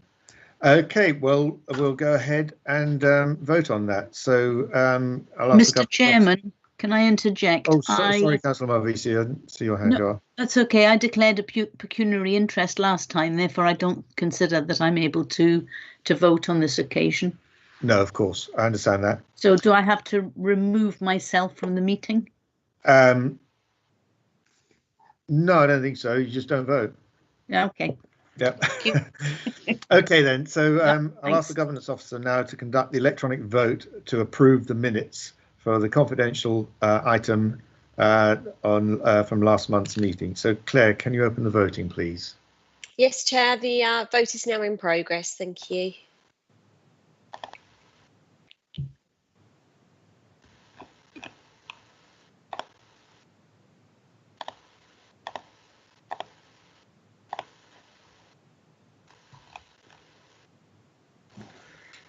Okay, that's unanimous, Chair, for 7 votes for. Thank you very much, Claire. So everyone, that brings us to the close of today's meeting. It's been a long one, it really has, but it's been a very good one. I think we've had some excellent debates, and I thank everyone for their contributions to those debates, and I also thank all of the officers for assisting us. We've covered a huge amount of material today. One fairly controversial item, one very controversial item, but it's the essence of what we're about. We have to confront these controversial items from time to time and make difficult decisions, but we make them based on a really good analysis of the issues and a good, open and comprehensive debate, and we've done that today. So I really thank everyone for their contributions today. So it leaves me now just to announce that the date and time of the next meeting, and that's scheduled for Thursday the 11th of March, and it's an evening meeting starting at 5:30. Thank you very much, everyone. Thank you. Thank you, John.